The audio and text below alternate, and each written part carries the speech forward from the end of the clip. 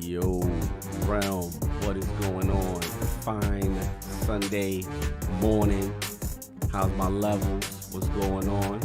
Talk to me, Christopher Hart. I see you. ProjectXTalk is supposed to get you in here soon. Hustle and motivate. What's up, brother? Let me know how I'm sounding. Smitty Smith, the legendary Def Mobile, Kevin List.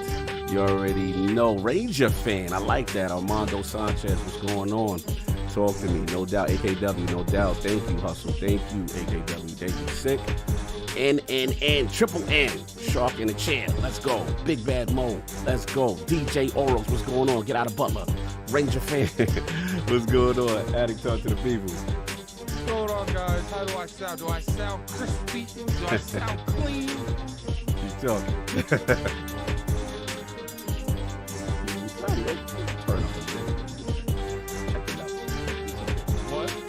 There you go. Do I sound fine? Yeah, you good. For me, at least. You know what I'm saying? No doubt. DJ laughing. Yo, macho. Okay, mucho chucho. I like that. Mucho chucho. Okay. Because, yeah, see, mucho chucho said Addict is a little low. Commander Rodimus, AKW, Addict a bit up on the levels. Just a little bit. I think because he real quiet, he tired. What about now? It's a little bit better. Do I sound a little bit louder now? Yeah, I think because the music we got louder. It's cool. Thomas Bilotti was going on. So, yeah, we're going to get the XTalk, the MuffinMonster up in there. You know what I'm saying? And then, obviously, King of the Deal's coming through. Corey Mosley, what up? You know what I'm saying? So, look, we'll get it popping. Good show. And get ready, y'all. We're going to have some fun. I'll talk to you.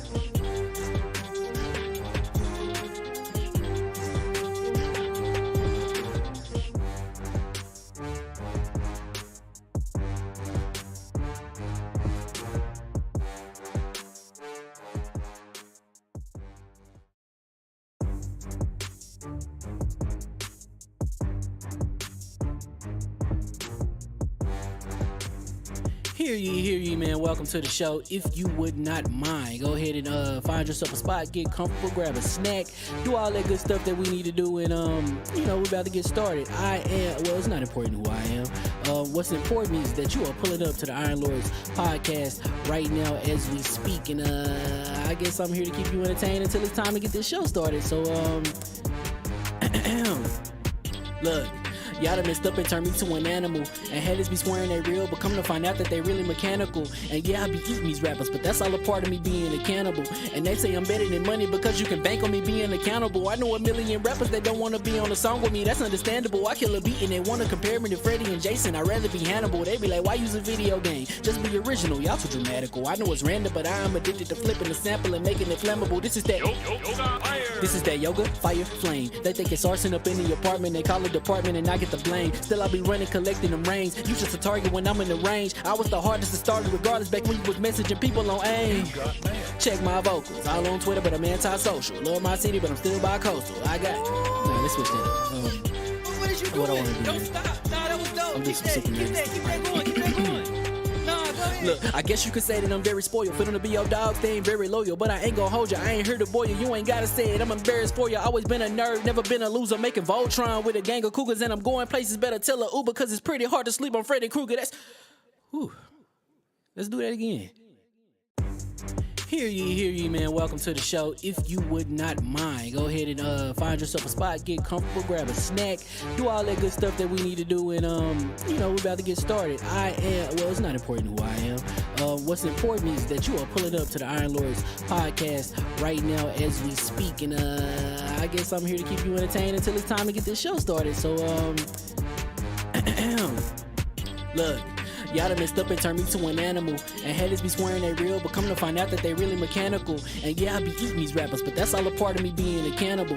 And they say I'm better than money because you can bank on me being accountable. I know a million rappers that don't want to be on a song with me, that's understandable. I kill a beat and they want to compare me to Freddie and Jason. I'd rather be Hannibal. They be like, why use a video game? Just be original, y'all too dramatical. I know it's random, but I am addicted to flipping the sample and making it flammable. This is that yoga, fire, flame. They think it's arson up in the apartment. They call it department and I get the blame. Still I be running, collecting them rings. You just a target when I'm in the range. I was the hardest to start regardless back when you was messaging people on AIM.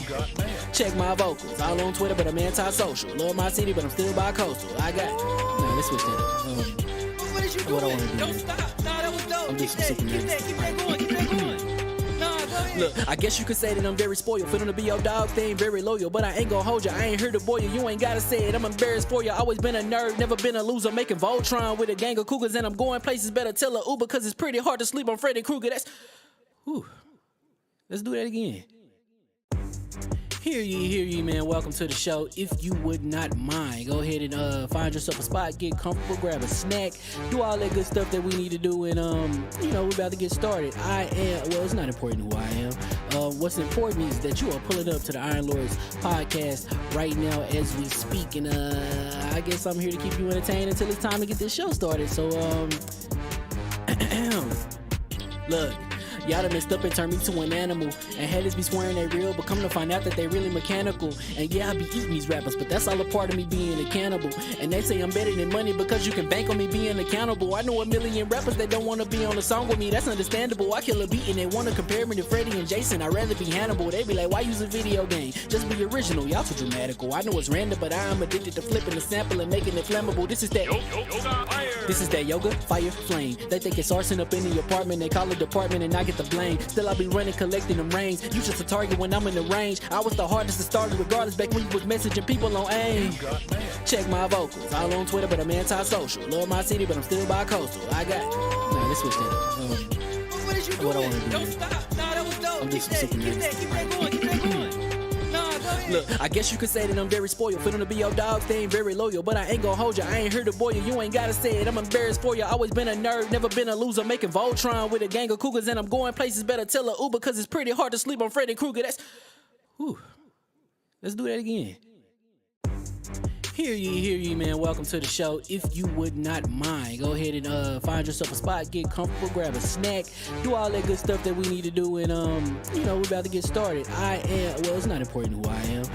What's important is that you are pulling up to the Iron Lords podcast right now as we speak, and I guess I'm here to keep you entertained until it's time to get this show started. So look. Y'all done messed up and turned me to an animal. And haters be swearing they real, but come to find out that they really mechanical. And yeah, I be eating these rappers, but that's all a part of me being a cannibal. And they say I'm better than money because you can bank on me being accountable. I know a million rappers that don't want to be on a song with me, that's understandable. I kill a beat and they want to compare me to Freddie and Jason. I'd rather be Hannibal. They be like, why use a video game? Just be original, y'all too dramatical. I know it's random, but I am addicted to flipping the sample and making it flammable. This is that This is that yoga, fire, flame. They think it's arson up in the apartment. They call it department and I get the blame. Still I be running, collecting them rings. You just a target when I'm in the range. I was the hardest to start regardless back when you was messaging people on AIM. Check my vocals, all on Twitter, but I'm anti-social. Love my city, but I'm still bi-coastal. I got nah, let's switch that up. What is you What I doing? wanna do, Don't man. stop. Nah, that was dope. I'm Keep just that, super keep nervous. that, keep that going, keep that going. Nah, go ahead. Look, I guess you could say that I'm very spoiled. For them to be your dogs, they ain't very loyal. But I ain't gonna hold you, I ain't here to boil you. You ain't gotta say it, I'm embarrassed for you. Always been a nerd, never been a loser. Making Voltron with a gang of cougars. And I'm going places, better tell a Uber. Cause it's pretty hard to sleep on Freddy Krueger. That's, whew. Let's do that again. Hear ye, man. Welcome to the show. If you would not mind, go ahead and find yourself a spot, get comfortable, grab a snack, do all that good stuff that we need to do, and we're about to get started. It's not important who I am. What's important is that you are pulling up to the Iron Lords podcast right now as we speak, and I guess I'm here to keep you entertained until it's time to get this show started. So look. Y'all done messed up and turned me to an animal. And haters be swearing they real, but come to find out that they really mechanical. And yeah, I be eating these rappers, but that's all a part of me being a cannibal. And they say I'm better than money because you can bank on me being accountable. I know a million rappers that don't want to be on a song with me, that's understandable. I kill a beat and they want to compare me to Freddie and Jason. I'd rather be Hannibal. They be like, why use a video game? Just be original, y'all too dramatical. I know it's random, but I am addicted to flipping the sample and making it flammable. This is that This is that yoga, fire, flame. They think it's arson up in the apartment. They call it department and I get the blame. Still I be running, collecting them rings. You just a target when I'm in the range. I was the hardest to start regardless back when you was messaging people on AIM.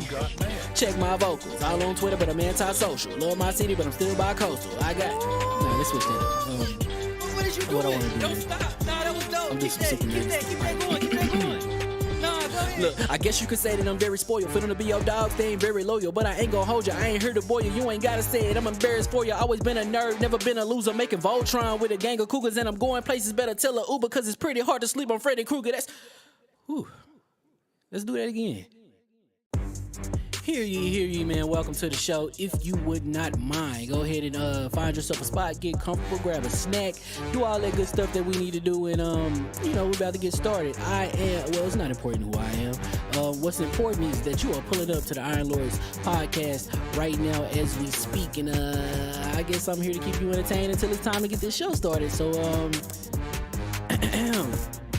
look. Y'all done messed up and turned me to an animal. And haters be swearing they real, but come to find out that they really mechanical. And yeah, I be eating these rappers, but that's all a part of me being a cannibal. And they say I'm better than money because you can bank on me being accountable. I know a million rappers that don't want to be on a song with me, that's understandable. I kill a beat and they want to compare me to Freddie and Jason. I'd rather be Hannibal. They be like, why use a video game? Just be original, y'all too dramatical. I know it's random, but I am addicted to flipping the sample and making it flammable. This is that This is that yoga, fire, flame. They think it's arson up in the apartment. They call it department and I get the blame. Still I be running, collecting them rings. You just a target when I'm in the range. I was the hardest to start regardless back when you was messaging people on AIM. Check my vocals, all on Twitter, but I'm anti-social. Love my city, but I'm still bi-coastal. I got nah, let's switch that up. What is you What I doing? wanna do, Don't man. stop. Nah, that was dope. I'm Keep just that, super keep nervous. that, keep that going, keep that going. Nah, go ahead. Look, I guess you could say that I'm very spoiled. For them to be your dogs, they ain't very loyal. But I ain't gonna hold you, I ain't here to boil you. You ain't gotta say it, I'm embarrassed for you. Always been a nerd, never been a loser. Making Voltron with a gang of cougars. And I'm going places, better tell a Uber. Cause it's pretty hard to sleep on Freddy Krueger. That's, whew. Let's do that again. Hear ye, man. Welcome to the show. If you would not mind, go ahead and find yourself a spot, get comfortable, grab a snack, do all that good stuff that we need to do, and we're about to get started. It's not important who I am. What's important is that you are pulling up to the Iron Lords podcast right now as we speak, and I guess I'm here to keep you entertained until it's time to get this show started. So look. Y'all done messed up and turned me to an animal. And haters be swearing they real, but come to find out that they really mechanical. And yeah, I be eating these rappers, but that's all a part of me being a cannibal. And they say I'm better than money because you can bank on me being accountable. I know a million rappers that don't wanna be on a song with me, that's understandable. I kill a beat and they wanna compare me to Freddie and Jason. I'd rather be Hannibal. They be like, why use a video game? Just be original, y'all too dramatical. I know it's random, but I'm addicted to flipping the sample and making it flammable. This is that yoga, fire, flame. They think it's arson up in the apartment. They call it department and I get the blame. Still I be running, collecting them rings. You just a target when I'm in the range. I was the hardest to start regardless back when you was messaging people on AIM. Check my vocals, all on Twitter, but I'm anti-social. Love my city, but I'm still bi-coastal. I got. Nah, let's switch that up. What is you What I doing? wanna do, Don't man. stop. Nah, that was dope. I'm Keep just that, super keep nasty. that going, keep that going. Nah, go ahead. Look, I guess you could say that I'm very spoiled. For them to be your dogs, they ain't very loyal. But I ain't gon' hold ya, I ain't here to boil you. You ain't gotta say it, I'm embarrassed for ya. Always been a nerd, never been a loser. Making Voltron with a gang of cougars. And I'm going places, better tell a Uber. Cause it's pretty hard to sleep on Freddy Krueger. That's... Whew. Let's do that again. Hear ye, man. Welcome to the show. If you would not mind, go ahead and find yourself a spot, get comfortable, grab a snack, do all that good stuff that we need to do, and we're about to get started. It's not important who I am. What's important is that you are pulling up to the Iron Lords podcast right now as we speak, and I guess I'm here to keep you entertained until it's time to get this show started. So look. Y'all done messed up and turned me to an animal. And haters be swearing they real, but come to find out that they really mechanical. And yeah, I be eating these rappers, but that's all a part of me being a cannibal. And they say I'm better than money because you can bank on me being accountable. I know a million rappers that don't wanna be on a song with me, that's understandable. I kill a beat and they wanna compare me to Freddie and Jason. I'd rather be Hannibal. They be like, why use a video game? Just be original, y'all too dramatical. I know it's random, but I'm addicted to flipping the sample and making it flammable. This is that yoga, fire, flame. They think it's arson up in the apartment. They call it department and I get the blame. Still I be running, collecting them rings. You just a target when I'm in the range. I was the hardest to start regardless back when you was messaging people on AIM. Check my vocals, all on Twitter, but I'm anti-social. Love my city, but I'm still bi-coastal. I got. Nah, let's switch that up. What is you What I doing? wanna do, Don't man. stop. Nah, that was dope. I'm Keep just that, super keep nasty. that going, keep that going. Nah, go ahead. Look, I guess you could say that I'm very spoiled. For them to be your dogs, they ain't very loyal. But I ain't gon' hold ya, I ain't here to boil you. You ain't gotta say it, I'm embarrassed for ya. Always been a nerd, never been a loser. Making Voltron with a gang of cougars. And I'm going places, better tell a Uber. Cause it's pretty hard to sleep on Freddy Krueger. That's... Whew. Let's do that again. Hear ye, man. Welcome to the show. If you would not mind, go ahead and find yourself a spot, get comfortable, grab a snack, do all that good stuff that we need to do, and we're about to get started. It's not important who I am. What's important is that you are pulling up to the Iron Lords podcast right now as we speak, and I guess I'm here to keep you entertained until it's time to get this show started. So look. Y'all done messed up and turned me to an animal. And haters be swearing they real, but come to find out that they really mechanical. And yeah, I be eating these rappers, but that's all a part of me being a cannibal. And they say I'm better than money because you can bank on me being accountable. I know a million rappers that don't wanna be on a song with me, that's understandable. I kill a beat and they wanna compare me to Freddie and Jason. I'd rather be Hannibal. They be like, why use a video game? Just be original, y'all too dramatical. I know it's random, but I'm addicted to flipping the sample and making it flammable. This is that yoga, fire, flame. They think it's arson up in the apartment. They call it department and I get the blame. Still I be running, collecting them rings. You just a target when I'm in the range. I was the hardest to start regardless back when you was messaging people on AIM. Check my vocals, all on Twitter, but I'm anti-social. Love my city, but I'm still bi-coastal. I got. Nah, let's switch that up. What is you What I doing? wanna do, Don't man. stop. Nah, that was dope. I'm Keep just that, super keep nasty. that going, keep that going. Nah, go ahead. Look, I guess you could say that I'm very spoiled. For them to be your dogs, they ain't very loyal. But I ain't gon' hold ya, I ain't here to boil you. You ain't gotta say it, I'm embarrassed for ya. Always been a nerd, never been a loser. Making Voltron with a gang of cougars. And I'm going places, better tell a Uber. Cause it's pretty hard to sleep on Freddy Krueger. That's... Whew.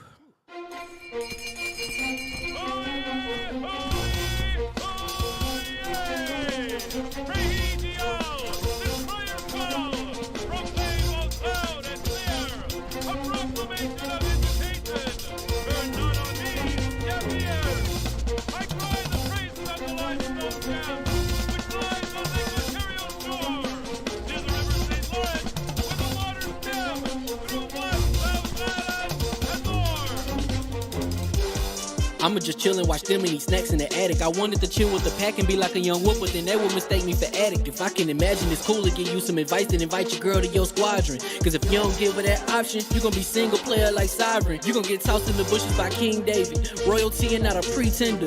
Detrimental to an elemental, what's an avatar to a knee bender. I gotta be me though. I know it's my destiny, word to Cognito. Who cares if you fly, if you still a mosquito? You swear you ain't stuntin', but really be Steve-O. You like to collect stuff and that's cool, but I got bad news. Even if you really was that dude, King David still be the king of the statues. Since a juvenile, I've been cursed with a curse to be musical. And if you hate it, we'll meet in the crucible. Other than that, then it's cool and it's beautiful. We let you know that your dreams are pursuable. Whatever you wanna do, then it's doable. If you got work on a Sunday, it's suitable. Cause you can listen to this in your cubicle on the Lord's Day. Woo.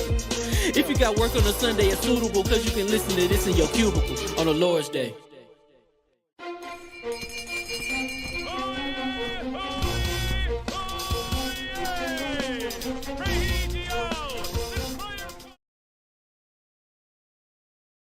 Hot Mike, let me just fix this. We are ridiculously funny right now. Let me just fix this right here because they could play cog. It's always cut off when you start and it's live. Nah, it's not cut off when it's live. And we are live. Welcome to the Iron Lords Podcast, LLC, and also live on lordsofgaming.net, episode number 233.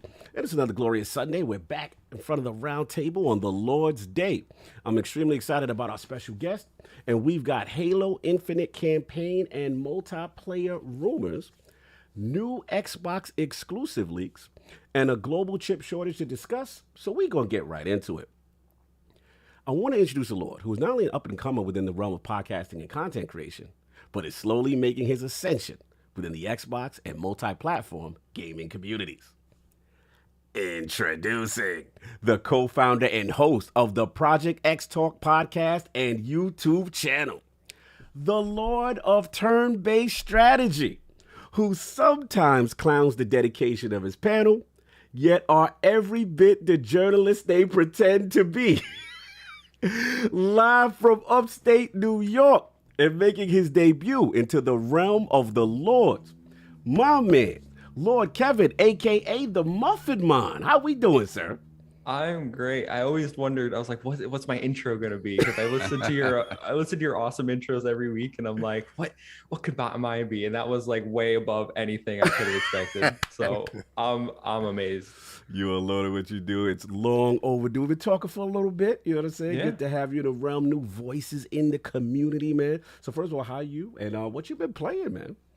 I'm great. And right now I'm playing a few things. So I am playing on my PlayStation 5 Sly Cooper collection through PS Now because I, around September after I beat Kana, I was like, there's nothing for me to play on this console. So I'm gonna. You're feeding in the kink. Yeah, I'm gonna. Feel your pain. I just posted that yesterday. I said it's gonna be a dry season for you guys. Here we go. It's a little bit. I'm like, when's the next PlayStation game I want to play? I don't really know. So man starting off crazy.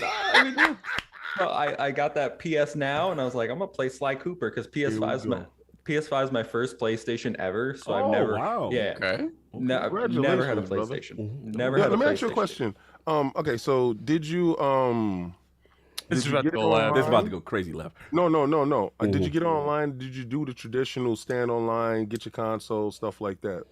How did you get yours? I bought mine through someone in the community for $550. So it was like just above retail price. Salute for that little $50. Okay, salute. Yeah. Salute. That's a friend. That's a friend. Yeah, You could have got you. You could have got you for the Yeah, $50. Oh yeah. The only reason why I asked is because a lot of people have like stories or whatever how they got there. It's like, oh, I got mine through StockX or something like that, and it finally went through in the box. So that's all I asked for. King wanted like an adventure story. I traveled the deserts. No. Some people was out there fighting for theirs. Like it's really crazy. I hit up Facebook Marketplace. Some dude was like, "Yeah, I give it to you for like $50 more," and I'm like, "Wow!" And then, Oh, you got lucky. You got lucky. Like an extra $250 from mine. Yeah. Wait, I don't want to talk about how much purchase yours later on, or No, did you launch purchase day. it launch day? Oh, you Launch day. caught a gold mine. Get this story. I had 4 of them, kept one. I sold 3 for $3,000 each. with a game and a controller. Shout out to So you. yeah, lucky you didn't run into me.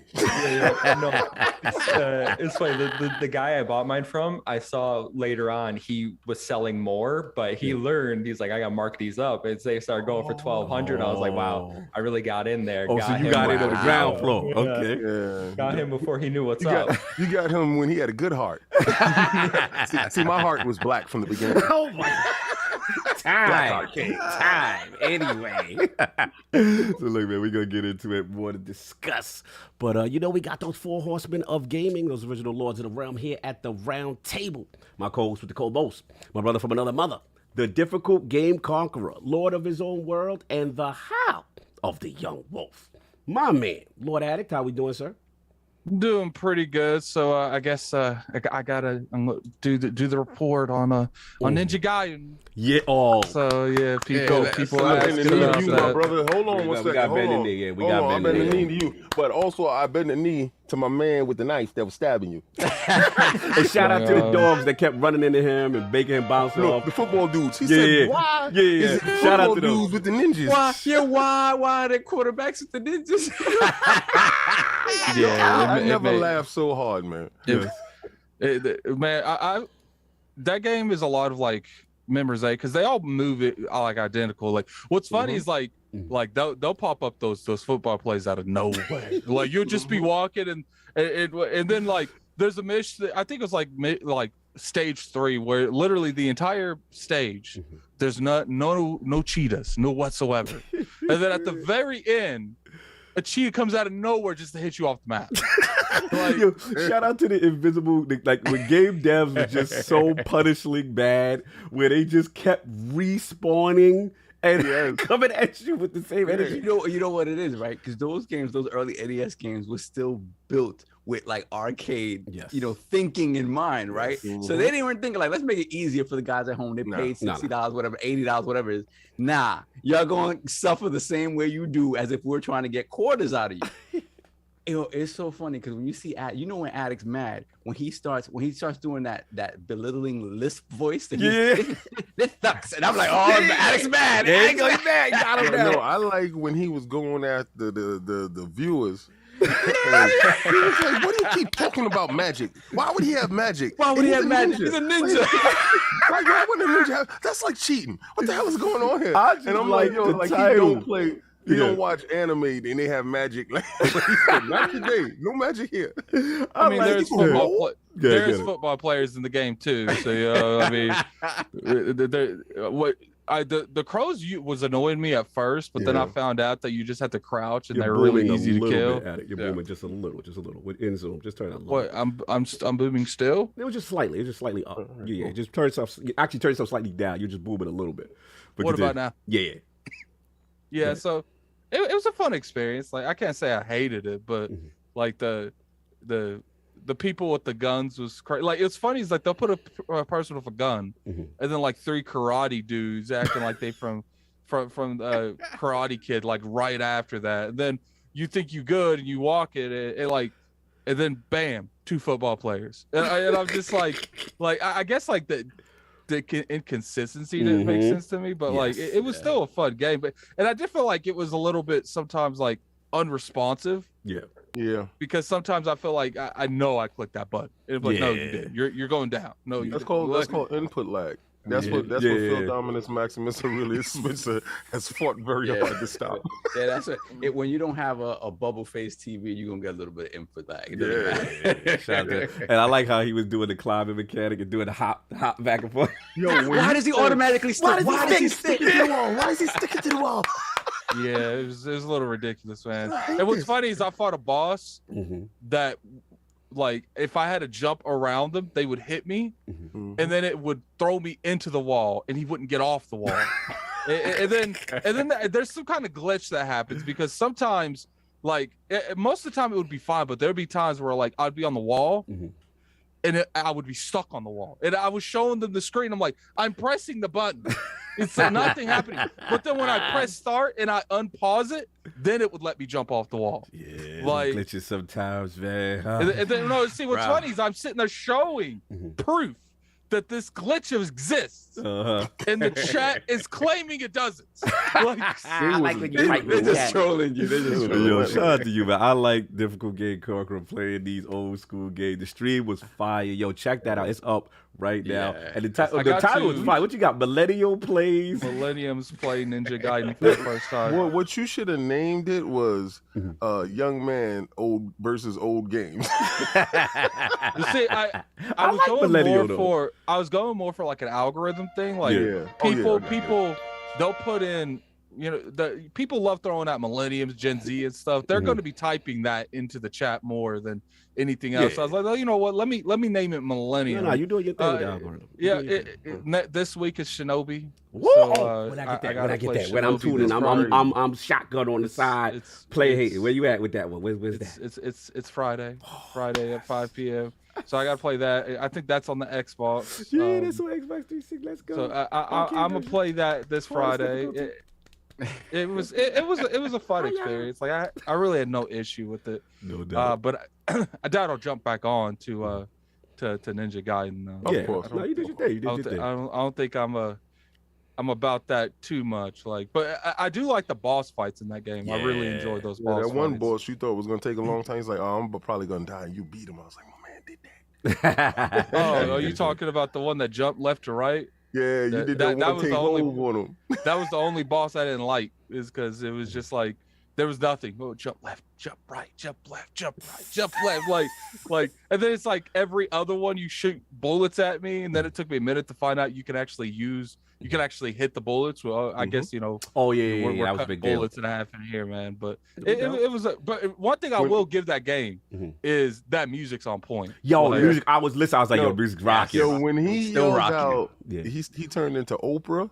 What? And he was like, "You'll get a shuriken. You'll get a shuriken. You'll get a shuriken."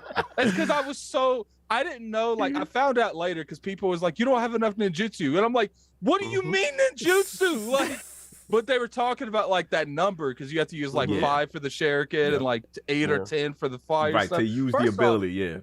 First off, whoever put that fire ability in that game was trolling, because that thing is utterly useless. Every time I would use that, it wouldn't it's mainly I know what it is. It's meant for ad control, but it's just like towards like the platforming stuff.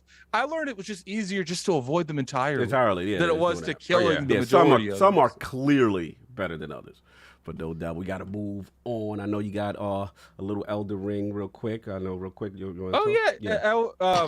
Okay, so I'm not going to go too much into Elden Ring because I am going to have a video out for Elden Ring. So definitely look out for that.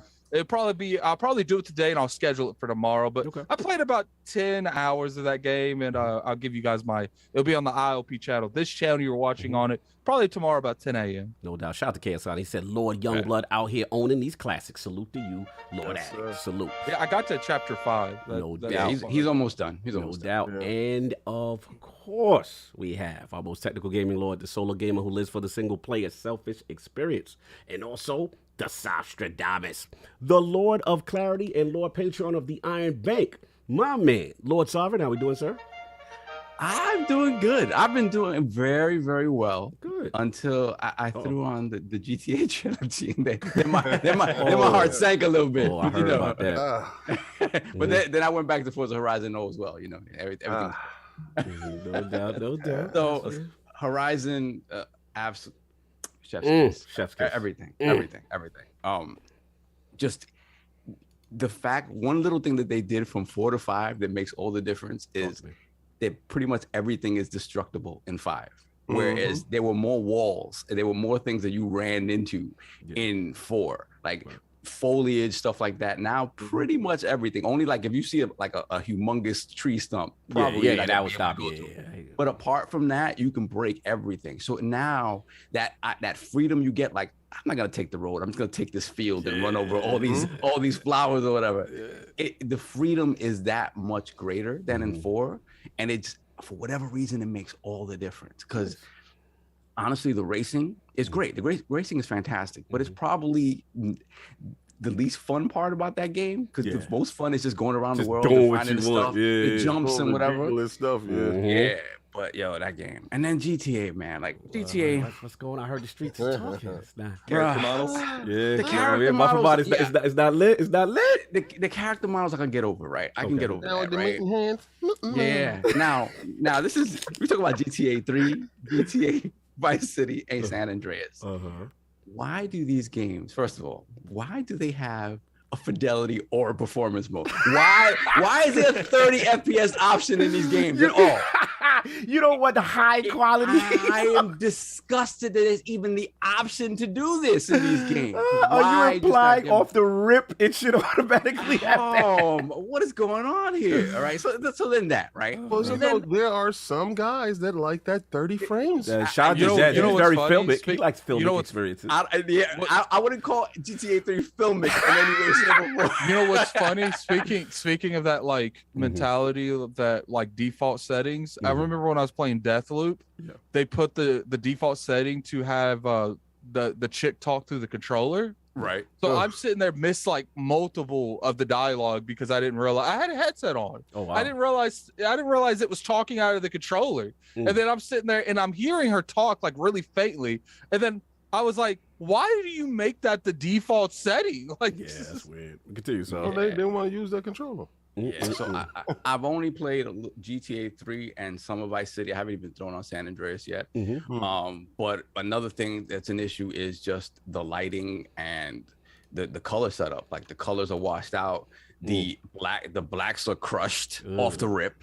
So it's almost like I didn't check if it actually applies HDR. If it does apply HDR, if there's any way to turn it off, just turn it off and use SDR. Okay. You know when you load into a game, right, and the initial screen is very bright and popping, and then it gets dim when they apply the HDR. Yes. It's because the HDR is kind of messed up. So if you could go back to just regular sort of color and forget about HDR, it'll probably pop it's possibly a HDR bad HDR implementation. Yeah, it seems like that's what it is. Because I shout out to Kaibatsu because I had to really drop contrast all the way and then bring up brightness to even get it close to looking decent. Shout out to Gameonomics. He said turn off Bloom. It solved his problem.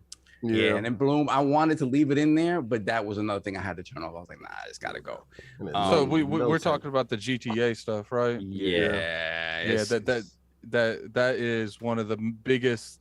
I want your monies. I'm going to do the least amount possible I've seen in a while. That's the thing. They didn't do it, right? So there you go right there. What was the name of the team that did it? Because I almost passed out. The Grove Street something. Grove Street Edition. That sounds like a gang in the Warriors.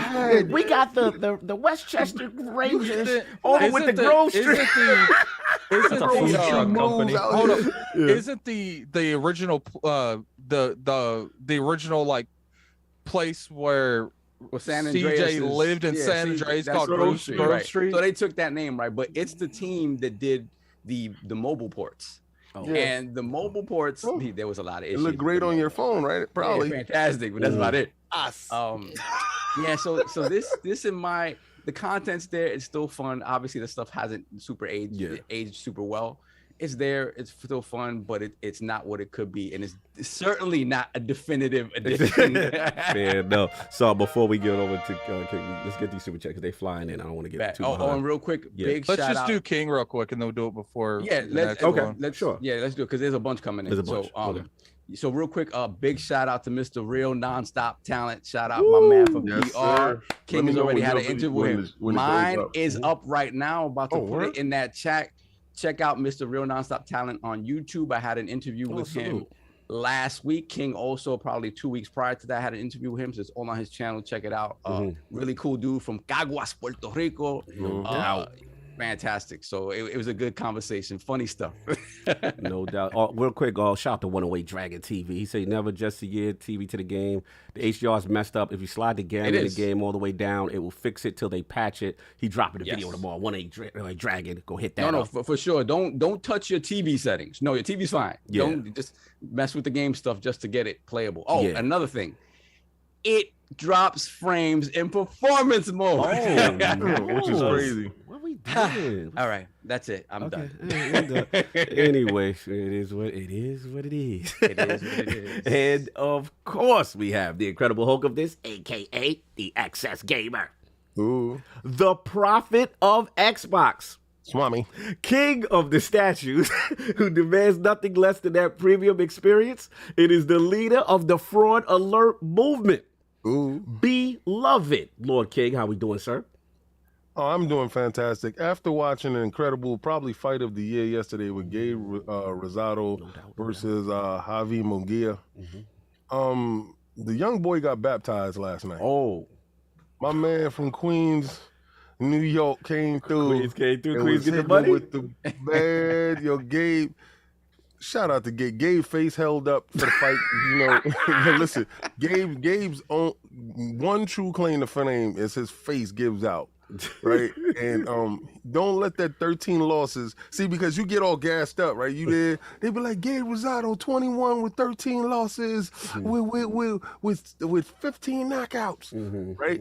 You not looking at the 15 knockouts. You're not looking at 21 those wins and those knockout ratios, kind of crazy. And you just looking at those 13 losses, like, oh man, this dude ain't nothing. Kansas City, yeah.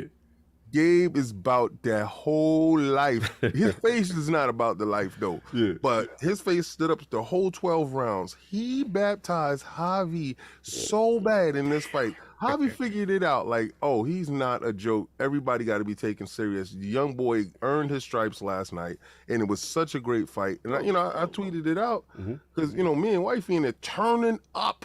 I have other videos that I couldn't put because I'm cursing absolutely ridiculously. I found the only video that I could post that was no curses. But monetization, respecting that. Oh, of course. I'm not about that, all willy-nilly cursing for no reason. No doubt. All right, What's so playing, sir?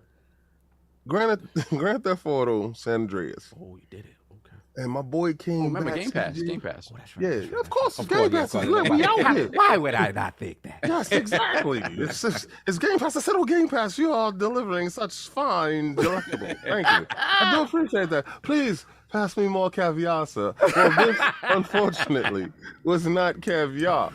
Right, so this was more like this is tuna. calamari. This was more like tuna in the can. Oh no! Yo, bumblebee tuna. Yo, remember that? Not even albacore. It wasn't even albacore. It was in oil. It wasn't in water. It was in fresh water. No. Burgers. Burgers. So I opened it. I turned it on, and I'm like, CJ coming back. Yo, mom, we're gonna find out who killed your mom. The bad acting is there. It is so fantastic. Me riding the bike, and I was like, it took me back to those first moments with San Andreas, and I was like, this is what put it over the top for me. Talk to me. This is what put Grand Theft in a different league for me. Let's go. I know we had the joints with the good music and stuff like this, but this just felt, I guess because it was like the black representation of a main character type of thing, but it wasn't just that. It was just the feel of LA. If you've ever been to LA, it had such a grounded feel of LA. The character could have been any color, but the grounded feel of they captured the absolute city. It was so good. The corrupt police. I was just like, I love this game so much. So I overlooked a lot of the issues. Like you said, I went in there like performance mode. Like, why would this game have a performance mode? It's so old. You should just be doing this off the rip. But no, sadly, it did not. And Bloom was in effect, his bald head off of the police officer. Yeah, I saw the rain looking wow. Yeah, the rain looked like individual, like yeah, like I was just like, oh, whoa. Yeah, and much like Solves, I went back to that Forza. Okay. Let's go. And I saw that trailer. I haven't been a Forza Horizon dude, right? Wow. I'll download them, I'll play them, and I'm just like, whatever. This one has a little je ne sais quoi to it. It has a little something there, Okay. So I'm trying to figure out what it is that it has, right? And it's the way they set up everything. They learn, like I'm pretty sure that they learn from game to game. When a dude rides past you really quickly, you can press that X button and it's like an action, say action pop up. And you can challenge him off the rip. Yeah. And you challenge him head to head. Dude challenged me head to head. I'm like, what's up, man? Let's go. So I'm thinking we're gonna run down the street, we're gonna go down the street, right? And he was like, ha, and broke off into the bushes. I'm like, did this dude just run into the bushes? Straight into the bushes. and he beat me because I'm thinking we racing traditional. No, this is all out. Get it while it's hot. I love the fact that you buy houses. So I like get where ACG and you guys was talking about with the generic clothing and why I do got jorts and stuff. Mad jorts. I love the jorts. And y'all all right that the character himself is seen a lot, so they would have loved a little bit more diversity with said character. I don't like the fact that I got to run with the skinny knee dude. Yeah, like it's nobody's on weight. Nobody got no weight on. Nobody hit the gym. No, nobody. Everybody eating, just regular tacos. Give me 3 tacos and I'm out of here. But it was really good. I was playing Destiny. Went right back to Back 4 Blood. No doubt. Every time I go back to that game, it's like I'm learning a little bit more of a fine meal. It's like you're getting different tastes. They use this and they use that. That game is so fantastic. I can't say more about it, but right now I'm completely satiated with what Microsoft has delivered for our holiday season. I feel sorry for my PlayStation dudes. I know it's gonna be a little dry until what is it? Y'all February, March? Here we go. Hopefully nothing slips, but I understand. Hey, y'all got PS Now? Yo, that was messy. Anyway, so I'm going to go and then super chats. Yeah, go ahead. Then we'll do the super chat. No doubt, he messy. And of course, we have the gaming ninja himself, the Shinobi, LordCognito. Spread that riddle to the realm of the ILP. Not telling you what you want to hear, but what you need to hear. Shout out to my boy Maddie Plays the Finally Dude. We got 2 episodes up there right now. Free 99 to be up. Regular talk about that God Howard discussion and all that. And then we had Ultimate up for talking, just giving kind of Forza its roses. So check that if you want to be part of the Patreon. I got a question, Cog. Yes, sir. Did you get that that Crunchyroll? Isn't it part of Ultimate? I believe, isn't it? Yeah. Okay. So wait, you just straight up get it with Ultimate, or you have to pay additionally for whatever? No. You have a free trial. Okay. A Crunchyroll. I can't. Who owns Crunchyroll, King? Yeah, who owns Crunchyroll? I can't. Sony, you malevolent beast. Thank you. I can't with you. Yo, I never knew I needed something for 75 days more than I got this. This trial, I'm going to rock my Crunchyroll out. Pause. I'm sorry. I just wanted to know if you. I mean, listen, guys. If you have Game Pass, I'm sorry that I hijacked Cog joint, but Crunchyroll is available for you. So if you want to know what's all the hoopla over there on the PlayStation side, this is what you're doing. We got it for free. Okay. Thank you. Thank you for informing me of what my subscription entails. I didn't know. Yeah, this is really informative of you. Other than that, shout out to the last word. Me, E, Travis came down. Man, we had my boy Swifty T.O. Really cool. One of the OG content creators, one of Sherpa's Grandmaster Specialist. So he came through and also gave him its flowers as he moves on into, looks like, potentially game dev. So it was really cool. Check that out if you want. And then King will be proud, man. It's been a strong Game Pass week for Cog. Strong Game Pass week. I got some games beat. I'm very proud of myself. Put your damn hands together. One more time. Put your hands together. Game Pass. Wait. What are you drinking out of, sir? Oh, this is the latest of the 10K team shop right now, y'all. Go get y'all that 10K subscribers. What did you say? It's a new merch drop? Yeah, it's new merch. New merch outside. You ain't here. Yeah. Big shout out to Lord Snaldo, Lord Petey, the bandhammer himself. He will be promoting our newest merch very soon. So we have, just to let you guys know, all natty is in the house. Just to clarify real quick, none of this this isn't make addict. No, this is not make addict do something. Okay. No. Why did you planted the seed right now, Addict? No, he said, I want y'all to make sure. I know, he's hilarious. So, yeah, we got a lot of that new merch right now. You know what I'm saying? We got All Natty in the building. We got Phil Dominus, Maximus Aurelia Spencer in the building. The new Phil Dominus. The new drink. Because we got Dominus Max. This is Mac Dominus Maximus Aurelia. Holding the chalice up in the air. Yeah, with the chalice. You got to go to the store right now. Check that out. Then we have Lil Man in the building. Rocking out, doing his thing, showing his brother. Man is out there. And on top of that, we have a very special limited edition 10K line, 10K shirts, 10,000 subscribers. That is you guys. You guys made that happen. All you guys. So that is the newest stuff. Petey's going to be promoting that soon in case so it's up in front of everybody. So just you can go get it now though. Yeah, let me put the link in there and pin that so the realm could get all that right there. Hold on. Yep, it's up there. Go check that out. Link's up there. I'm going to pin it. It's pinned. Go check that out. New merch up in the building. Yeah, no doubt. That on that is like I've never seen a better likeness of King. Yeah, All Daddy is ridiculously King. Like it is so. Shout out to Graphic God. Shout out to Graphic God. He really did that. You know what I'm saying? Like I love Graphic God. Yeah, so go check that out. Go support. Yeah, for me, like I said, King will be very proud. Like I said, it's been Game Pass week. Finished Disco Elysium. Absolutely amazing, amazing game. You know, we're going to talk more about... They dropped that in Game Pass? No, that is not in Game Pass. But that's why I didn't play it. Yeah, that's why. Hopefully it'll come to you soon. But what I did play in Game Pass and beat was Forgotten City. That is an underrated gem. That I didn't see that one coming. It was one of those, all right, let me check it out. I think we had Grub on, Duke, and he talked about it, and Maddie was telling me about it. And I'm like, all right. And I heard it was made like off a Skyrim mod or something. Someone told me. And let me tell you right now, all this talk about time paradox and who do it, ain't nobody messing with them on how to do a proper time paradox. Then the whole, like, King, you're going to love it.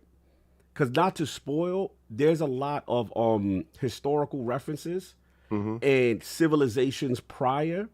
And who stole from who? All right, so you're talking about that gold joint with the golden gun and the people was dying. The people turning to gold. And if you about that Greek mythology, you about mythology and the gods and bro, you King, you need to play this game because I know you need to play Backbone. Okay, so tell me about Backbone? What's Backbone?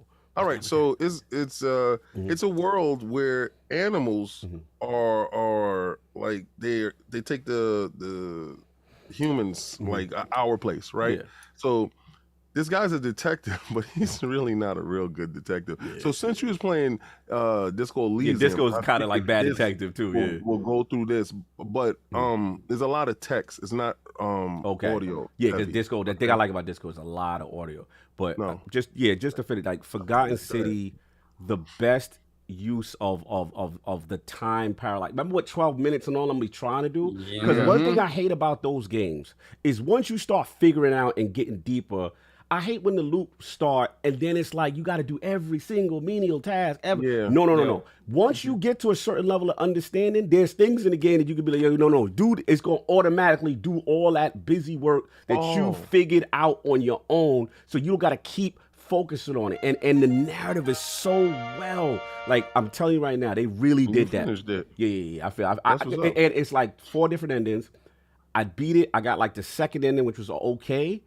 It was so good, and I never do it. I was like, nah, I got to get the best, and I got to see what I got to go back. Because they're like, yo, it's it's crazy. So salute to that. That's all I got. Let's get these super chats because we definitely wild out. All right. Copy that. Give me 1 second. Let me copy and paste this. While you doing it, I can. No, I'm ready to go. Oh, you ready? I'm ready to go. I can do it right now too. Okay. Go ahead. Go for it. Go ahead. All right. Let's see. Let me run back. We got the Dutch Rudder with the $5 super chat. Cog said that he's got a little man in the bedroom and he loves how it performs. Buddy. I mean, good for him. We don't shame here. But TMI, great show, guys. Wait, who got me like that? That's what I gotta give it up. I gotta Dutch Rudder. Who was Dutch Rudder?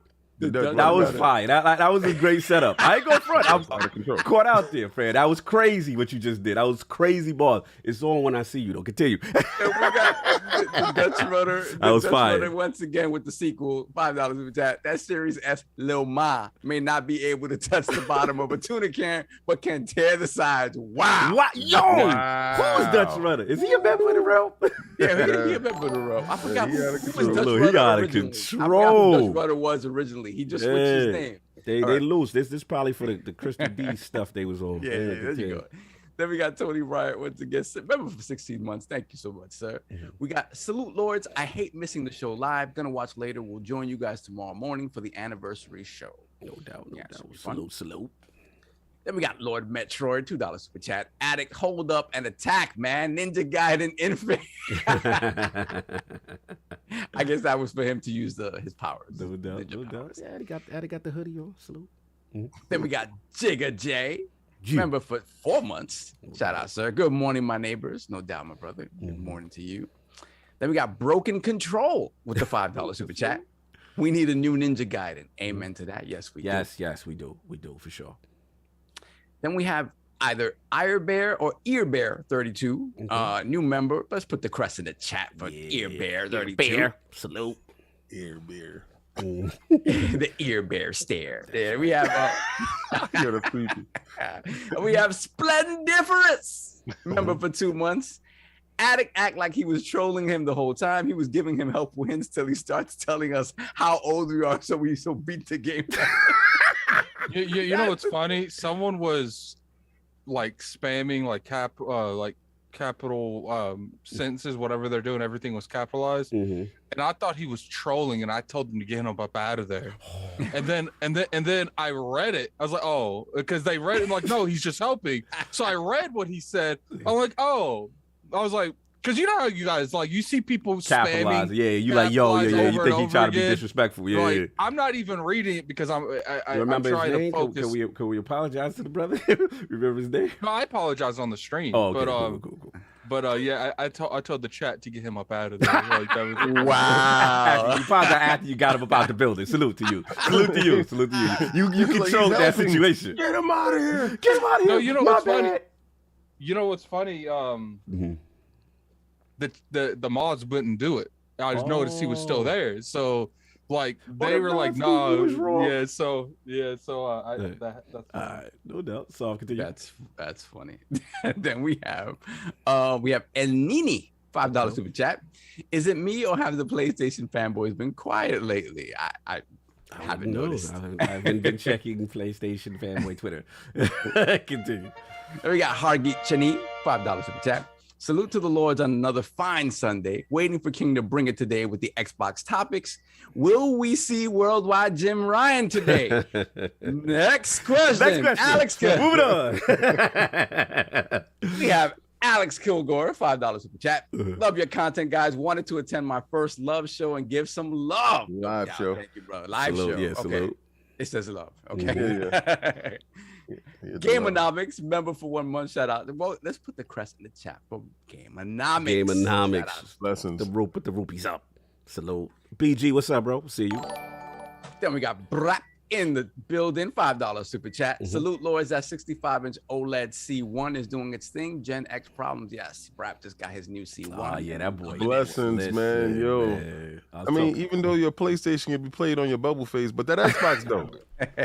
Listen, shout out to Brat, man. We was talking. Yeah, he's feeling real good about his Atmos, that HDR, that 120, that VI. He's feeling good right now. Salute to Brat. No doubt. That C1 is a beautiful thing. It really is. Auto HDR. What was all that crazy? Oh. You're ridiculous. Continue. No, you know, I gotta be messy with him. Yeah, I know you being messy. He has all the consoles and he's using PC. Continue. That's right. Then we have Tyson Lewis, 2 Swiss francs. Thank you for clarifying that. Wow. Thanks for making Sundays dope. I've never had HF Swiss is a francs. Swiss franc. Yeah, they send in francs. That's what's up. I never had Swiss francs. Pause. Continue. Franc. Le franc. Yo. Continue, so. Then we have Gerald Mack, $5 super chat. Oh, hell, the ILP. Salute. Shout out to the Lords and the esteemed panel. Thank you, Gerald Mack. Good dude. Always Salute. repping. Yeah, always. Yes, sir. Cedric H, $5 super chat. More like a can of sardines in reference to the GTA trilogy. Yes. It's loose. It was loose. Then let's put the crest in the chat for Matthew Ritter. Okay. Thank you, sir. Yeah, new member in the round. Member? Put the crest up for the new member. Let's go. Then we got Black Conflict X. Yeah, where he at? $5 super chat. My guy. That boy's for the struggle. Put your fist up. He's for the struggle, son. I like him. You know what I'm saying? And we got good morning, Lords. Good morning to you, sir. That's what No doubt. Hold on. Let me run back a little bit. Wow, we got a couple here. Bamboozled. Run him up. Let it straight. We got Spartan Ghost. We got Spartan Ghost. 17, £2 super chat. Backbone is amazing. Get on it. Pause. Yeah. Okay. Get on that backbone pause. Yeah, get on. You do that. And shout out to Nam Omar. I remember for 3 Oh, months. salute, good dude. Hit the like button and share. Yes. We have 541 in the chat right now. Oh, Let's get the salute. likes up. Son, Let's right. go. We got the Muffin Man in here. And it's not the Muffin Man, it's the Muffin We Mom. gonna get to that. We gonna get to that. He ain't getting loose today. Continue. I'm a dirty trigger lover. $5 Whoa. super chat. Wow. Uh-huh. If Halo Infinite multiplayer drops on Monday, my little man will be on Crystal D. Yo, come on, Realm. Come on, Realm. And you got that name, the dirty trick. Come on now. Time on him. They being too much. They today. being really too much. Continue. Then we got Brian Lane, $2 super chat. Elden Ring going to be Game of the Year 2022. Calling it now. Quite Not for me. possibly. No doubt. You miss me with that. Then we got Captain Chats, £5 super chat. Yeah. Hoping to be playing some Halo on Monday on my new Halo Infinite console. Oh, you got yours? Oh, that's salute, fantastic. salute. Yeah, You said, wait, you said Captain Chaps? Chats. It's already left. King, it's already left. Oh, hey, man. Don't take it any that's further what than I'm it saying. need to be. Continue. Then we got Black Road at 357, $5 super chat. What up, ILP Realm? I got Vex Myth last night. Oh, Let's salute. go. Even All though right, you I'm about to outta get here. nerfed next month, though. Salute to you, though. Salute, rock out as best you can. You about to get nerfed. Then we got a $5 super chat from Nathan Langston. Thank you, sir. Appreciate it. Say something, brother. Say something. Say something. He's Then like, we got- King is right. Then we got Stitch, $2 super chat. Oh. Cog, I had to do it. Hashtag little man. Hashtag Crystal D. Pause. Oh, Super pause. Continue. God. Then we got Moby, $5 super chat. Been listening to the Lords for months now. RDX crew talks highly of the Lords. I had to check the salute. Lords. One of the best decisions I've ever made. Oh, thank you, First of all, Moby. salute Welcome Moby. to the realm. Salute RDX, salute Dylan and boys, Zorka, Alfonso also on Games Talk Live, Tim Dog, you know what I'm That's saying, family. D-Bat, all that. Salute, man. Much love. Thank you. Yes, sir. And we are caught All up. right, let me just get the merch and then we can deal what we got to deal. All right, so this was from a couple from last week. It's Phoenix Down. He got the classic pullover hoodie. He said, love the pod. Always look forward to spending Sunday with the Lords. Then David Hotright bought a pint gas. Happy Lord's Day. Let's get solved this manscaped. Pause. Okay. Facts. He Somebody was- hit us in the Yeah, DMs no, about so that. I go Yeah. for solve like reading that an ad for us, or that would be kind of lit. I ain't go. For Oh, it. I already, man. Yeah. I'm ready. Yeah, he's ready. You know what I want to do? Yeah. You know what I want to do? I want to do that Sasquatch soap because I'm in love with that. Yeah, Sasquatch. So No doubt. being that I'm a big dude, not being in the shower with the Sasquatch soap, I think I can really As sell long as some we don't Sasquatch visualize soap. you doing anything, But, I'm but, cool but you know with what? that. I'm gonna have wifey washing my No, back. no, Paul, time. No, that's not Not, the not a good visuals commercial. we need. Not a good commercial. No. No, that's not. We're not good with that. but that's how they do though. Like, Yeah, that's they the commercial. Don't encourage that. Anyway, moving. I'm gonna read this merch though. Reach out to them Shout out to Anonymous. Say your name, brother. He got the Lognet hoodie that look clean. That's what's up. And then David Rodriguez. He said hello from Australia. Best gaming podcast hands down. Keep doing what you're doing, guys. He got the traditional ILP crest in black. Salute. There's my boy Anonymous with the Tribeland tee. He got the Knights of the Realm, all four of us. Salute in black. Then we Blessings. got Phil Dominus. Put your name, brother. Now you got the Phil Dominus hoodie. Put your name up. You know what I'm saying? That joint is Oh my Oh, God. Wow. and Post on Twitter. we got Smitty Smith with the first All Daddy tee. Shout out to all the Beautiful. PlayStation fanboys. They are mad about Forza Horizon 5, the Book of X. Okay. 8 million, Smitty. 8 million. He got the Book of Live X. Right here, players. so that was the last one. Shout out to Smitty. But look, we got to get into the show. Everybody's bugging out in the chat. But we got a special guest who's been very, very patient. So now we got to what the Lords were playing, all the super chats, all that good stuff. We have to focus on Lord MuffinMonster, his video game system history, his journey into content creation, and of course, what led him to creating the amazing ProjectXTalk YouTube channel. So, Lord Kevin, let's start from the very beginning. What were some of the first video game systems you had, and what got you into gaming? So If I have to go all the way back, I think that, and it's something like I wouldn't know right off the top of my head without thinking, it's like my grandma is probably the main driver that got me and my brother into games. Okay. And it's not that she played games herself. It's that she was really supportive of us playing games. Salute, grandma. So like we didn't grow up in a very wealthy household. No. But I had one grandma who I would go visit very often. And I'm a millennial. I'm 28. Oh, Alex talking. Yeah. So I was born 93. Obviously, the NES started come out, SNES. But those were my first gaming consoles. She had them in the house for whatever reason. Wow. Before grandma was a down low gamer. Yeah. My grandma had these in the crib. Apparently, she had them for some reason. But me and my brother, we would play Super Mario Brothers, and that was really like the only game we would play on those, because one could be Luigi and one could be Mario, and we're twins, so we're like, they're brothers, we're brothers. We're gonna play some Super Mario Brothers and have a good time there. And I think it wasn't until. I got a question, real quick. Sure. Okay, so when my daughters were younger, they're not twins. I would dress them the same all the time, right? Did you guys get to dress the same stuff all the time? Yes. Absolutely. When did you rebel? Because my kids rebelled about that dress. So I know it was a point where y'all was just like, it's over. I don't want to look like this dude no more. When did the rebel happen? Well, what are you talking about? He's still dressing up like his brother. How you gonna come from a man like that? Continue.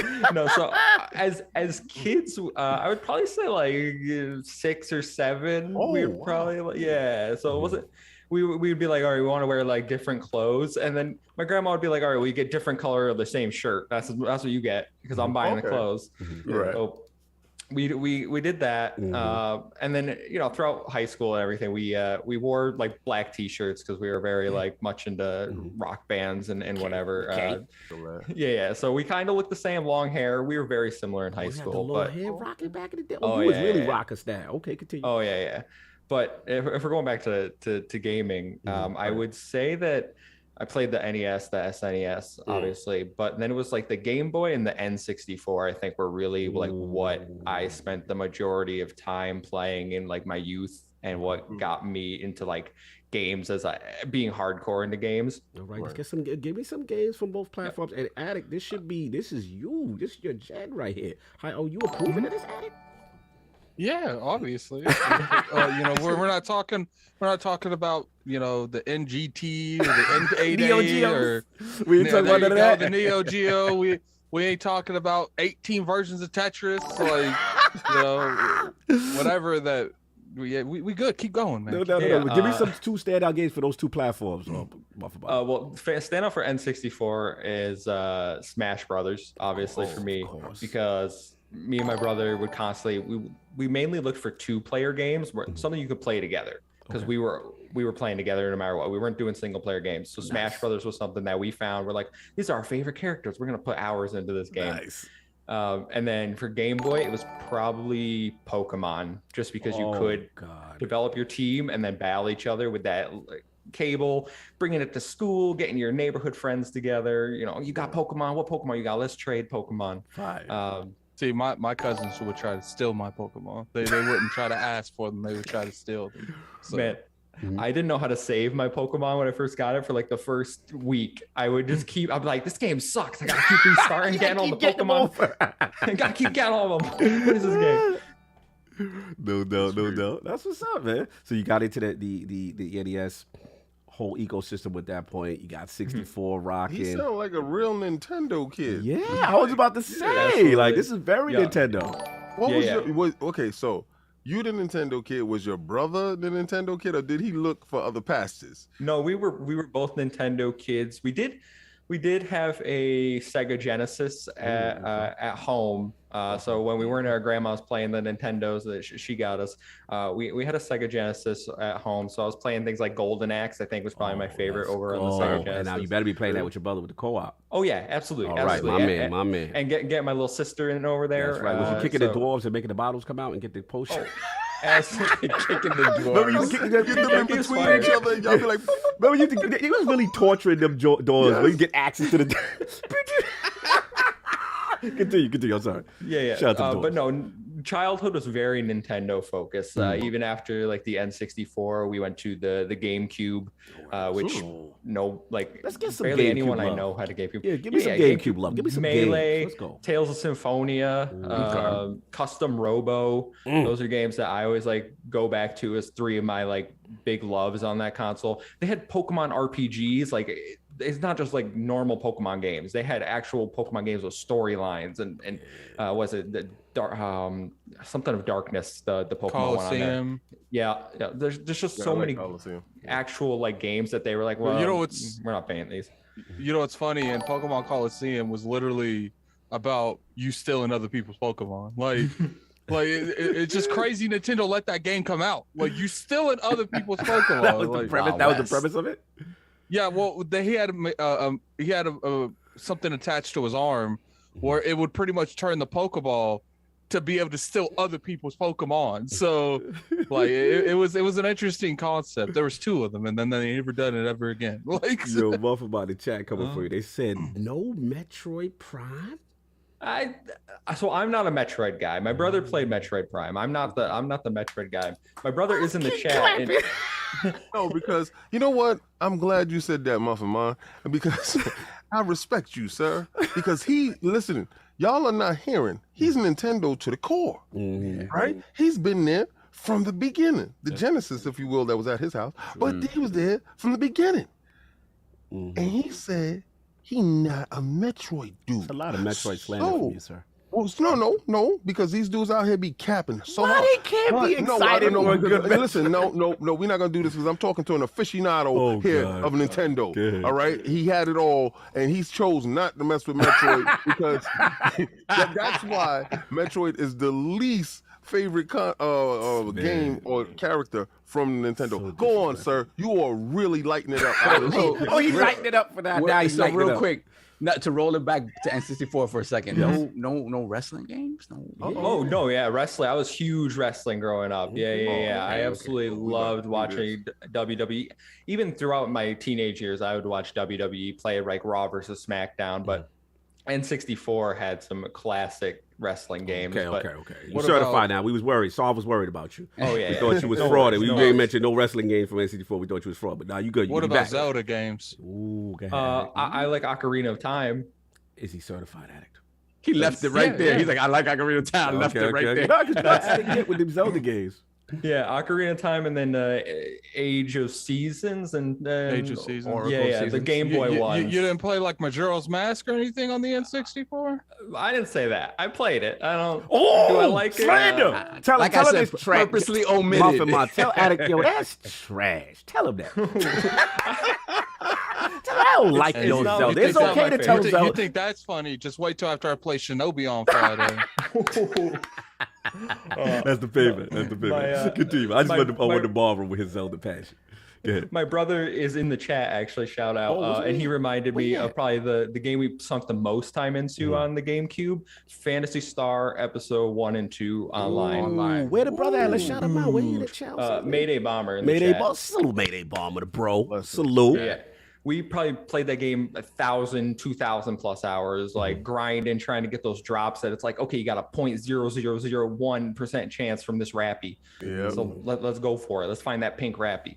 That game, I love Phantasy Star. I was so excited when Xbox brought it back. Oh yeah. Yeah. Salute.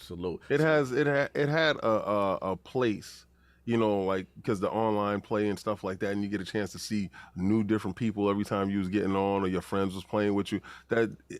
I really like how they did that game. I can't get into it now because remember it's like chambers. You went inside one chamber and then you had to clear out the chamber. Then you can come back out and then go back in and grind. But I'm with you. Go ahead, all the way. Salute. So so you got, like I said, all this tremendous history, Nintendo, stuff like that. Then you go in the GameCube. Then I love his brothers in the chat. Yeah, I like that. Shout out to the bro with supporting. I like that. I love that. Yeah. Because I always wanted a twin. Yeah. If we confirm that he's a twin. You listen, the havoc that I would have caused. Wait, Muffin, have we confirmed this? Is this a twin? Me? Yeah. I missed that. How did I miss that? Yeah. Wow. That's why I asked if they dressed them the same. Got it. twin. Completely missed that. My bad. Going into study halls for each other to. Oh my God! Yes. See, we missing a valuable This part is of the huge. fun. Thank you, kid. Did you do the classic swapping out dates thing? No. That's nasty. Think of it. Come That's to think of nasty. it. He how- ain't do nothing like that. Muffin Man got classic standards. rates. Yeah, Nah, he ain't doing What that. happened, Come to think of it, how do we know this is the Muffin Man? Yeah, like how do we know you not midway? Yo, wait, I'm gonna need both of y'all to put a 1 in the chat and to say salute. I'm about to pull the poll up in the chat. What about with the parents though? Like, would you be able to play gaming tricks on the parents and with your twindom? No, I mean, so my grandma raised me. Okay. My parents weren't. My dad was around a little bit, but my parents weren't really in the picture. So it was kind of, we don't want to bully old grandma over there. She's got enough taking care of 3 kids. We were pretty good kids, to be honest, though. Salute, man. I love the twin. I'm sure that's your story. You talk to her. Go ask my grandma. Yeah, we'll get the uncut version off there. But anyway.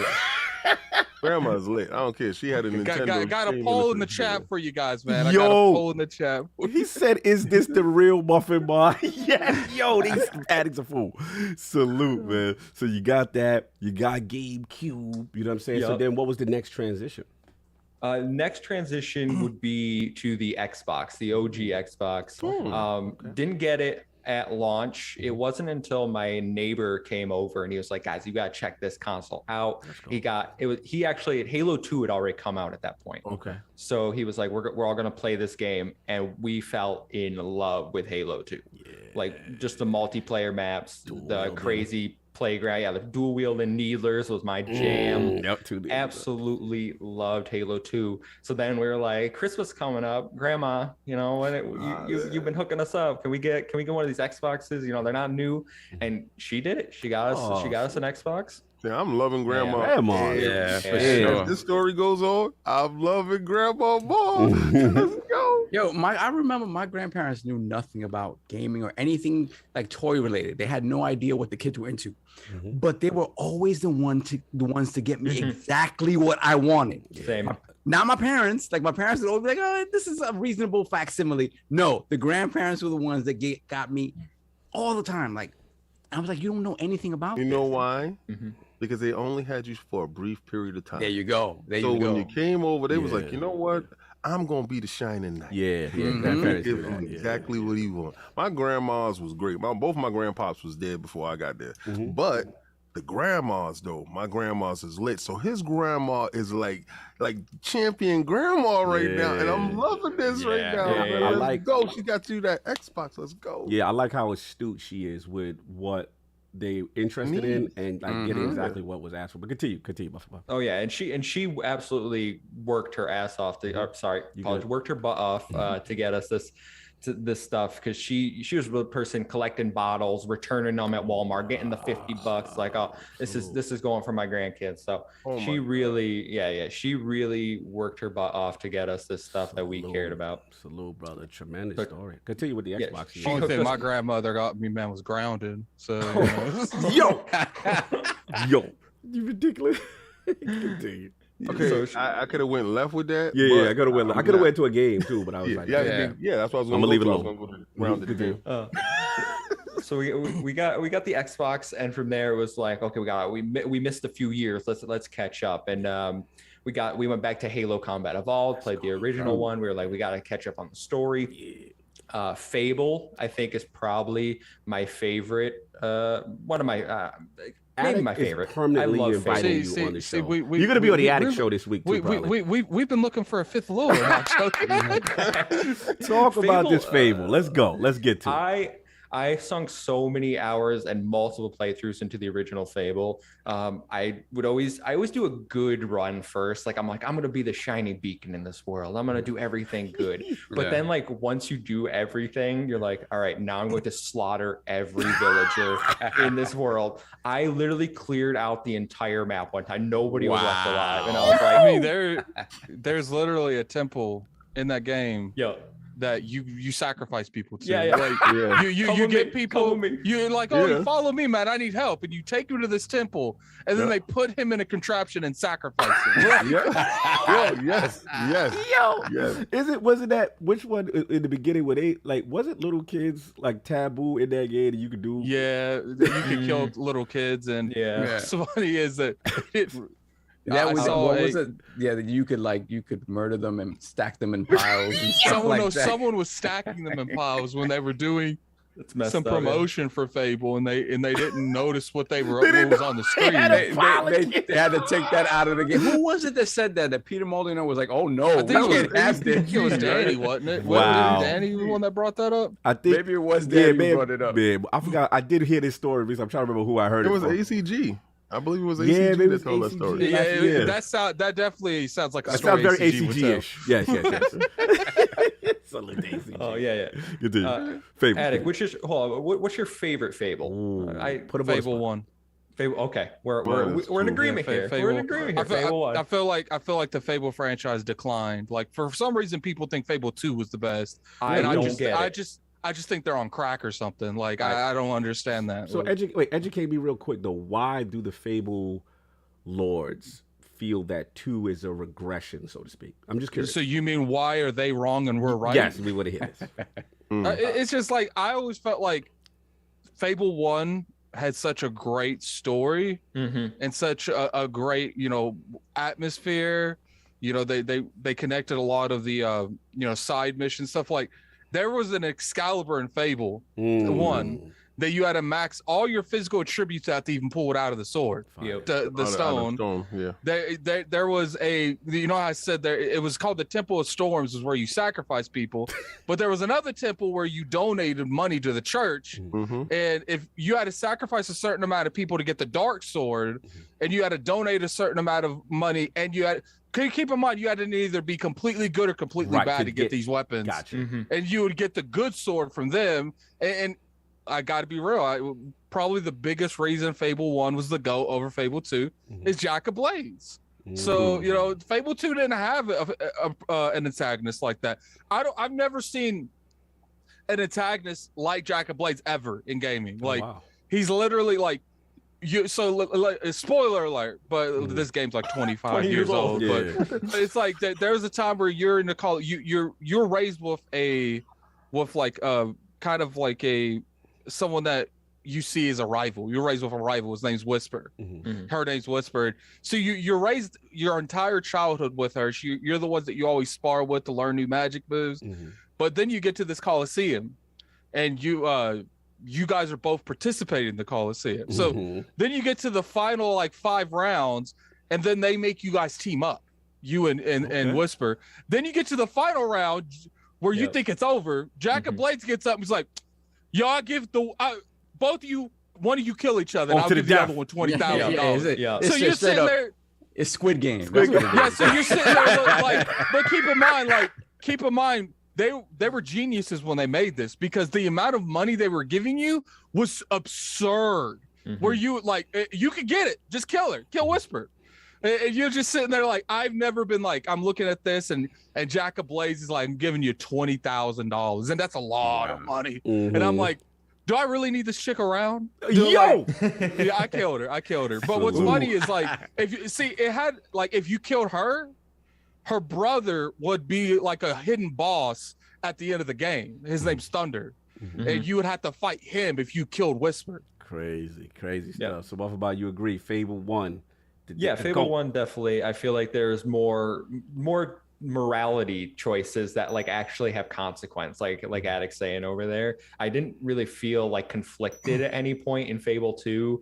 And I like Fable 3 better than Fable 2. That might be controversial, but even in Fable 3, it's more do you want to end the hunger of the kingdom, or do you want to, it wasn't.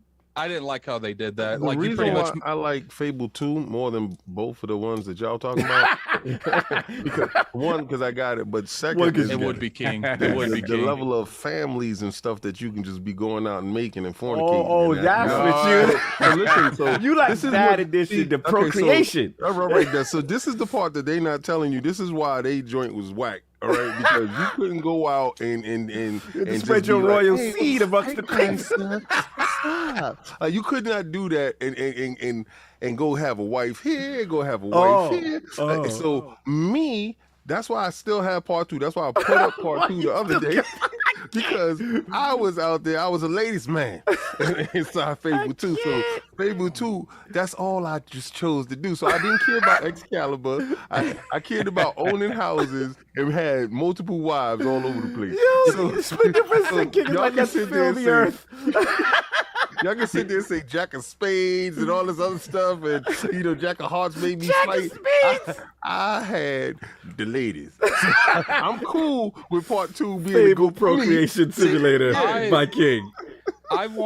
I prefer to have the next Fable be a sequel, but I don't think that's going to happen. Mm-hmm. But if it is a recreation of the original one, I don't even care if they reuse Jack of Blades. Like, that's how good this individual, because all he really is like, he's a demon. That the mask of Jack of Blades is who he is. The chat is calling King or Daddy for doing that. I'm sorry, Alec. That was hilarious. I'm sorry. Continue. I love that game. Continue, King. Did your wives ever meet each other? Because they can find out about each other and get mad and they at you. did, and one got pissed off and left me and took the kid. Oh no, you can't let her take the kids. Yes, I said this is what I'm talking about. Like, you see, it's the other one. Wait, you can kill her and take the kids if she tries to leave. My God. You know what's crazy? There was a glitch in well, it wasn't really a glitch. Like, they did a kind of a system, like, because there's a rent system in Fable 2. Yep. They brought it over from Fable 1, but they did it by time based on the console. Right. So literally in Fable 2, if long you're not connected to the internet, you could buy the very first place in Fable 2, which is like not that expensive at all. Then you can jump up the time on the system itself by like 99 years and come back to like $20 billion. Like, wow. I'm sorry, my friend. We diverted your history. This Fable just turned into something else. But I didn't know where it was going, but this was lit. Continue, sir. Xbox. New Fable delayed because they can't fit in all King's offsprings as NPC. Shout out to King's offspring algorithm. Oh, good, mother. So you going back in the crates. You say, look, we got Xbox, but we missed out on all these games. Fable was one of them, and then you continue, sir. Continue. Kingdom Under Fire, another series that doesn't get enough love, and I really wish that there was a revival of that series because it combined hack and slash and real-time strategy games with RPG elements. It was good. Yeah, fantastic game. But from the Xbox, that was kind of where we tried to start balancing. Okay, we need the new Nintendo console and we need the new Xbox console. So we got a 360 on launch for Christmas, Christmas. But our grandma hooked us up again. She got us. Man, I love grandma. The one with the hard drive, not the one without. She knew. Not the arcade one. She was smart. Out on you. Yes, grandma didn't cheap out. This is what I'm talking about. Let's go. Yeah, we got the hard drive. We got Gears of War with it, and then we spent. Teenage me and my brother, probably not old enough to buy this game by ourselves, but we spent all Christmas chainsawing through people and this game is amazing. This is the greatest game we ever played.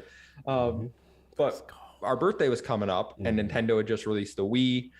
So we're like, Grandma, we need the Wii. It's the new Nintendo console.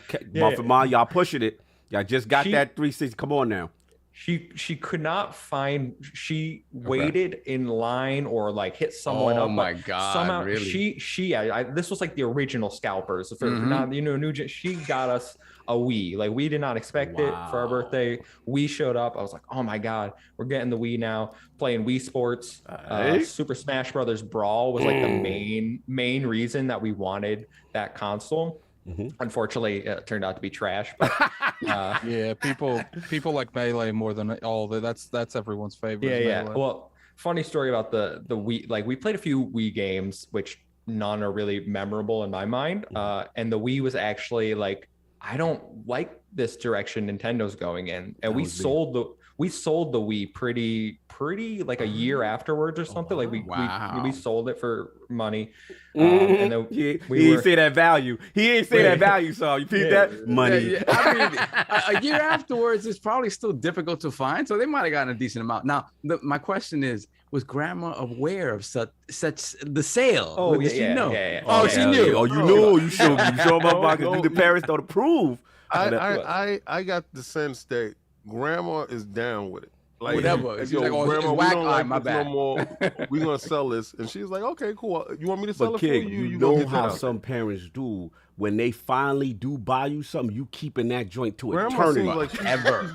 Yep. You know, I'm sorry, but like listening to his grandma, like she sounded like she was hip. She was down with this. Like grandma, she was in tune with them. This is grandma crazy. Grandma seems like the person you go to buy you that M-rated GTA when you ain't supposed to. Oh, yeah, absolutely. You see? Okay. You see? That's what I'm talking about. His grandma, grandma in tune. She ain't fucking with all that. Wait, like, y'all selling it? Heard there were prostitutes in this game. No, I don't know what you're talking about, Grandma. Time.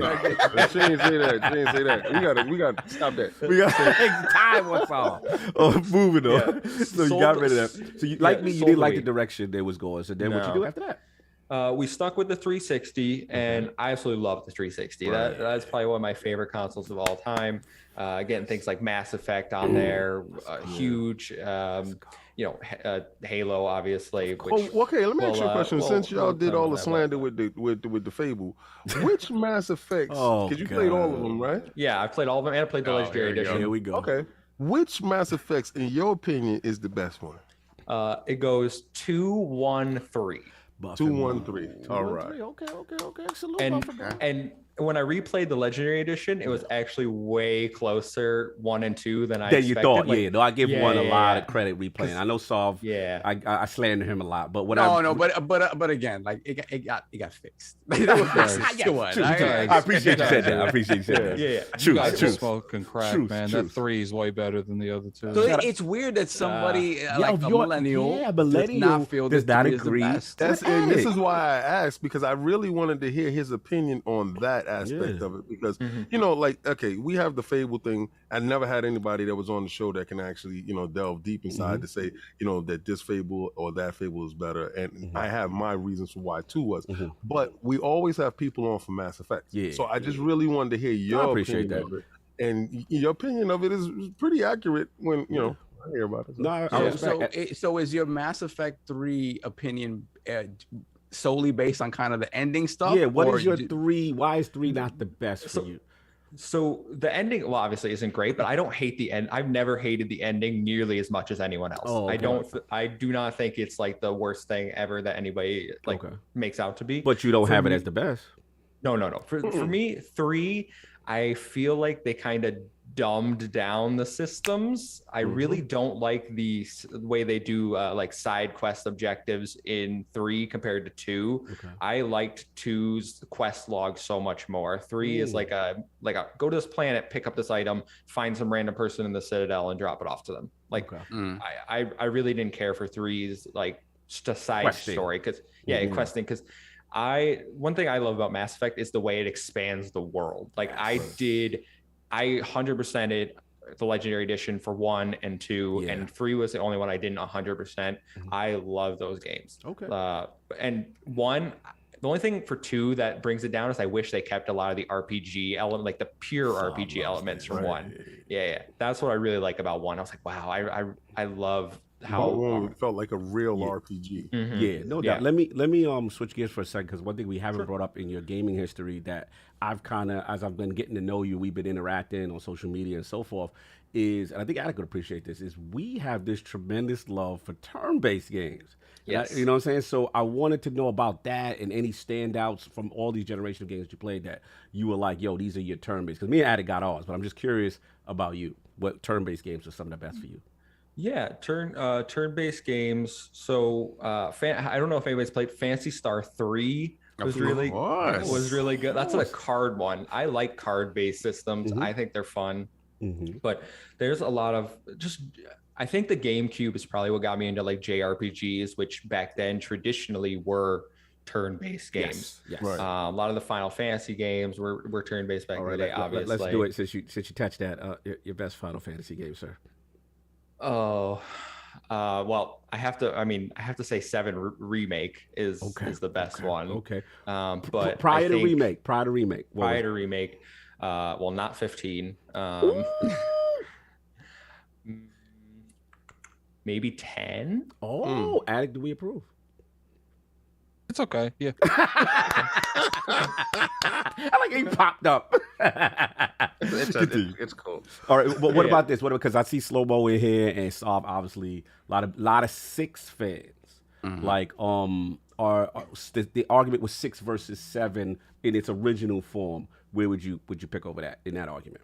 I never played 6, so I can't. Fair. I didn't. Those earlier ones passed me by. Gotcha. Those Okay, were, that's fair. Those were not ones I played. Fair enough. 7 remake's not a full game, so it's a Stitch. Yeah, I understand that, but see, people it's who amazing, say though. people who say who 7's not a remake, they didn't play it. So, we leave it alone. Yeah, but the people that we won't know, even go we'll there. continue back to Final Germany. Fantasy- I played. Yes. Final Fantasy X is a really good game, though. Slow Mo's on MuffinMonster's head. 10 sucks. 6 is the Well, guy. He on MuffinMonster's this head. This is coming from Slow Mo, though, so you know. Soccer. What'd you say, Kate? Yeah, the one with the Blitzball. soccer? Blitzball. Yeah, the Blitzball. Blitzball, I yeah. kind of like that one too. I'm a huge soccer fan, so maybe that that's makes why. sense. That makes I'm sense. just That's not. I'm it. not a fan of that they call him Titus. His name might not be. I'm not about that. This Titus. Thank you very much. Shout out to Big Cloud I'll Gaming say in the it's building. too. Salute, brother. I see you doing your thing, IGN. I want to shout you out. Continue. No, yeah, but yeah, there's- that's good. Go ahead, Mike. I would feel like turn-based for me has been probably the last 5 years. I've really like dug into the turn-based thing. Like I played a few back in the day, but more the last 5 years probably is where I'm like, wow, turn-based games really are hitting different these days. You know, Persona 5 Royal, I love Fire Emblem, Three Houses. Those are great games. Right now. Go ahead. I'm excited for the new Monarch game that's coming out from the old people from Atlas. So I don't know, something about turn-based just appeals to me more. And Yakuza Like a Dragon, which I think we talked about when you were on my show. What a game! What an absolute gem of a game. But yeah, there's I don't know. No, tremendous history, brother. I mean, I'm Actually, go ahead. I feel like a Dragon is almost just as good as Persona 5, but Oh yeah, I feel would like agree with that. Persona 5's combat's just slightly better. I would agree with that. It's really good. I always feel for people who've probably new to turn-based, that would be a flashy one to kind of get them into the systems and the cinematics and the over-the-top nature of it. It's kind of like a feel-good, fun game to kind of get you into turn-based. But yeah, man, good choices, man. So you pretty much, the last question I have before your game history, before we move on, is didn't hear a lot of PlayStation. I want to know if you had any of the. No, he said that he said PlayStation PS5 was his first one. platform. That's right. So, but no experience of like a friend or seeing it, borrowing it. I had friends in high school. Most of my friends were on the 360, but we did have the few select ones that held out were like PlayStation 3 is the best. So we'd go over and play on the PlayStation 3. He's like, you gotta check out Metal Gear, and I'd be like, this controller sucks. Oh, Yeah. No. The dual senses was bad. The dual senses was bad. He can come back now. To be honest with you, he's the prime example of you can go your whole life without being playing PlayStation. You'll be just fine. Oh, but y'all slanderous. Real, Y'all No, slanderous. he has some refined taste. So Y'all ridiculous. I truly value his opinion. This is this is incredible. So, but wait, I can't let you off like that. Hold on. Favorite guest, man. He's our favorite guest. He's our He's on fire.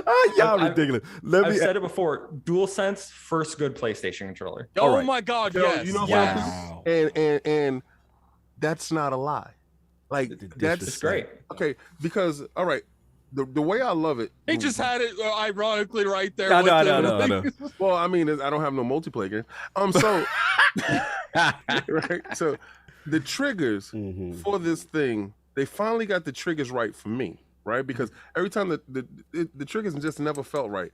But the girth of it, is actually good, and the nerves feel tight and in control. Like I actually really like this controller. Like every aspect of the controller for me is the best controller that they made. Look, I hear what y'all say with the latest iteration, but my question: were you a fighting games fan at all, MuffinMonster?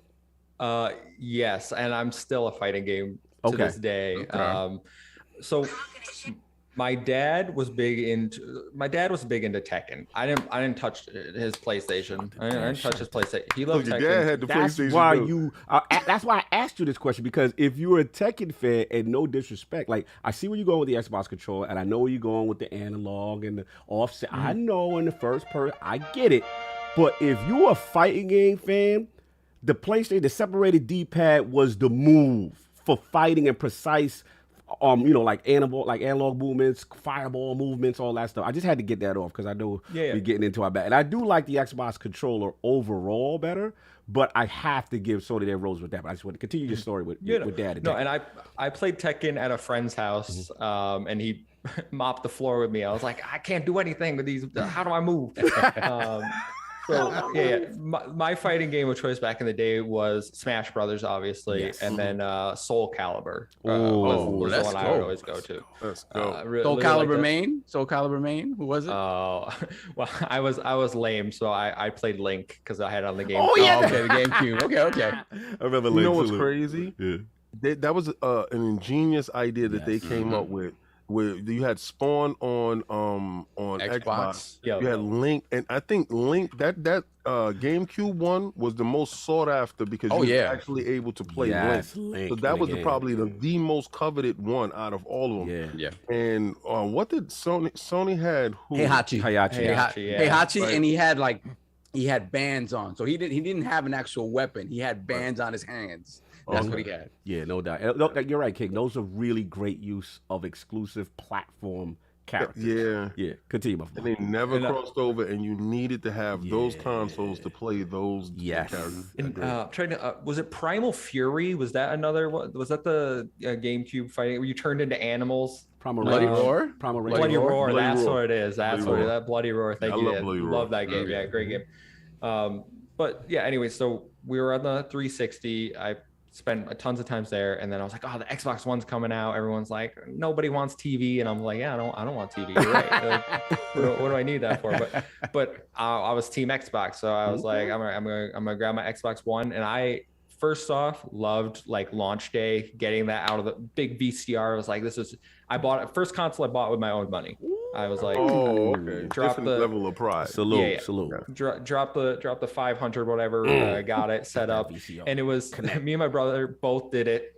We were in college at the time. That's $1,000. Yeah, let's go. We go. Yo, we were in college, and we were in the dorm rooms, and they said delivered, and I was like, well, where is it? It's not in the mailroom. Oh hell no! And it was right. It was right before Thanksgiving break, and I was like, I ain't leaving this campus without my Xbox. Who got the delivery? That's right. So we went to some administration building. We're like, we know you got our Xbox right there. And they're like, you gotta wait for it to get to. I'm like, nah, I wait and give me my Xbox. Let's go. So they gave him over. So we set him up, and then he's failing. You know what's funny? He's failing to mention that they didn't give it to him. He pulled a heist, man. Yeah, he went in there. It sounds like he omitted how he took action into his own hands. At least they were in an administration building. There were people that lost packages, consoles as well. When I was in college, they would leave stuff outside of your dorm room. The dorm that I was in this particular time was a humongous dorm that had multiple dorms within it. So it was just one big long hallway. So basically, like anything they got left there, no cameras in the hallways. They were like, this package, and then rooms are not locked. There was no locks on the doors. You just see a dude run past the hallway. Yeah. I never had anything, but I saw people that had consoles and stuff delivered, never made it. Damn. That feels like horrible, man. No, I saw people's reactions. Soft. I know what you're talking about. That's horrible. Moving on. Can't even lock your room up. So someone is a little late on the on that those books thing, man. They just stroll in any room and get the money for those books. Yeah, that's crazy. Listen, there's a reason why you had to put ties on the door for stuff. You can't. Wow. Gotta let people know. Continue Buffalo with this story with that college Xbox One story. So after dark. And the first game I played were Call of Duty Ghosts, which was the last Call of Duty I ever played. Wow. I can understand. And then Rise, Son of Rome, which to this day, criminally underrated Greatest game. 900p game of all time. Continue. That's that game is an absolute. I love the story of that game. I didn't even quick events. Yeah, whatever. Marius, Centurions. Yeah, I love that looks game. Good to this day. Yes. I yell form 2 lanes for no reason all the time. But he said, "Yo, he be inside the supermarket. Form 2 lanes." You're not wrong. Salute. Remember when you got all of them up and you put the shields up? Y'all were moving as a unit, bro. That joint was fire. Man. Oh, continue. Standouts. So during this time, I graduate college during this generation, and during this time, I actually kind of got out of gaming. I wasn't really that impressed with what was coming out. Okay. I was like, I don't really know if I'm gonna get the next console. I was like, maybe it was a mix of depression or whatever, postgraduate life, struggling to get into the world, whatever it was. The standouts for me that gen were Hellblade, which I think is an absolutely phenomenal game. Celeste, so 2 games focusing on mental health. So maybe that's my mindset at the time. And then the other one, which surprised people, this is the game I put the most multiplayer hours into last gen was Battleborn. Really? And yes, wow. I think this game was criminally underrated, and people were like, it's just competing with Overwatch, when in reality it's a very different game to Overwatch. I think part of the reason is sometimes developers and the fan base kill a game long before the game could kill itself. And when you come out saying that we're the answer to Overwatch and your fans say that, you're automatically competing with Overwatch before even coming out. So kind of why you see no one say we're the Destiny killer anymore, because you've killed your own game. Destiny had nothing to do with it. So yeah. But Battleborn for me was I like the characters way more. I like the actual multiplayer game modes. I'm not an Overwatch guy. I tried it. I was like, I don't like this. Okay. But so I was really sad to see that die. Yeah. And then I was like, all right, I would play a few games here and there. FIFA a lot of last gen was stuck on FIFA with me, playing with friends. It was just something to do. But I didn't feel like I was really getting the most of the Xbox One. Where were my stellar games? Yeah. And I think a lot of people felt that way because I would log on and just see people using it as Netflix machines. Oh, damn. And yeah. But something happened towards the end of last gen, and maybe it was the next gen hype where, Microsoft started making all these moves and Game Pass came in, and I started discovering, I'd go on and be like, oh, I'm going to play this game. And then it was really good. I'm going to play this game. It was really good. And I was like, you know what? I'm going to get the Series X, and I've got it. And I've had it since day one, and I'm full in on gaming. Have been for the last 2 years. I played 67 games this year. Wow. A lot on Game Pass, obviously. But Game Pass. Yeah. So leading up to next gen, though, it was I was watching everyone's showcase. I was getting more into just listening to podcasts like you guys, and kind of funny and defining, not defining, but Last Stand Media stuff over there. And I was like, you know what? I'm going to pay attention to PlayStation for once and see what they got going on. And I think the showcase that was I'm going to buy PlayStation 5 was the one where they showed off Ratchet and Clank. Ooh. Because being a Nintendo kid growing up, I was Ratchet and Clank was always the one I was like, man, I wish I could play that. That was the one you missed out on. Yeah. That looks fun. So I was like, I'm going to get it. I'm going to do it. And then they're like, pre-orders go live tomorrow. And then they went live 30 minutes later. And I was like, what is this? Why you lie to me? Done. My brother woke up at 3 a.m., got one on Best Buy randomly that night. And I was like, can you get me one? But salute. So I looked for a few weeks, but I was like, I want to play Ratchet and Clank. But so I have both next gen consoles. Nice. And And yeah, they've been great. I clearly spend more time on my Xbox. I've played the exclusives PlayStation that I missed out on last gen that I wanted to play. Did a lot of catch up. Yeah. Yeah. Like I played God of War, which I think is great. I played Until Dawn because my horror games, I like the walking simulator horror me games. too. Me and you share that. I'm not like a Resident Evil guy. Like those guys, I can't even play Resident Evil 4. I tried back in the day on GameCube, and I was like, it's too scary. Give my brother the controller. I feel that. But I kind of skipped a little chapter here. But apart from the next gen consoles, in 2018, my friends were like, you got to get a Switch. You got to get Nintendo's back. Let's get a Switch. And I was like, guys, I really don't want to get a Switch. I don't want to be a part of it. Yeah, I was like, Nintendo, what have they done that I cared about in the last decade? You Nothing. betrayed your people. And then my brother was like, nah, check this out. And he sends me the link for Smash Brothers Ultimate. And it was like, they're bringing everyone back. And I was like, all right, I'm going to buy a Switch. Let's go back. Let's go. So I went and got a Switch.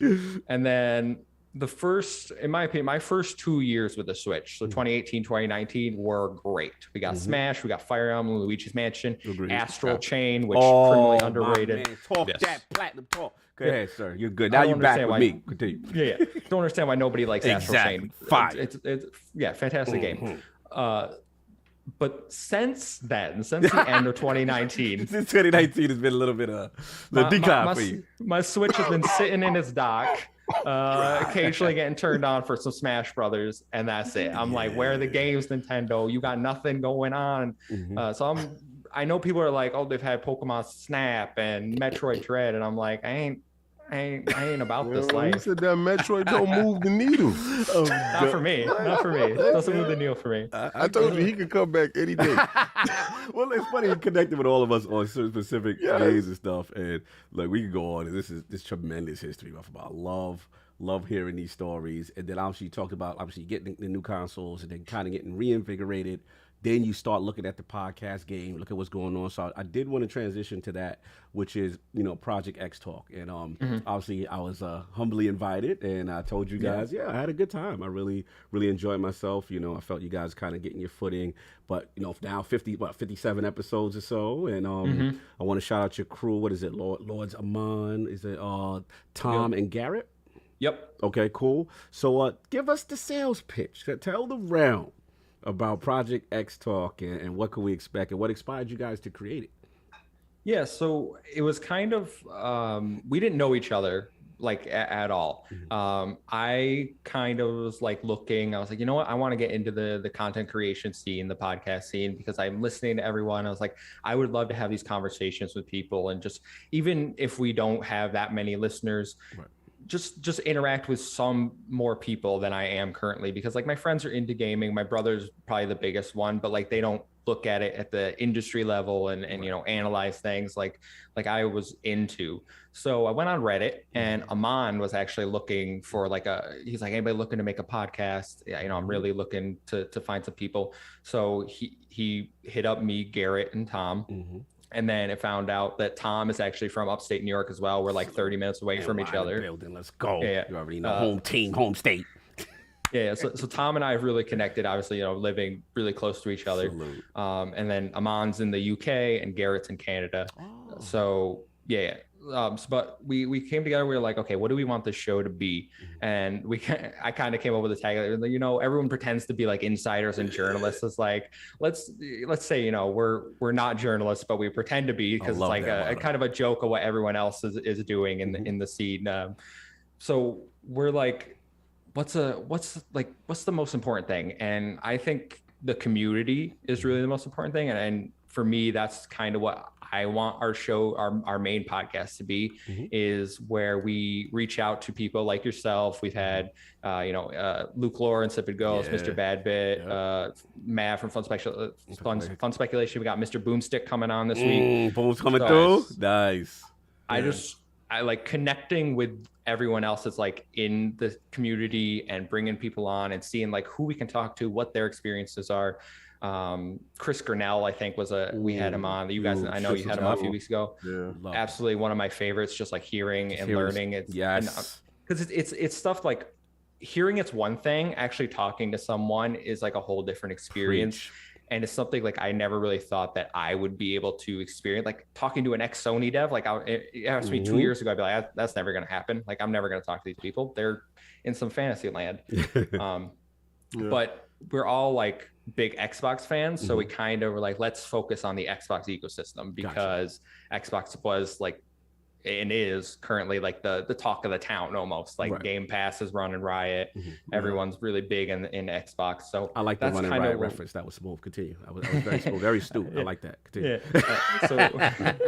So that's where we focused our channel, and we've been going for about a year now. You know, we've had like 30 something guests, which is out of 50 something episodes is crazy to me, that people are so willing to give like a smaller podcast a chance and come on and really just talk and like connect, and no one has ever like looked down and been like, you only got this many subs. You only got 200 subs. I don't know. Let me get you people speak to your people and I get back to you next year.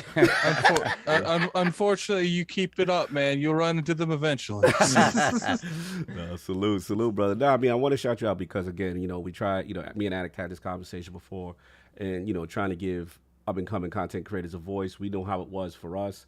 And like I said, I don't like to BS people. Like, you know, I try to make myself available as much as I can. Obviously, my schedule's crazy, but when you did reach out, and I remember doing the show, and I told you guys after the show, I was like, yo, you guys got a good podcast. I really did enjoy myself. So definitely salute to you, keeping the journey going. But there is one last question here for the MuffinMon that we have to get to. And me and King and Saul, I've been very patient. We've been very patient.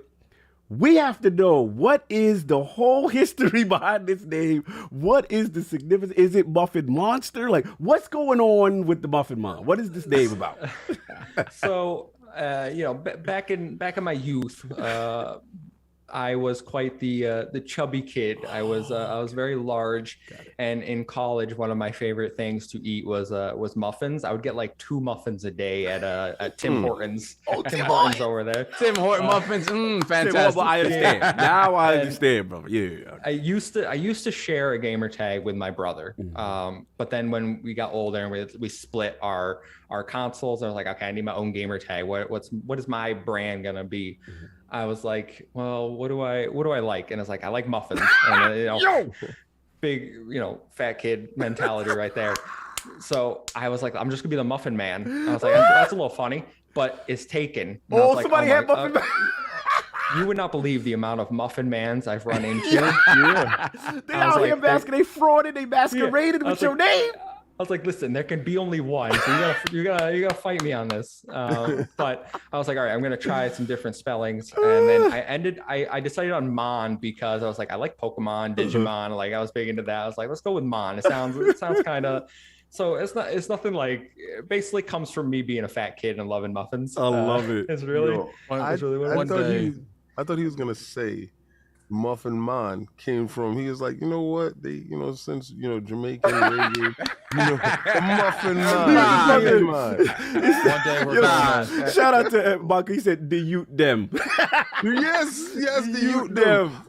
We done eating muffins and, you know, MuffinMon. MuffinMon is I thought, here, like, is there some Caribbean heritage going on? I don't know. Yo, so I'm sitting there like, I was, you know how your brain goes. And you form different like narratives. I was like, the MuffinMon is here.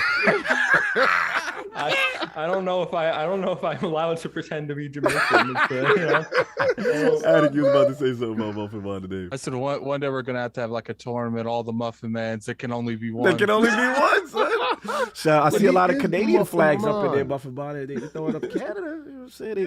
Shout out to Mr. Battalion. What's up? Probably for Tim Hortons. For Tim Hortons. Yeah. I'm like, why they throw it? Okay, that makes sense. Nah, but go ahead, man. I've kept that for everything. I use it on basically all social media. My Smash Brothers tag is Muffin, so like I'm carrying it over. Like, you ain't getting rid of the MuffinMon. Yo, salute to you for owning it, running with it, and it's like, yo, this is me. You know what I'm saying? Salute to you, man. That's tremendous, man. Love the gaming history, love all that stuff. So we got to ask you that question that we ask all those in the realm.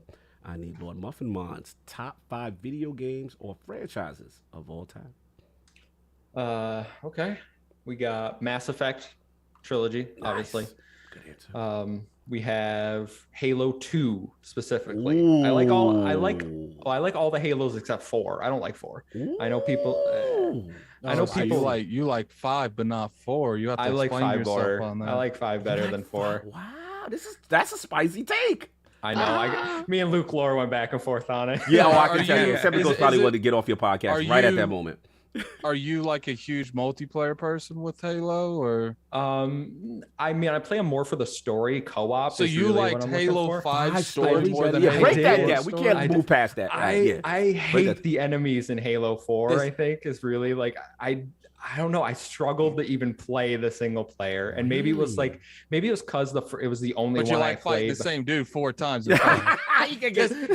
Just bring up Fable again. That's it. You'll be fine. Bring up Fable. You know what it might be What is was that 4 was the only one I played solo. I didn't play co-op. Oh, so the that other co-op ones I had a positive influence on your. Okay, Probably. fair enough. Oh, you didn't get the chance to do that, Cog.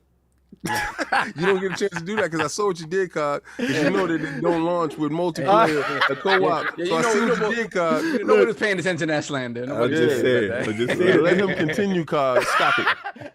Are you implying that I'm leading the witness? I'm implying that he's pretty cool with that 5. I'm down with him. No, Because 5 don't get a lot of love. You right. You a 5. There's a reason for that, though. That's why King But is up it's a reason why you be wrong a lot. So I'm listening to him right now. He's batting 1,000. We on this. I mean, you got some wins with him. Let me have my facts. Let's go. I gotta let him speak his truth. I just wanted him to explain himself. That was all. 5 is where it's at. Okay, cool. Yes. So we got Mass Effect trilogy.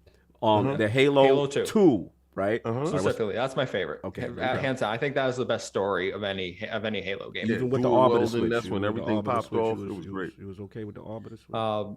You was okay with the Arbiter. You was okay with Oh yeah, I like the Arbiter. Okay, I love cool. the Arbiter. Yeah. That was a big controversial fan. thing. Continue. Number 3. Big fan. Number 3 will be the Tales of series. The JRPG Tales of Arise is amazing. Okay, Tales of 'cause Symphonia is It's in hands down Game my Pass favorite. right now. You know where it's at. Continue. I was just playing. Yes, continue.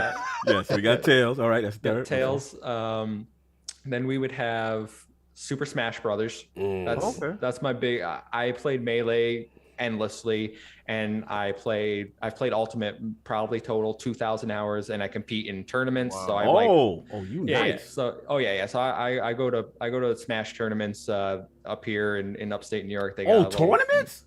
Yeah. Oh, I think you need to get Let me ask you addict a that question. work. I want to see that. So do you play with the Pro controller or do you play with the a little switch jump off? I play with the plays Pro with the controller. GameCube controller. I play with the Pro controller. I was so GameCube controller. While I loved it back in the day, and I know most Smash people play with it, after playing on the Xbox for 12 years or whatever, it's like my hands aren't going back to the GameCube controller. It's fine, but Pro controller is completely fine for Smash Brothers. And I mean, do I win these tournaments? No, my highest place is 8th. That's still good. Come on. I got a little graphic The on my thing is, Twitter. though, is you're playing with people just as good or better Yeah, than you. like, bro, we So- not gonna minimize that. And you put it up on the line. Salute to you on that, on your story. Anytime you step up. Yeah, anytime you step up, Yeah. we from that. Yeah, salute to you on that. Only Ice Climber main in upstate New York. I'm gonna throw that out there. Okay, Ice Climber, let's go. That nobody else. I have yet to find another Ice Climber main that plays them in tournaments like I do. I always liked Ice Climber because like one was just like pretty much like wasn't relevant.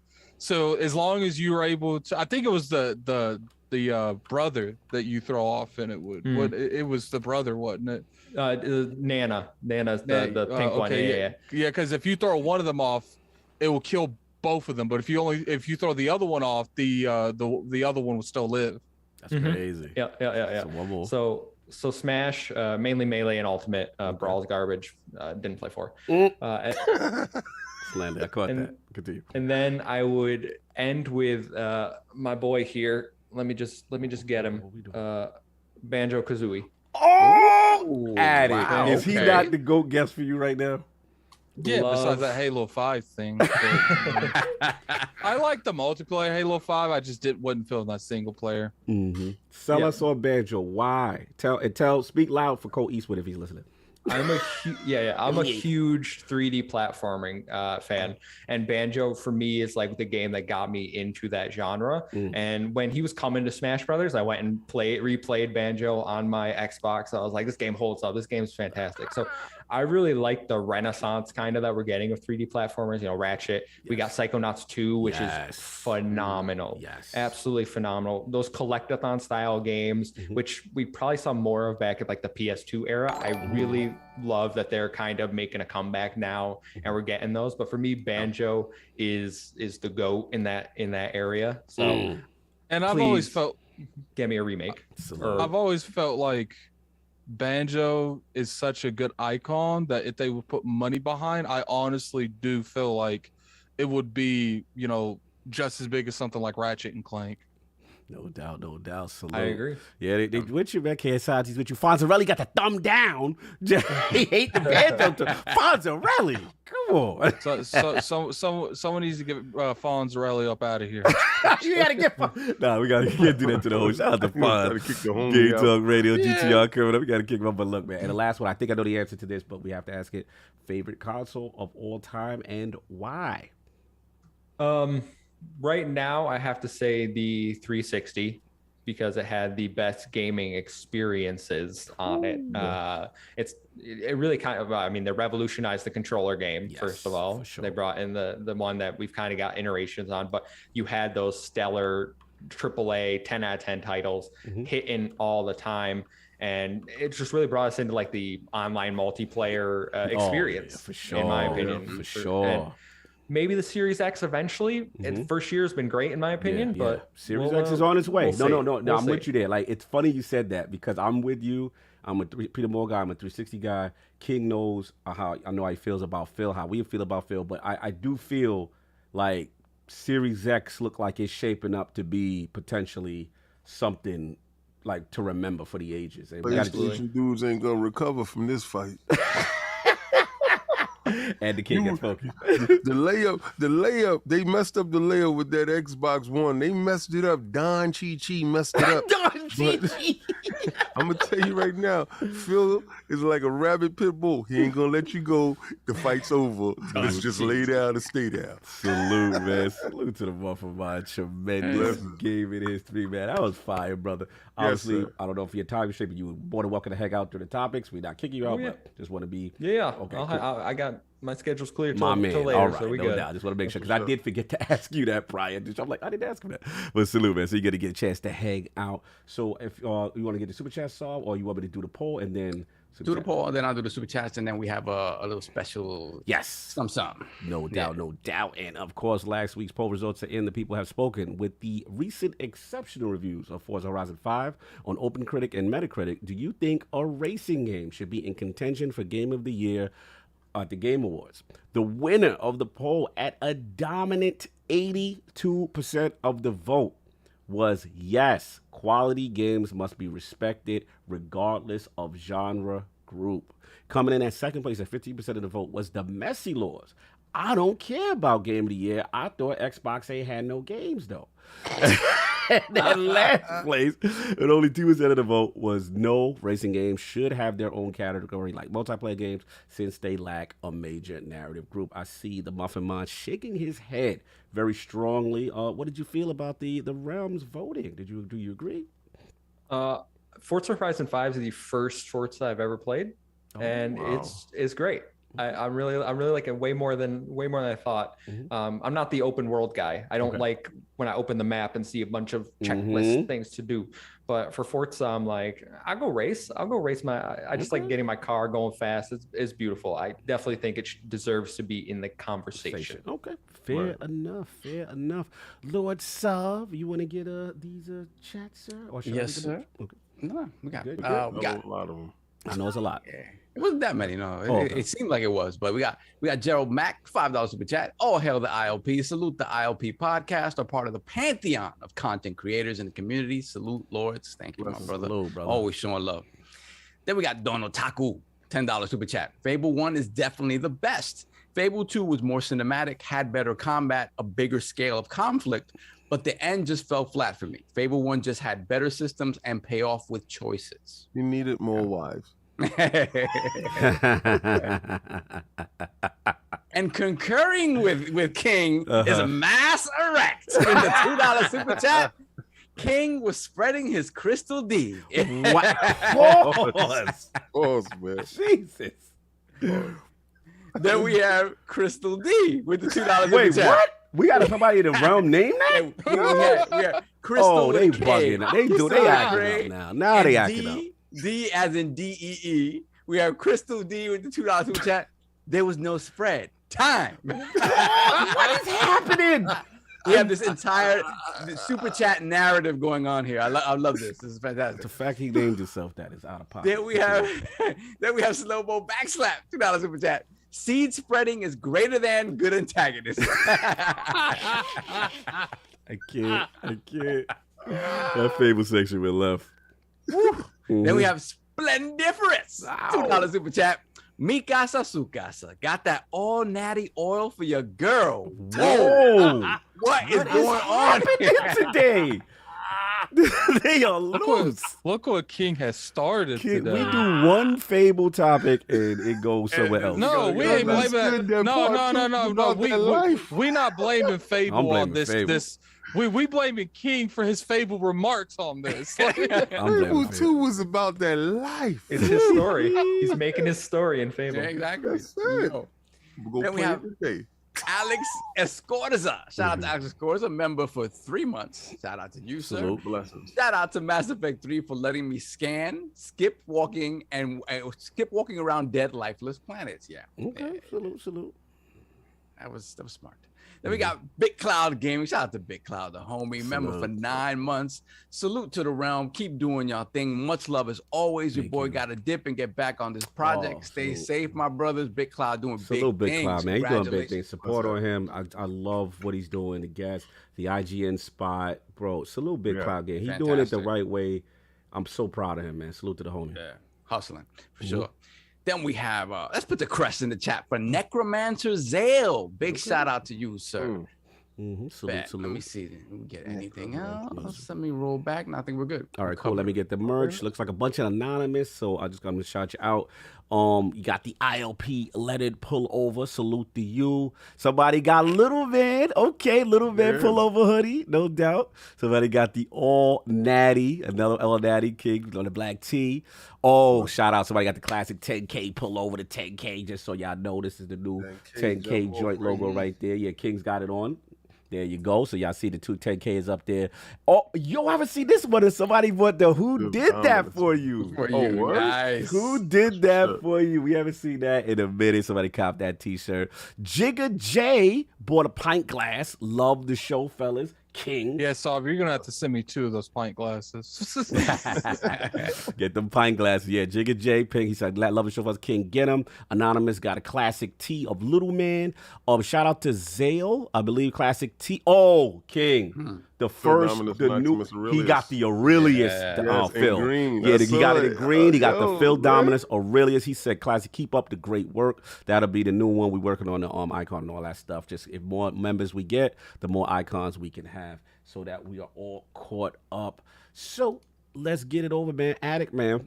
Wait. Oh, we have to. I'm gonna do this. Yeah, you do your thing, baby. Do your thing. Big shout out to Cog and the powers that be. Yes. We were blessed with a nice little code for Riders Republic on the PC. I believe it's through the Ubisoft launcher itself. So it's a PC code for the Ultimate Edition for Riders Republic. Now, Riders Republic is kind of the spiritual sequel to Steep. So it has, extreme games, a lot of snowboarding and stuff. So I'm going to ask a question to the chat. The first person to answer this correctly will get this code. So the question is, since we're talking Xbox 20th anniversary here, at the launch of the original Xbox, OG Xbox, there were 2 snowboarding games that launched, one on launch day, one a few days later. One was exclusive, one wasn't. One was good, one was bad. What are the names of those 2 snowboarding games that launched on launch day of the Xbox, the original Xbox, and one also that launched a few days later, maybe 4 days later? So they're both launch window. 2 snowboarding games, one bad, one good. What are they? No. No. Nope. No. Okay, somebody got one right. Okay. Shout out to Flavish. Nope. Nobody's getting that second snowboarding game that was. You know what? I felt like that game was missing when I was playing it. I don't know why, but like snowboarding games have like, I like that mode where you can like do a 1080 avalanche thing where like there's an avalanche behind you. Shout out to last broadcaster, Dark Summit and Amped. Salute. Amped was a great game. It was exclusive to the Xbox, but did not launch day and date. It was a few days later. Dark Summit launched on multiple consoles, and it was not well received. No doubt. So shout out to last broadcaster. Last broadcaster, hit me up on my DMs, Lord Saab ILP on Twitter. I will get you that code, sir. Congratulations. No doubt. Salute, man. Good. That's a good one, Saab. I like that. Yeah, Dark. I remember I purchased Dark Summit. Yeah, Jesus Christ. Shout out to all you copy and paste warriors. Thought you was gonna be ready. And now you had to do homework. Everybody was quick with. It was like everybody like So I'm about to get this. I'm about to play this. No, what? You glad to work for that.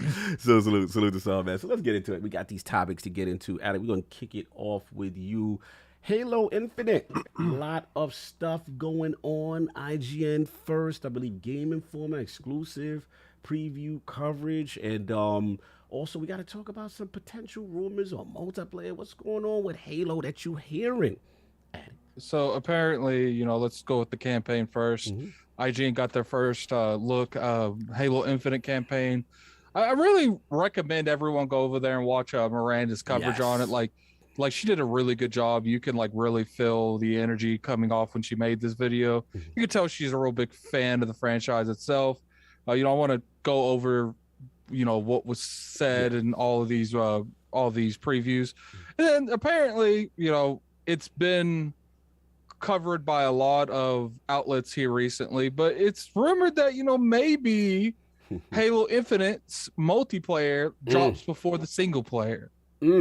So I want to hear King's first on this. I got a confession to make. I think I know it. Yeah, I think King and I are in the same boat. All right, so wait, this is Beta Boy stuff. I got yeah. Yeah, I know. This is Beta Boy. I knew this was gonna happen because King is not going to want any of that spoiled. Nope. So King is going to stay away from that. He's considering that preview, all that's beta boy. No. You don't know what his confession. Oh, my bad. Sorry. Oh no, he's on the other side of it now. No. No. For real? No, let me confess. Let me confess my soul. Let me get this dirt off of me. Let's go. I've played Battlefield 20. Should have taken the bag, huh? Or not? Yo. They had the 10-hour trial. Oh yeah. Oh, because the Game Pass Ultimate made you a beta boy. They had the 10-hour trial, and your boy was in love with it. You was tossing up. I did the whole 10 hours. You did the 10 hours. I did the whole 10 hours. King is outside. You was in the club. You thought nobody was. It's absolutely amazing.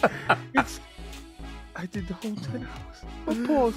I just had to get it off. I sat there and I was like, salute to your honesty. Yeah, okay, so now, you want to talk about this? No, I'm not watching the video. All right? No, and I love Miranda. Yes. And I think she's fantastic. I love all of her work, and I truly support everything that she does. I will watch it after I play the campaign. Okay. That's what I live and breathe for. I live and breathe for the Halo campaign. These dudes be out here capping for this multiplayer. I'm playing a test flight.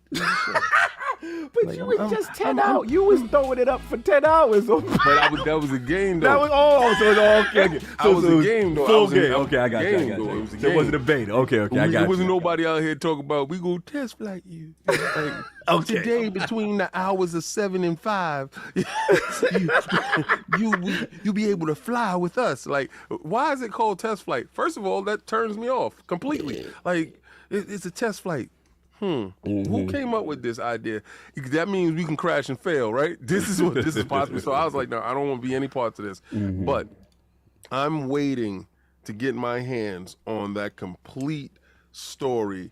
And, people trying to spoil stuff for me little by little. Man, Buddy Cop ain't there. Man, you all right? And I'm just like, get off my timeline telling me about what's going on, because I don't suffer with FOMO. I feel you. I don't suffer with that. And I don't want to hear how somebody else's experience with something that I love should make me just, I want to watch them play. Hell no. Like, who does that? Like, at no point in time am I sitting there cheering you on because you're playing the game I want to play. Like, that's crazy as hell. But I don't get it. I don't understand it.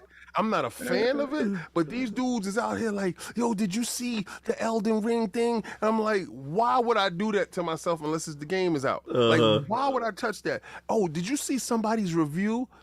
Did they eat your food and give it back to you, baby bird? Like, do you like it like that? So I don't care for that. I don't want that. But I hear about the multiplayer being dropped, and I said, yo, I know what's going to happen. What you think about that? If the multiplayer drops in its totality, is a free-to-play game, it's an actual game, we're all going to group up, we're all going to have a great time. Right. I can do that, all right? But I'm not being...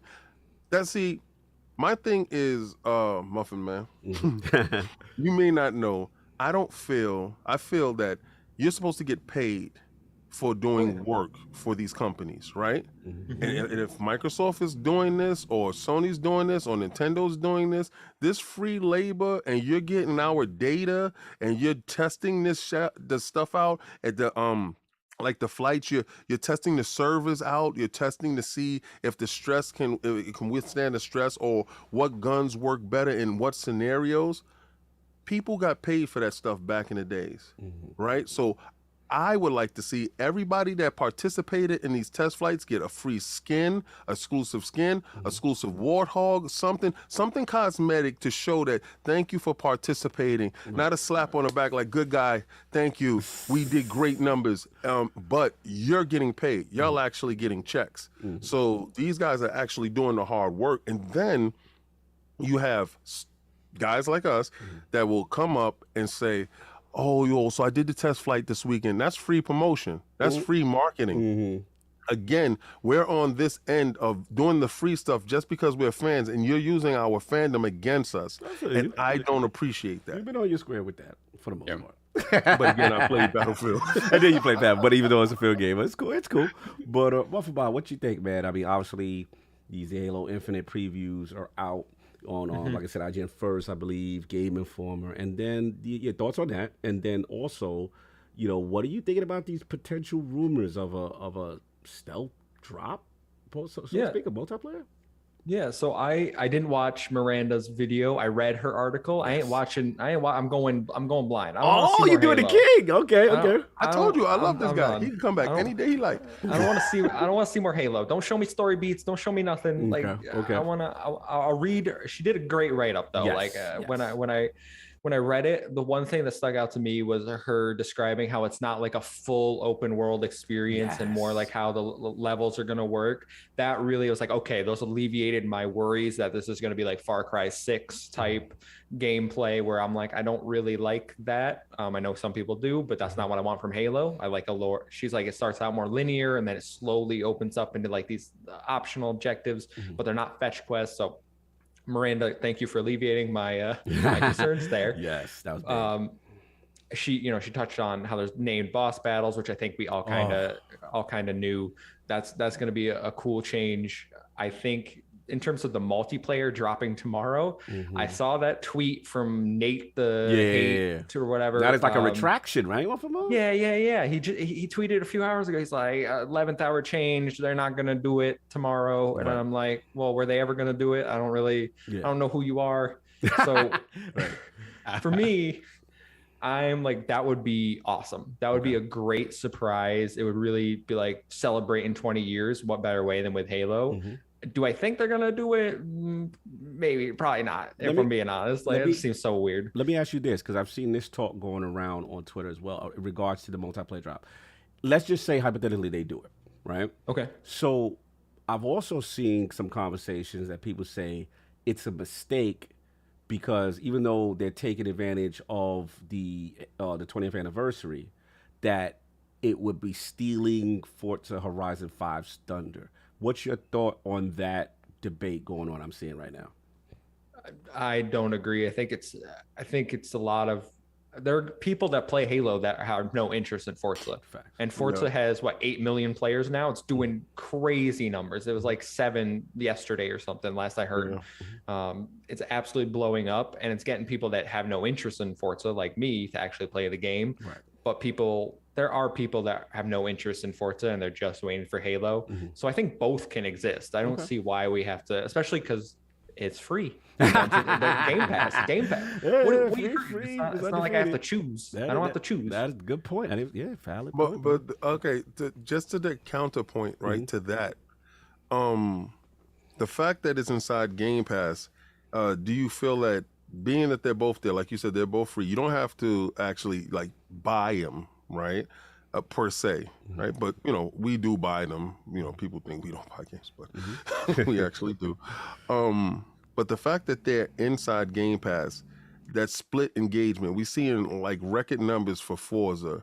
Do you think that will cannibalize it because it's in Game Pass and it will pull engagement?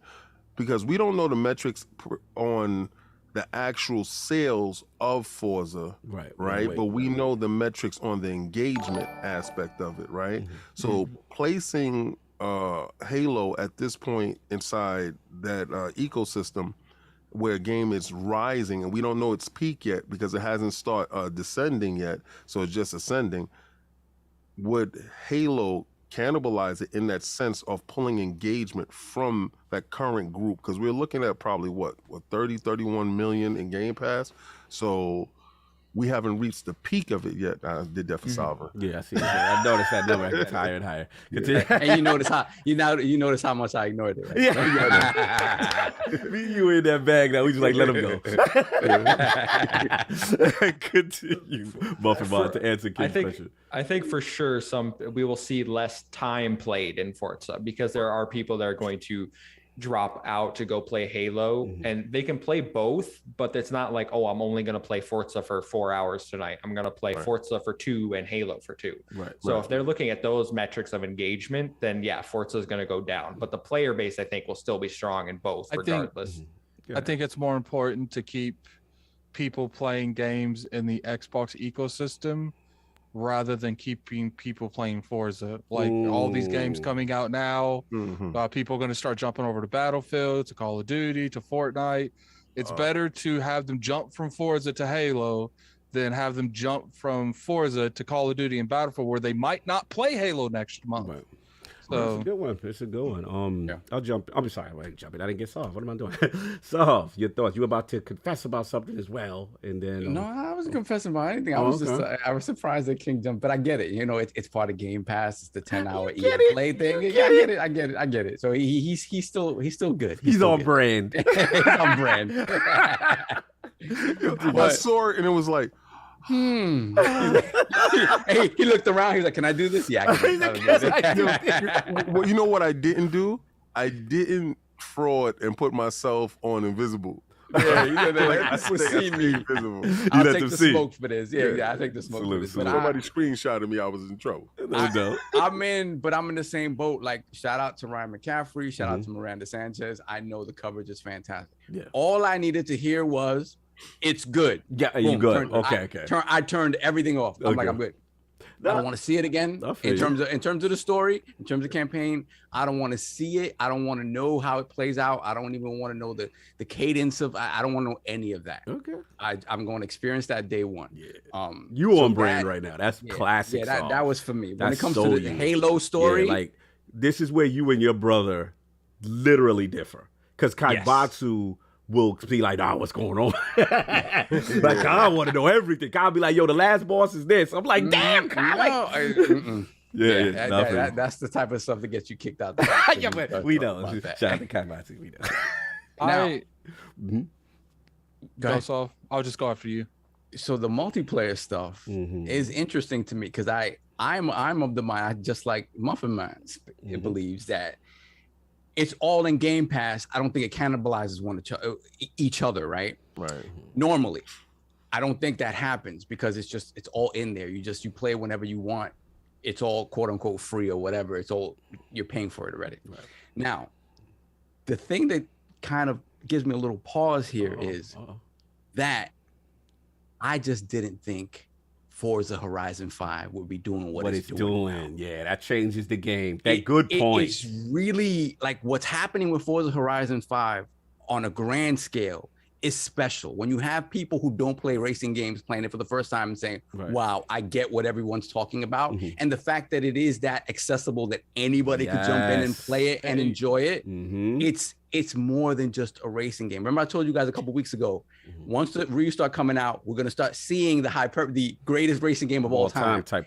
And I saw that talk a lot. So to me, it's like, this is getting a special kind of pop that I think that if you had told me Halo's just coming out November 15th and we were all excited and waiting for it and ready for it, I don't think it takes away as much from Forza as a surprise drop tomorrow talking about, hey, all of a sudden the multiplayer is ready to go.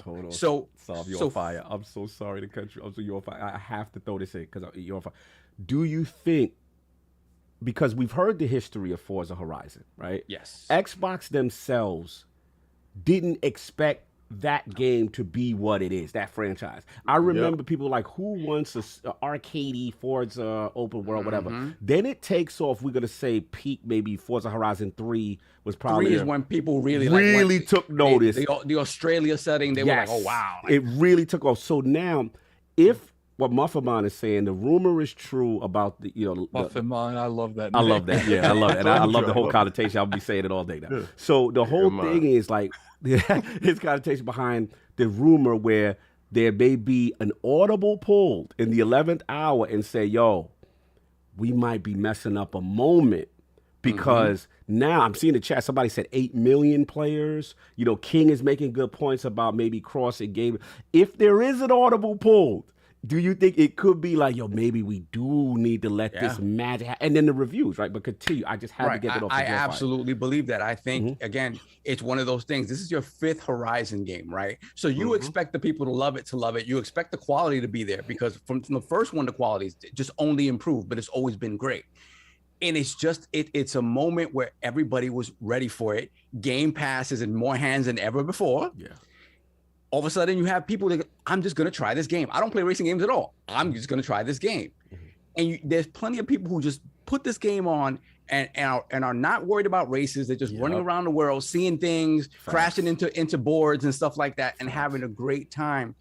This is, I believe, a moment that when you talk about Forza having a real chance of winning Game of the Year, I think it does have a really, really real chance of winning it because it is, to me, it is the most polished version of this formula ever seen.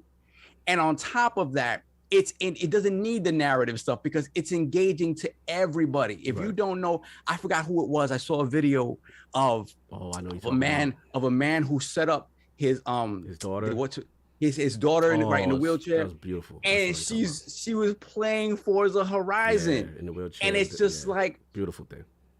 There's so many ways to engage with this game that it's a special moment, and I hope Microsoft recognizes that. I understand dropping Halo Infinite multiplayer. 20th anniversary song. I get it. All the feels, the history of Xbox. I say don't do it. I say don't do it. Don't do it because what you think you might get. See, we always have a problem with Microsoft not doing things organically, right? Right. Sony has been the organic champion, supposedly, but they have allowed stuff to go organically, right? They allow stuff to breathe. Right. Give it its space. Right. Let's see exactly what it actually can become. Could you imagine if they let it go? They don't drop Halo, and by next Friday they double the number from 18. I mean, from 8 to 16. It'd be crazy. They have some crazy Forza-centric announcement for tomorrow. So addition to the game. But let me play boardroom though. Let's go corporate King though, right? Now, King, you on fire with that. I feel you. Right. But let's just say internally, let's just say back when this was announced, they said, okay, it's going to hit. But maybe they had like modest to the 4 to 5 million or whatever internally that they thought it might do. They like, it's another 4. Yeah, exactly. It's another 4. We're going to do well, but this is zeitgeist well. This is like, yo, we're stopping the internet. Everyone's saying this is the definitive racing game, whatever. And So, Jason Ronald was on. Jason Ronald was on ILP and literally Yeah. said the game. He shout out to the cops because they excited too. The game that he is most excited for was that game that he had in shot the attic with the amazing question. But the question I have for Boardroom Kick is, let's say they were hedging their bet, and let's say they go, yo, November, that financial quarter, you know, we really need to knock it out the park, because technically Halo misses, it hits into that December range, right? So maybe they was like, well, we're going to miss out on that big holiday season, so maybe we do that November drop. We maybe do an early access kind of campaign deal for combine it, just to, you know, anybody who's a Game Pass. What if they do like a marketing push to try to get people in so they could get that holiday stockholder up money? What you think? Okay, so I would say no. Okay. Okay, because all right, so right now you have 8 million eyeballs on your IP right now, right? Factual, yes. 8 million eyeballs. People would kill for that. Some people, I would love to have 8 million eyeballs on a game that you see this engagement is happening. Now let's say you stage an event inside the Horizon world, because that's how the game is structured, that you can shadow drop events. I did something the other day that I was in an event and we all was in the same area circling around waiting for the event to start.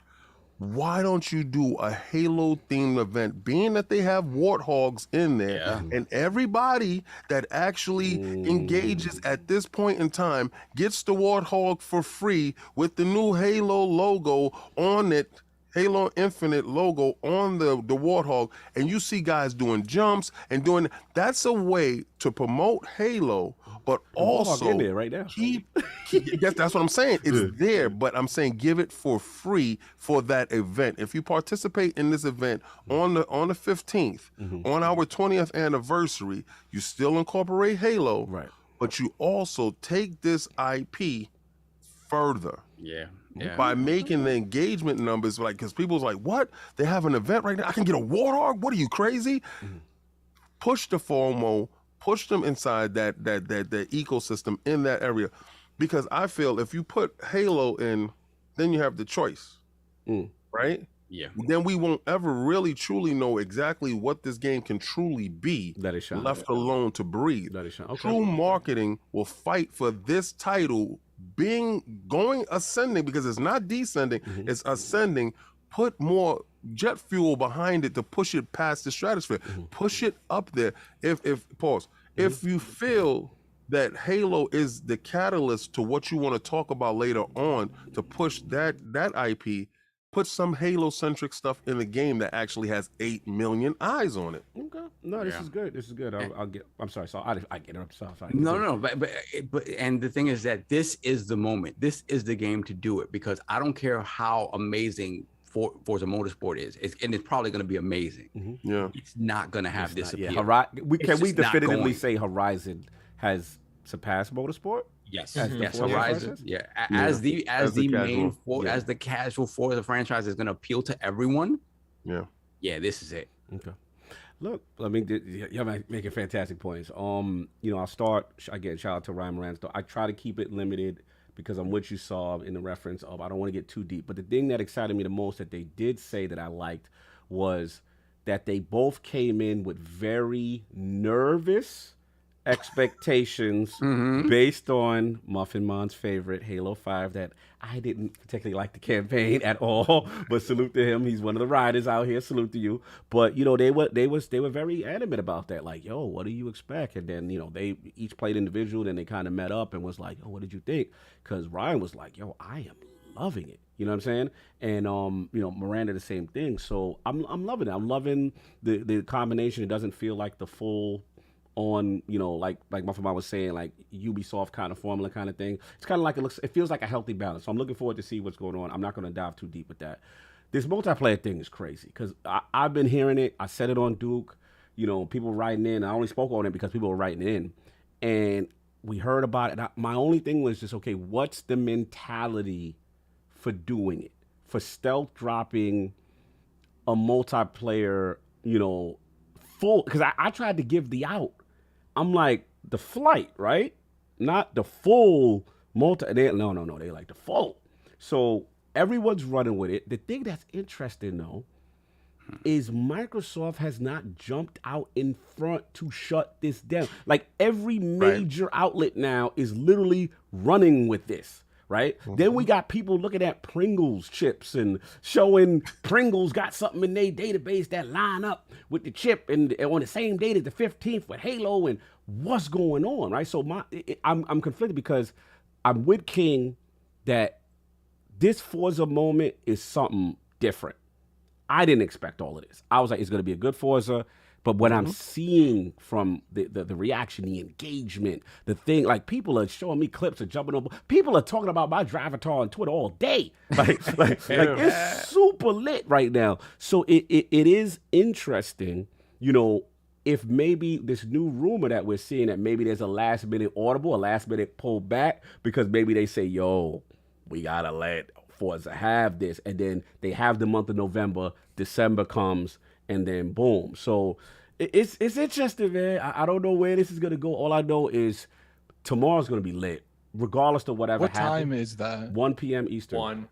1 p.m. Eastern. Like, I mean, I guess when it comes to the multiplayer for me, I don't think that it's dropping in December. I think if anything, they might push it back a week and have it sometime like the 20th, 21st. Like, I don't think they're going to wait till December. I think so. You think it's going to come out earlier? You still going to think the multiplayer? Yeah, I think that they'll announce the date tomorrow, but it won't be out tomorrow. I guess the only confusion I have, y'all, is this game has been. Phil has been on record. Staten has been on record. The multiplayer and the campaign are going to be launched together as one unit. Right? They've been animate with, because I remember Ryan asking Phil when he had Phil on and was like, yo, could you ever drop the multiplayer early? And, you know, no, coming together, complete pack. So my mental is like, I'm not, listen, if it dropped, I'm playing. I'm not mad. I'm in there. But I'm just saying, I was just trying to understand what changed prior to this Forza announcement, of Forza being great and, you know, doing what it's doing, to them thinking, yo, we gotta do it. And the only thing is maybe it was the boardroom at one point and say, yo, let's not hedge our bet if Forza don't hit. We drop it. Maybe now Forza hitting way crazier than they thought, and maybe now they pull it. But tomorrow gonna be lit. I'm dying to know what the hell happens. But that's all I got. Attic, you got anything on your topic before you move on? I think when it comes down to it, I think that their mentality is, I think they honestly want the campaign and the multiplayer to be judged separately. And I think that their mindset is if we put them together, they're not going to be judged separately. And they have came out multiple times and saying that, you know, this game's coming out together.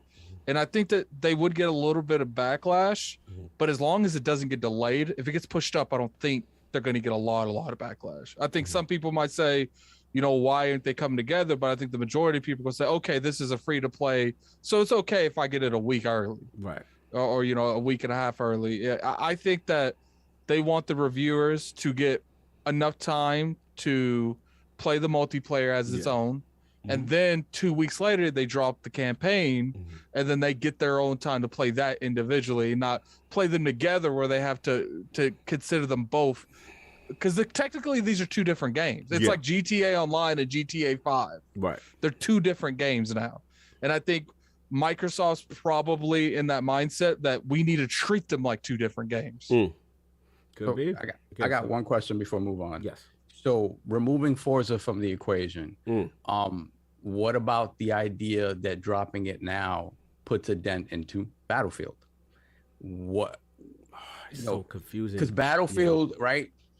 Obviously, you know, there's no Game Pass. You're not dropped in it, but you do have that sort of exclusive 10-hour run with EA Play on Game Pass, right? So there is something of a partnership there a little bit, right? And like Attic said, you just want people, you want to draw people to the Xbox ecosystem above all. Right. So do you think dropping this affects Battlefield in any way, shape, or form? Especially because King loved it, right? But there's plenty of people saying that it's a buggy mess. They got bad Xboxes. Oh, so let's say the general thinking is it's a buggy mess, is not where it should be or could be. Does dropping a Halo tomorrow affect that game? Because they're not they're not your competition per se. They're your partners, right? Yeah, you're your partner on your I think it platform. would make more sense if they dropped before Battlefield, but it is weird that you would choose after Battlefield because there is a chance that it came out and it's not buggy, Right. and it's a huge success. So not coming out before hurts you than coming out after. But you know, I don't think they, unless you know, obviously these people know internally what's going on with these third-party developers. You know, I'm not saying that they intentionally trying to, you know, let's push up Battle. I mean, Halo, because we know Battlefield about to drop hot. Like I don't think nothing like that's going out. But you know, they're probably like, look, there's a lot of multiplayer stuff going out. Let's push up Halo because we do want it to have its shine. And it's like I said, and then we hit them with that 1-2 punch, that left hook.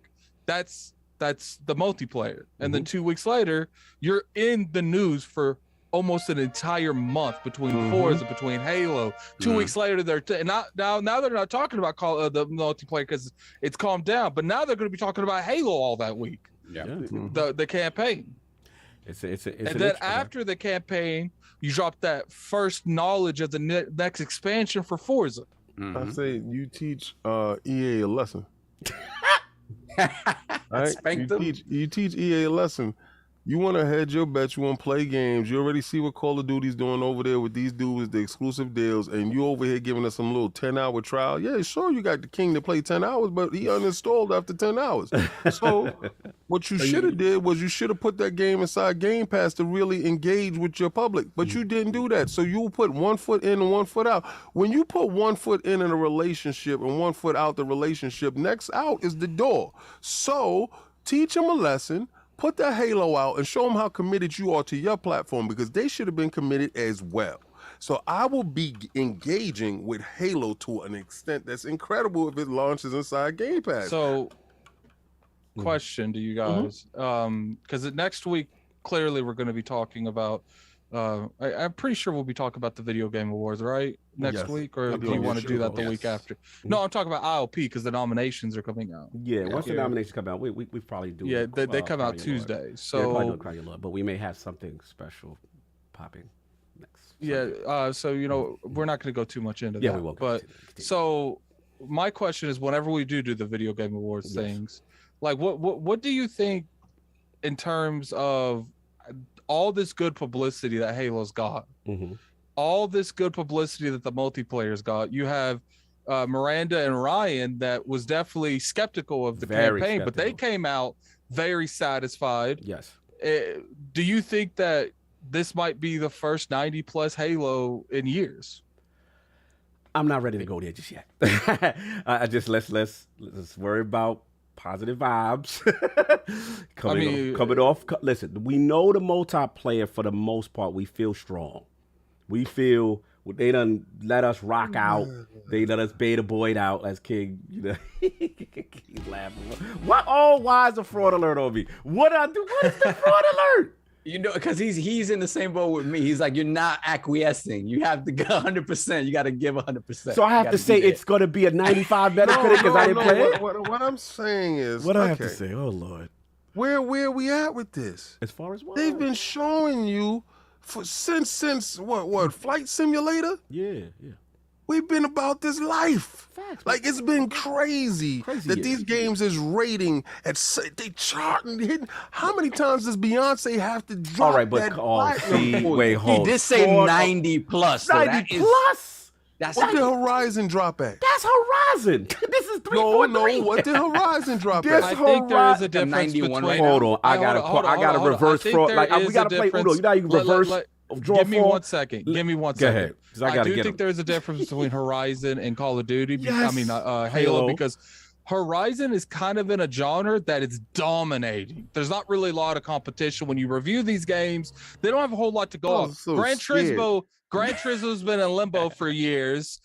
Need for Speed, you know, they are hit and miss. Forza does nothing but drop consecutive quality games. So I do think naturally it does get a curve because that's all you get.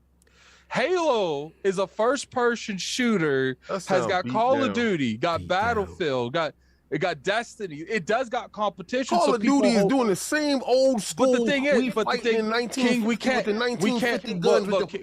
act like Halo won't be held to a higher standard than Forza will. And it's gonna rise to the occasion. You gotta stand up All and right, be oh about my that. God. Here we go. Let me go. You know what it Get is? it, Okay, Cole. so you know what it is? I'm gonna sit there and say, yeah, it's gonna be 90 plus. I'm gonna say it's gonna be 90 plus, right? So when it The happens, knees on the line for that 90 plus. for what? You don't want them. You really don't You know want what them. worries me about that, King, is that. Oh, you talk about with these Forza- new dudes going there and, No. and bombing it? But yeah, exactly. This is the thing, right? For can't whatever stand it. reason, right? Horizon. I have not seen a negative thing said about Horizon, like across the board, which is rare, strange. which is rare, very rare. I have not seen a single. It's like everybody When you wants beat that somebody game into submission. That's what happens. When it Hands comes off. to Halo, I can't wait till it's my turn. I know that people that actively don't want it to succeed. Like, So, you know how it's true. So, like, you know how I knew that Forza was that game? When Spawn Wave, someone that mainly plays on Switch, came out on Twitter and said, all right, we need to revisit this Game of the Year Forza talk. I did see that. It's just like, it's different in a way that I know people are going to want to nitpick everything about Halo. I wanted to be there. Gonna be able to, and they gonna have to bend the knee, and they're gonna be doing what everybody's been doing since Flight Simulator hit. First, this is the narrative. Flight Simulator ain't a real game. It's 90 plus. You know what I noticed, Carl? You know what I noticed? They're gonna be narratives for sure. That's for sure. Goalposts is moving. People is getting nervous. They out here shaking. I'm with you on that part. That's the part he don't realize I'm with him on. Let's let Cog come out. Like Cog, you got the floor. Get him. He Cog. don't understand how much I'm with him with his overall Xbox. We don't want you with him. Get him. Right. No, I'm gonna get him. He's gonna get this reverse draw 4.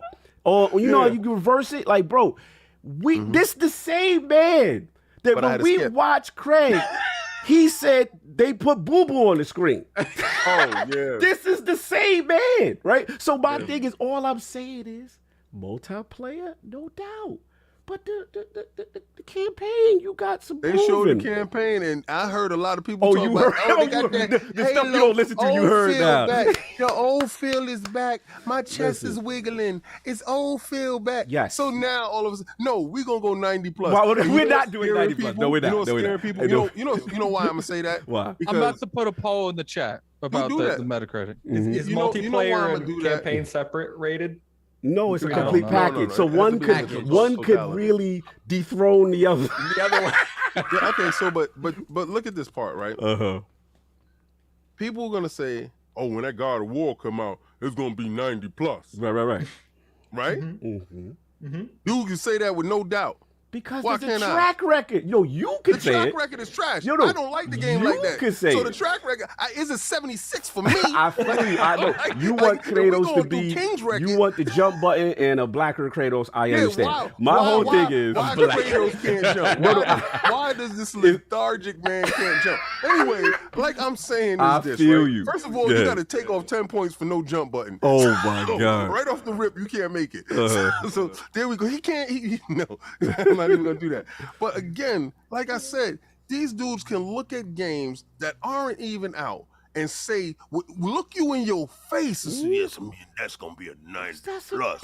And I'm gonna look them in the face too, because I did not see Craig, and it's a 90 plus. All right, because the biggest thing that they were scared of before was Craig face. There's a So difference I got between a poll. optimism and hubris. I got a poll in the chat for And the we're people flirting that's the not line. looking.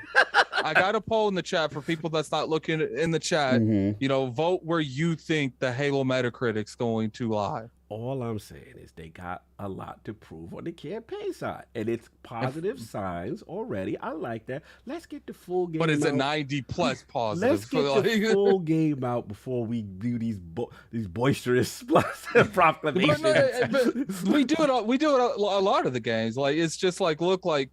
I'm just curious going off what we know now, because I don't think we're going to get a lot more information. I'm with King. I don't know anything. IGN's out here playing. I don't know nothing. I'm not playing nothing. So as far as I'm concerned, I'm just happy that they came in scared to death. They came in off of Halo 5 like, oh God. Something, right. That's a great start. That should tell you something. That is a huge great start. Like I agree. If somebody walked into the joint, I had trepidations, Facts. I was afraid. Facts. And then I walked out, I'm a believer. You got converted by walking in the room? What the hell happened? What went on in that room? Something. You know what went on in that room? It's 90 plus. Okay, I feel you going. Nobody you shooting for the start, brother. I feel you, and you're fearless in that regard. I always give you that. You're fearless, and I know what you're saying. I just need. Unlike MuffinMonster, I was burned by Halo 5's campaign. I didn't like it. I felt it was falsely marketed. It did not give me what. He's trying too much, bro. I'm like, I was not there. It was for me and bro, Muffin you know when they had me, it was definitely for y'all because when they had me, we did like a stage and then we walked into a room and an achievement popped and it said the next stage is complete. And I was like, what is going on? Then the no fleshing out of the teams and then it was like, oh, we're gonna fight. And then you know what, man, we good. Smart Lock, Master G, we good. Let's forget about all that marketing and all that. We good. Let's just team up and rock out. Like, no, we gonna do a proper narrative and we're gonna give Halo the respect it deserves. And so far, I think it's going to be a high. I think it's going to be a high 80s game, like 86, 87, 88, around there. I mean, you're very confident about that. When I brought that bend the knee, you kind of I don't care. revolted I on go that. with you for that. But how many knees do you want to lose to me? How many times do you want me to be the prophet and the swami? This is one of those times. Look, this is one of those times, King. I will gladly hand you my knee if I'm wrong. I will. Do you know what it is? Okay, I get it now. I might give you some of the thigh, man. I might give you some of the thigh. I don't want your thigh. We don't want your thigh, bro. I don't want no thigh meat, no cheek meat. No cheek meat. Go ahead, Buffalo, you about to say something. Does it even have to be 90? Like we're here talking like. I agree. Like Psychonauts 2 is one of my game of the year contenders. That's an 88 or something, right? Like. No, it's a 91. It's a 91. PC, right? Mm-hmm. On But Xbox they is review 88. bombed it. Like these dudes review bomb it, and they're weirdos like that. And I feel like they're gonna do that to this game here. So you think I'm gonna put my knees onto something that can't be technically really controlled, where you can literally have a dude love the game, play the game, end the game, then go in there and say, I hate it. So you're not give it a one. Okay, continue. No, but I'm with it. That's why I'm with King. I don't like to even get into my Metacritic stuff. The cheek can go down. It's so you ain't gonna people can completely control that narrative. But look, we beat this to death. Let's go. Let's go. Like, great. Yeah. We'll see what happens tomorrow. It'll be lit. So super chat and then we are streaming that, correct? Yes. You're streaming. Thank you. I'm sure. Well, no, you get what I'm saying. I know. I'm about to message. All right, let me roll this back a little bit. Okay, it's all good. It's all good. While you do that, I got some merch I can read while you're doing that. Yeah, read the merch. Yeah, more stuff coming in. Wow. Yeah, they doing this merch hard. But yeah, Necromancer Zale, we got him. Bizarre Rabbit. He said he put Bizarre Rabbit. He got the premium pullover hoodie with the all natty. My number one favorite podcast. Thank you, Lord. Salute. Put the crest up. Much love. And I believe, that was the last one right there. We got that in. And wearing that all natty will allow you to unlock the Fable 2 achievement. Keep in mind, but regardless what he's saying, keep in mind that when you guys get this merchandise, man, tag the ILP and post that on Twitter, man. We always like seeing people rep, especially these all natty stuff. You know, I want to see people wearing Kings on their chest. Pause. Okay, first pause. Second, remember what I talked about with Fable. But keep in mind, not only are you wearing this man on your chest, he gonna be like this. Oh. And as you walk past, I say weird in the gym, right? And when you in the gym, and then she's on the spot machine, she said, "Can you spot me?" Like, yeah, that's what I want to see. I want to see everybody doing the all natty with the shirt on. Do the all natty with the shirt on. Yeah. Don't be doing these things. Let's have fun with it. You know what we'll do. Every now and then we'll go over. So do a hashtag ILP on Twitter, and we'll go over all of those sometimes. Yo, Slow-Mo said this is not going to increase. I'm buying mine right now. I don't know what he's talking about. I just got Solo, I just got a question for you, man. Are you sure? Yo, I don't like how adding to his face with it. When adding to his face with it, I get intimidated. I don't like that. I get uncomfortable. I love it. That was hilarious. Yo, Sub, you ready? Yeah, ready to go. So first of all, again, last broadcaster, get at me on Twitter. Let me get at me at the DM so I can give you this code. Afterwards, we have Don Otaku, $2 super chat. Yo, King, are you getting that Gucci Xbox? Yeah, get that Gucci. No. And okay, so that thing is $10,000. Yeah. And I will advise against anyone frivolously throwing money away in that manner. Do not do that. Come on, man. Please cut that out. Fair enough. Gerald Mack, $2 super chat. Salute to Lord King David. Battlefield 2042 hitting hard. Okay, so he's liking it. Yeah. Pause. Crazy. Then we have RRD, $2 super chat. King, did the 10-hour start when you hit download? Nah. As soon as you engage and you got into the world, y'all see. Like I really want to talk about it, but y'all see. No doubt. Then we got Aaron JF94, $2 super chat. No cancer. Love y'all. Beautiful, man. Glad to hear, brother. Beautiful. You make cancer bending knee out here. Let's go. There you go. Blessings. Hell yeah. I love that. Let's go. And we got Christian R, $5 super chat. I'm all in with Forza right now. I'm not ready for Halo yet. I feel that. Some people do feel that. Yeah, King making some good points with that. I'm ready for Halo. He can do it. And to MuffinMonster's point, there's people who would never play Forza who is like ready for. Yes, it's gonna be interesting to see what happens. Man, I'm gonna tell you guys right now. If that drops tomorrow, I'm gonna be streaming that nonsense. Listen, says the man that had Forza a week before that did the review, which is a glowing review, I might add. He's Forza'd out. I just got mine. That's cool. I didn't have the FOMO edition. That's cool. You could, first off, you could have got that early access. Well, but you didn't. No, I could not. So my wallet don't work like that. So that's fine. You can go sit in your little corner and play Forza and let the rest of us play Halo. I'm done. Moving on. So.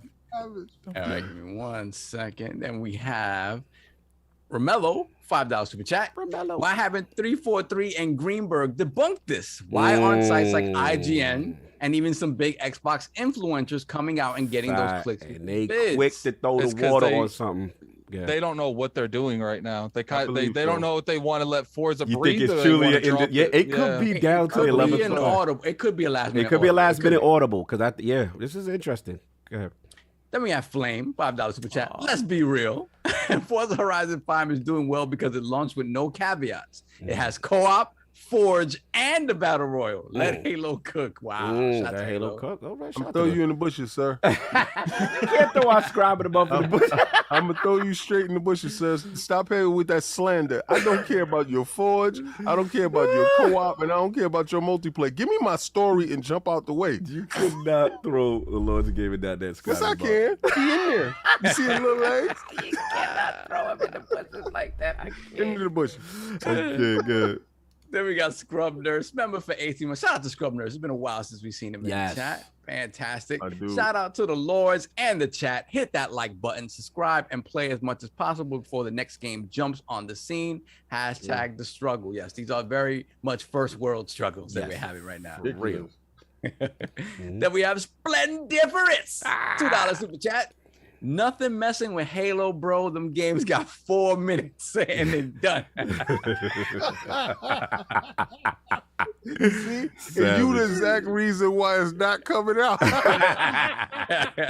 Savage. Then we got Pixelbit G. $2 super chat. Halo best FPS since Doom. 90 plus. Hate won't stop it. Blessings, that's right. Stand by me. Stand by me and the Muffin Man. That was hilarious. Continue. Then we got Don Otaku, $5 super chat. Halo Infinite will be the 4th 10 from IGN for Xbox Game Studios this year. 90 plus on Metacritic, 100%. Okay. That's right. King got his soldiers out. He riding. That's right. Ride with me. The Wise Old Gamer, $5 super chat. Here we go. The ad campaign for Halo is crazy. Went to pick up a pack of condoms last night. On the back of the box was cheap and a quote, "Finish this fight."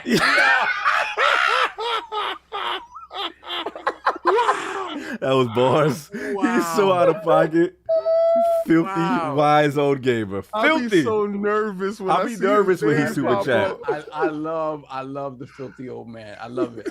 This man is like, out of pocket. like bad grandpa. Like. Yeah, grandpa is loose. Salute to the wise old gamer. That's he's the kind of person that I'd like to go to family reunions. He's like, okay, you got to watch what you say around there. Yeah. That was good though. That was good. So what, with no filter, No like that filter, at all. bro. So someone makes the steak wrong. What you doing? Shimmy said Master Chief is on daddy. I'm done. Then we got Victor Alistine, $5 super chat. Morning, Lords. Do you think The Rock and Bill will be there tomorrow, just like at the beginning? Yo, that would be something. Would be crazy. That would be cool. They take it back to the S's. That would be crazy. One got bigger and the other one got smaller. Yeah, that's true. Kind of crazy. Then we have Splendiferous once again, $2 super chat. Addict out here giving away cakes. Not a good look. What are you talking about? You talking about the cheek meat? Oh, the cheek meat.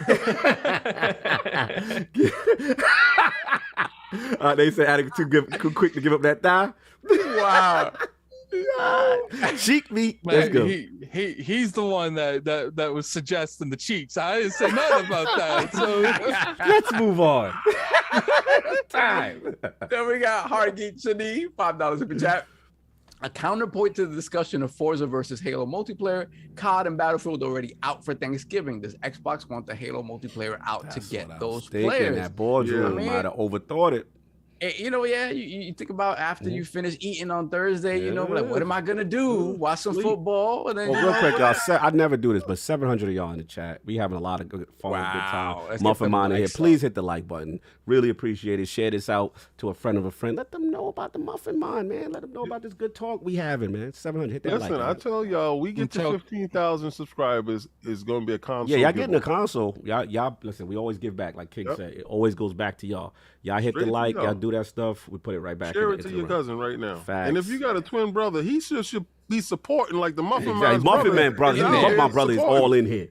Y'all Why should your be family ain't supporting you? Exactly. It's still pending if this is the Muffin Man though. The poll said really Addict, and you lost. Good to you with the Then we got J-Dub is a shill, $5 super chat. King, it now makes sense why all the kids look like you in Fable 2. Yo, I thought it was some sort of flaw in the code. Turns out you were Crystal Ding. You know what's crazy? I've always thought like King has like the same body type and looks a lot similar to like Thunder in Fable. He's like, Bro, Could you imagine? Can't be no guy named Thunder. Come on, man. Oh, you really be doing, man. Like you're like when you get a chance, King, Google Thunder from Fable. Oh, I'm doing it now. Good too. We got the Dutch Rudder, $5 super chat. I'm so excited for tomorrow. I am insert inappropriate metaphor. Congrats to the Lord who made cancer their wench. Salute. Yeah, salute. Shout out to Aaron, no doubt. All right, then we have Flame, $2 super chat. Let's go, King. Throw him up. Just kidding. I'll lose. Yeah, you will. Salute. Then we have Matt Titchbaum. Bond, not Bond. Did we say it right? Because I think he be getting at us. Yo, yeah, I think I got it right this time. How you know that character? What is wrong with you? That Fables is bull. You know, serious. This Listen, dude look he like out there taking people He to really a temple do. to go execute them. You know he the type of Oh, time. no, I found that same temple. While you're reading the super chats, I'll show the realm on my phone. He looks just like him. It's out of control. It's out of control. It's literally out of control. You found it? No, I'm going to put it on my phone. Just keep reading the super chat. Yeah. All right. Then we got so Matt Titchbaum, £5 super chat. Saw some rumors already saying that the planned release for tomorrow has been pushed back. Yeah, we talked about it. We talked about it. Could Friday. be an audible last minute. We'll see. Could be. Then we have Apollo Dingo, $5 super chat. Whoa. Why does Saab value Persona games so much? They don't sell nearly as well as he thinks. I'm trolling. I don't care, but I never played a Persona game. I don't care. They on your head. They was like, he don't know what he talking about. I saw them comments. I was like, get him. It's not what y'all The question is, why does Sony value them so much that they have to try to they take them, right? They block Xbox from getting them. That's for sure. What's the He's showing you the guy that looked like me. It's Oh, really wow. Straight up him. Yeah. highly ridiculous. Yeah, that's ridiculous. Shout out. And what's funny is that's your rival's brother, and if you kill your rival, he pulls up on you at the end of the game, and you have to fight him. Yeah. They can't Beer, see it. Like, They Beer can't Baron see is it laughing. because you have to put it on the other side because on the logos and people purchasing merch is popping up right there. So you have to put it on the other side of the screen. for them to see. I saw it. And I gotta give a shout out to Apollo for talking about last week's topics in today's chat because I'm like he's saying it like I'm talking about it real strong right now. Shout out to you. Yeah, put on go live, please. Yeah, it's on them. There you go. Then Yeah, now you can see it. All good. There he is. Yeah, they laughing. They say, "Yep, that's King." And King, he was a beast. So Pause. Okay, let's go. Moving on. he was extremely powerful in that game. Let's go. Oh God. Then we have let's put the crest in the chat for D Skills Town. Shout out to D Skills Town.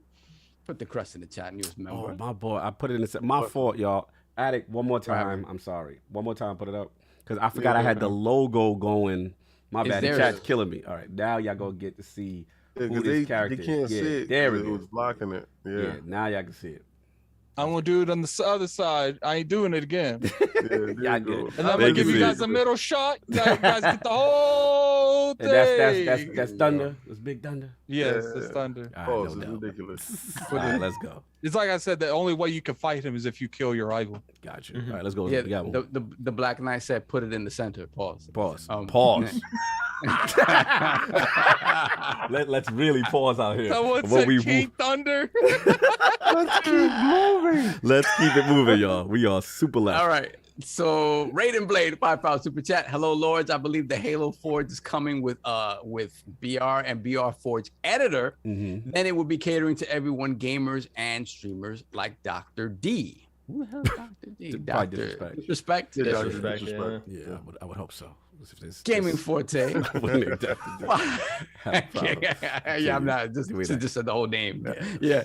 Gaming Forte, $5 super chat. It may be broke, but Battlefield 2042 is just what the doctor ordered. Plus, Forza is the GOAT. Let Halo cook more. And as always, hey, King Boo Boo. Hey, Forte.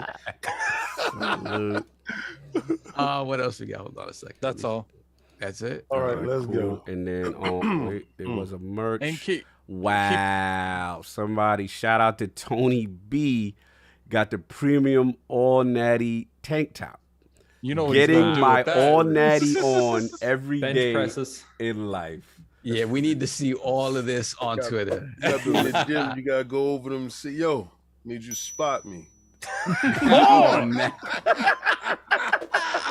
I can't. This is creative movement right now.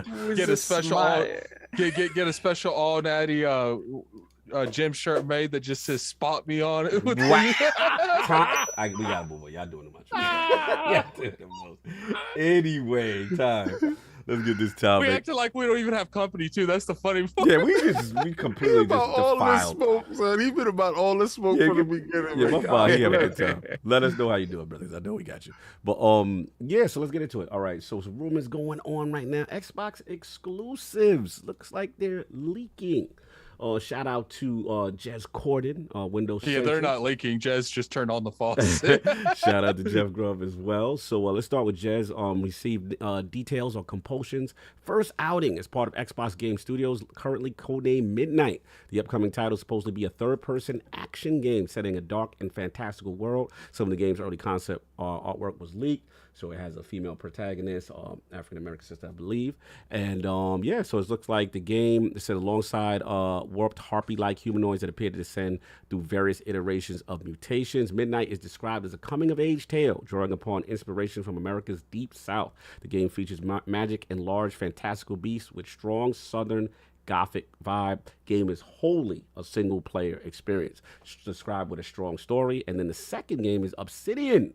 Good old boys, Obsidian Pentiment, which is going to be revealed by Jeff Grubb. This is their indie-style game led by Jeff Sawyer, and I believe he was also part of the one of the best Fallouts as far as Vegas and Pillar of Eternity. And yeah, it's pretty much, again, the name's Pentiment, which refers to an underlying image in a painting. And it's supposed to be, the game's premise is supposed to be an investigator in 16th century Europe uncovering the truth behind a grisly murder. Also hearing some possible narrative branching designs, maybe a la Disco Elysium. So we see that. And the one for me, I'll be biased, again, shout out to Jeff Grubb. You know, he's out there. 1 versus 100 may soon make a comeback. The company's Alt Space VR team is working on a project with full support from the Xbox Games division. So for those who don't know, 1 versus 100 was a big interactive You know why I TV think show. that 100's coming back? Mm-hmm. It was that questionnaire question thing they did for E3, that fan fest, that completely fell apart. I feel like when they did that, they're like, we can bring 1 versus 100 back in this same way. Wow, it would be something. So look, 3 big games. I sent some streams if that ever comes back. Oh yeah, bro, the Lord's be great. So let's get the MuffinMon in here, man. What are we thinking? You know, Obsidian's, Compulsion's new game, 1 versus 100. These rumors seem strong. So what are we thinking, man, about these 3? Yeah, we talked about this on Project XTalk this week, but I'm excited about if all this comes true. I think it really bodes well. I've never been Compulsion's biggest fan. Their games they haven't hit for me in the past. I liked the concept artwork that we see for the harpy wings and the 16th century, like the Deep South, not the 16th century. But I don't know much about the Deep South, so like if we can integrate those elements, I think we got a really interesting game. But I'm all about like fantasy worlds. That really appeals to me. So I give them the time because they really need like a game to hit. They haven't had a big success for me. For Pentiment, yes, this is the game that I think is the most exciting for me personally, being the RPG guy. I haven't got around to Disco Elysium yet. You need to, sir. Yeah. I've been hearing you talk about it for the last couple of weeks. My co-host Tom over there, he put like 30 hours into it, told me I got to play it. So I'm waiting for Game Pass, if I'm being honest. Like, listen, I tried to wait for Game Pass too. It probably is gonna come, but they showed it there, so it's coming.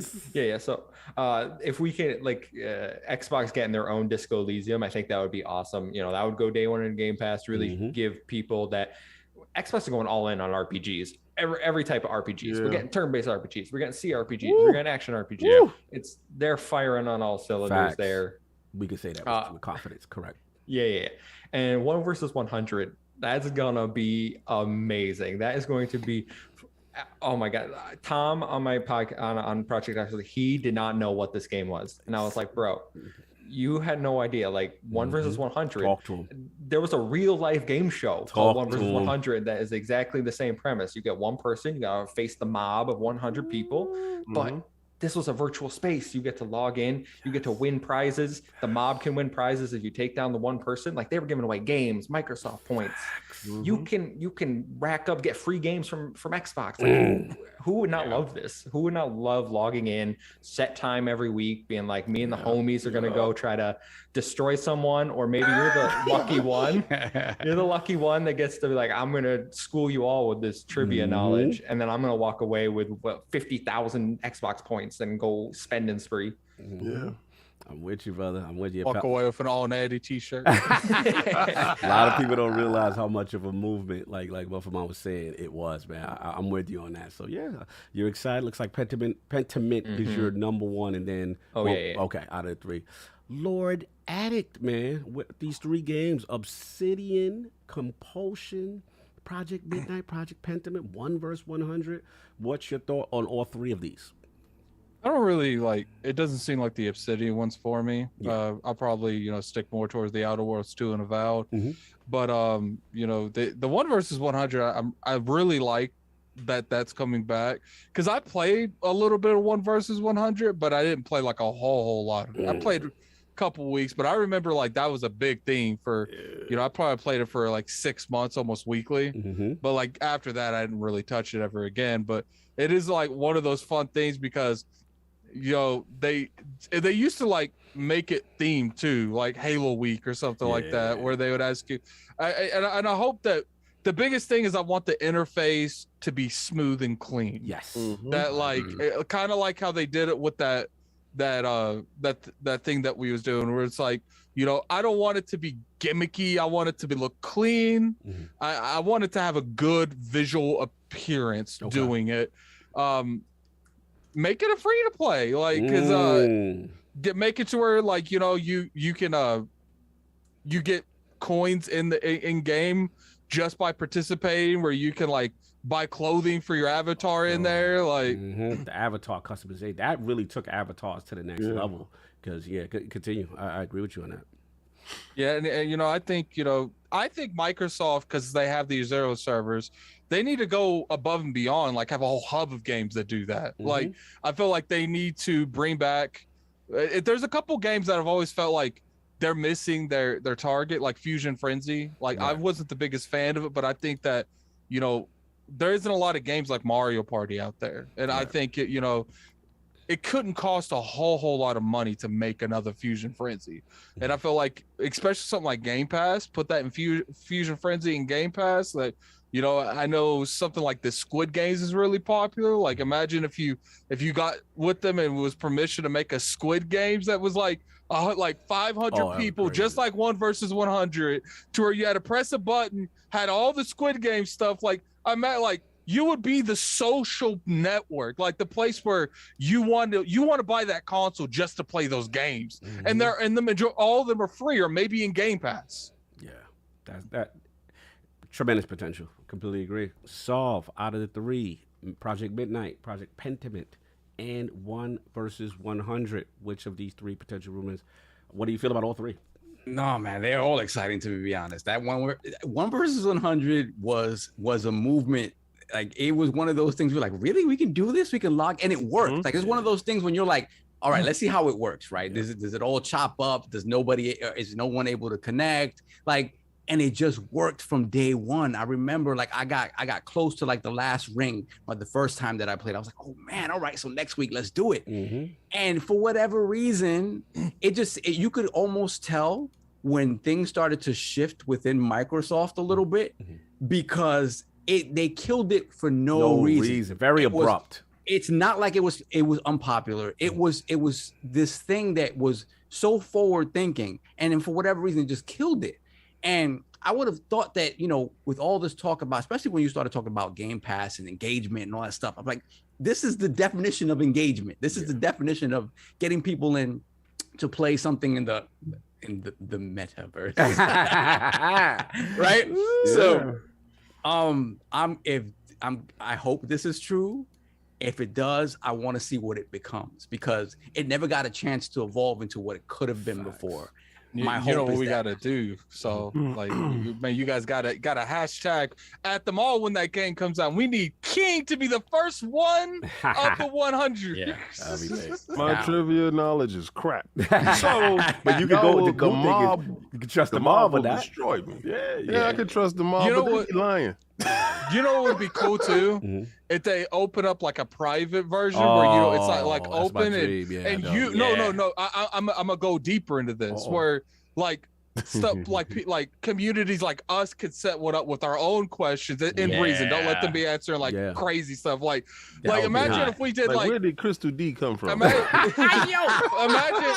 if we did. If they will allow like you to host your own lobby and let our community in there, and it's not about ILP trivia, and then the community at large picks one to spotlight for the week, like a specific one. Yo, that'd be crazy. That'd be crazy. So that I'm excited for that. Second, Pentiment, because when you I played Disco Elysium when it came out on PC, right? Before it came to console. That game. The 5th time you purchased it, right? Hush. we'll not discuss it. So that game is very special, because it's like Cog said, it's not combat heavy. It is about you seeing the unraveling of this individual and the different ways you could take it, because the thing is, the game is all about the personalities that are inside his head. Yes. And they are either so on board with what he's doing or so against what he's doing. It is, in a lot of ways, the most special game I've played in terms of an RPG and what RPGs do for me. Yes. Now, they elevated that when they added voice to it. Oh, because the game was great before. Next level. When they added the level of voice they added to it is great. So to think that Pentiment is in that line and have an Xbox version of those with the geniuses at Obsidian behind it, when it comes to narrative and in RPGs, Western RPGs, Obsidian is kind of second to none. Like they're very, very good. So I'm excited about that.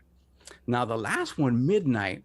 Let's go. When I saw what it was, and they talked about the Deep South, I saw the protagonist, I saw the harpies that kind of looked like something out of Gotcha Man. I was like, what the hell's going on? It looked great. Now, I'm excited for it. The thing that kind of, it's just the fact that when I looked at it immediately, it looked like Forspoken to me.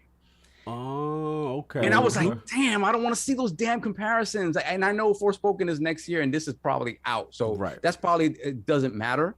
But it was just one of those things when I saw the protagonist, I kind of saw the conceit of the story or just kind of the conceit of the world. I was like, damn, it kind of looks like Forspoken. I just hope that those comparisons don't matter in the long run, because what I think they're doing over there, the conceptual stuff. Yeah.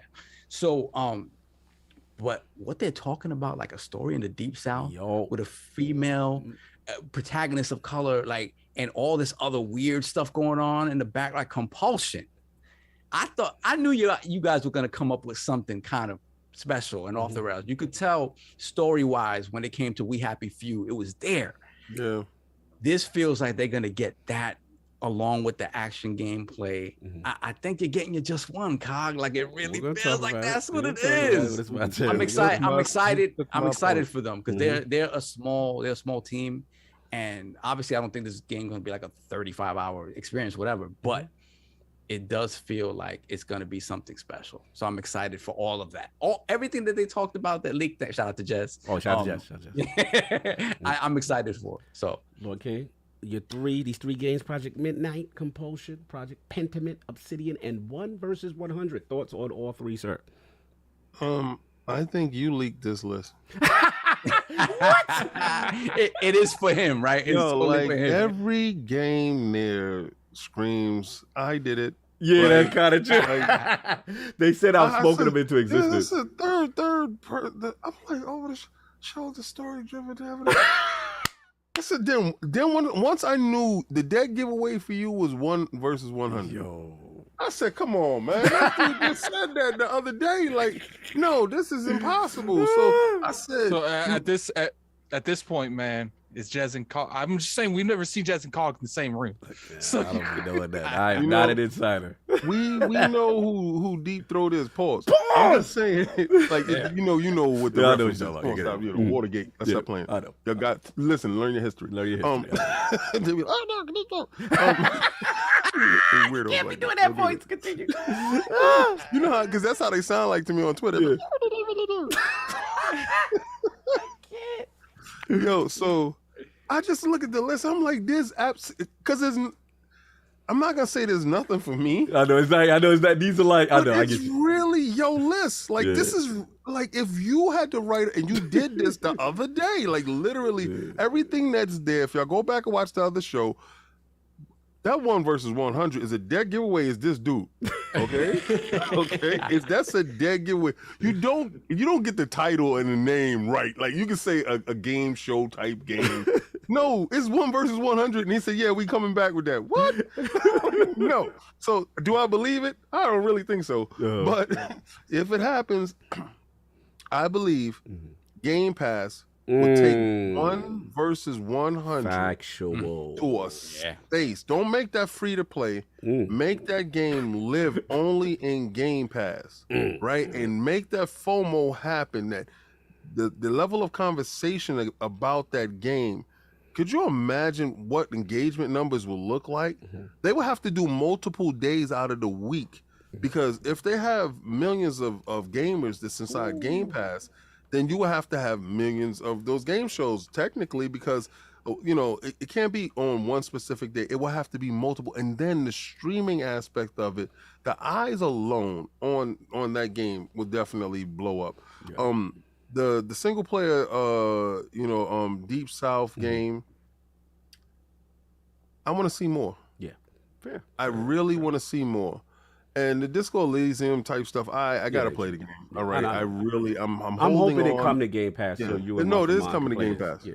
It is coming to Game Pass because we already saw it in the third party showcase, and they did that. And every game that has been shown in these third party showcase, probably will come. Find their way there. They just need Sovereign to buy it 2 more times for us to unlock it. No doubt. I didn't buy the Switch version. You didn't buy the Switch. Yeah, I didn't buy the Switch. Oh, I'm surprised. But that's for you, King. I mean, I get into it if King's done. Yeah, like this King this is like that's your list. Like this is like literally everything I could have personally wanted. You know, as far as let's start with Compulsion, Project Midnight. You know, we had the amazing, Nalia on from community manager from Compulsion Games. You know, she debuted that it would be a third-person game. Shout out to Slow Mo for asking the question. I believe he asked that question on the show. You know, to me, I'm not gonna look. First of all, this is #just1. Let's just get it out the way. This is a #just1 game. Heavy story, narrative, story beat, new IP. Right? Yeah. Now, I know, shout out to my brother Fonzarelli. I don't know if he's in the chat, but I know me and him going back and forth a little bit behind the scenes as far as AAA budget and whether or not that qualifies. But this is my counter to that. And I understand his concern because Fonz wants to, like, Last of Us level AAA super production value, right? And my thing is, I don't know that, right? What this is. The chances are maybe it's not, maybe it's AA, right? I don't know. But I will say this, that I'm not going to kind of drag it over the coals yet because I think of when Hellblade 1 first came out. And that was kind of like a mid to small size team by Ninja Theory at the time, right? And they punched above their weight, right? And make something that is now critically acclaimed, one of these most amazing, unique experiences going. So my thing is I want to afford Compulsion that opportunity to see what they do under Microsoft's banner. Second, Phil did say the studio everyone is sleeping on is Compulsion. They did allude that the game that they were most excited for is most likely this game, right? So, and I'm with King. This Deep South female African-American protagonist in that time period, they got the potential to really go there and be edgy on some things. I don't know where they're going with the story, if it's, whatever, but at the end of the day, I just already like the premise. And one thing, Attic, you could attribute as you're a huge We Happy Few guy. The potential of people who sleep, the potential of We Happy Few was immense. It's just that this studio had been through so many trials. This studio almost closed down like 2 separate times prior to Microsoft. They're lucky to be around, right? So to see them with a budget and a vision, super excited for them. Super excited. Pentiment, you already know that's going to speak to my soul. Detective. Anything resembling Disco Elysium, I'm in. Plus, it's Obsidian, Sawyer. And my only issue with Disco is I feel like it's really kind of like a PC game the way you move around. And I feel the control could be a little bit better. So if they do a better production value of a Disco Elysium and it's exclusive, I'm in. 1 vs 300, man. Come on, man. Like, this is, man. You wrote the list. Bro, the potential of this. I'm just thinking about the avatars. It's interesting that the VR team is working with it. It's interesting. Did you use a VPN? I did not. When you slid. Oh, you stupid. When I got the list over the address. I just want to know, how did you mask your IP address? I got all the information downloaded. Listen to Okay, so I got to I feel like when it comes to the Compulsion game, like, I get where Fonz is coming from, but to me, like, we don't need every game looking like Last of Us and Uncharted. But to his credit, I know where you're going, and I know where he's going. To his credit, he wants to see money on the screen. Like, he want that triple. I get it. Just because it doesn't look like Last of Us doesn't mean there's not money on the screen. Look at Borderlands. That's money on the screen. All I want to say and it doesn't look like Last of Us. So I will say this, though. And I've talked about this in the past. I don't want if that game Pentiment is the same sort of type of premise and gameplay that you'd get from a Disco Elysium. If you make it either a third-person game or a third-person game that's not that is not kind of isometrically sort of played like Disco Elysium is, I think you get more eyes on it. It's just the reality of it. Oh, no, for sure. If Pentiment turns out to be a great isometric RPG, whatever, it's gonna be great. and it's gonna have the people who love it, but it definitely gonna limit the amount of people that are interested in it just by looking at it. Oh, for sure, right? for sure. I mean, but this is where I kind of in my king bag, where it's like an addict bag, which is like they've got so much diversity of titles in the ecosystem right now, and I know fans don't like to hear this part, but it's like, bro, like we not gonna act like Hellblade 2 ain't got that production value that they throw in. It's just that it doesn't fall into my little selfishness with the new IP, but that hits that boombastic.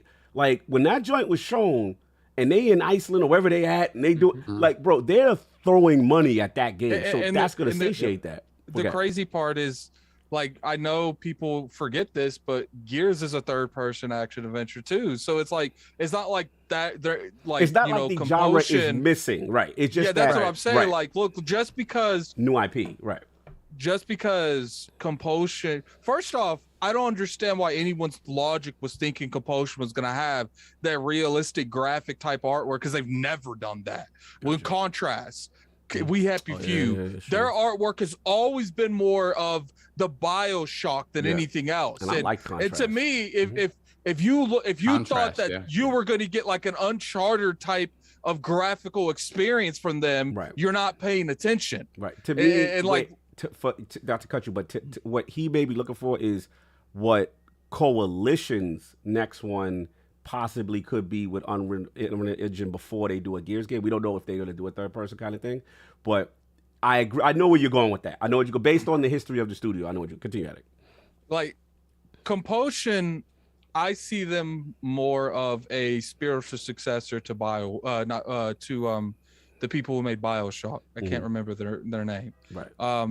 And I don't think there's nothing wrong with that. Like, I think that you're going to get a fantastic, story from them, because regardless, sure, was We Happy Few what it should have been? No. Right. But there's a lot of factors that went into what made We Happy Few. There was shift and changing mid-development. There was shift and changing when Gearbox gave them money as a publisher. And then they, Microsoft had to give them money to finish that home stretch. Like, I understand the concept of We Happy Few, a lot of things that miss, but if you play the expansions, you see that that's a very narrative driven expansions. And I see you're going to get that similar type of artwork, probably more of a BioShock type of artwork. It's looking like it's going to be, sometime like what, the 80s or 70s. Yeah. Listen, and you're going to get like a darker tone. What happens?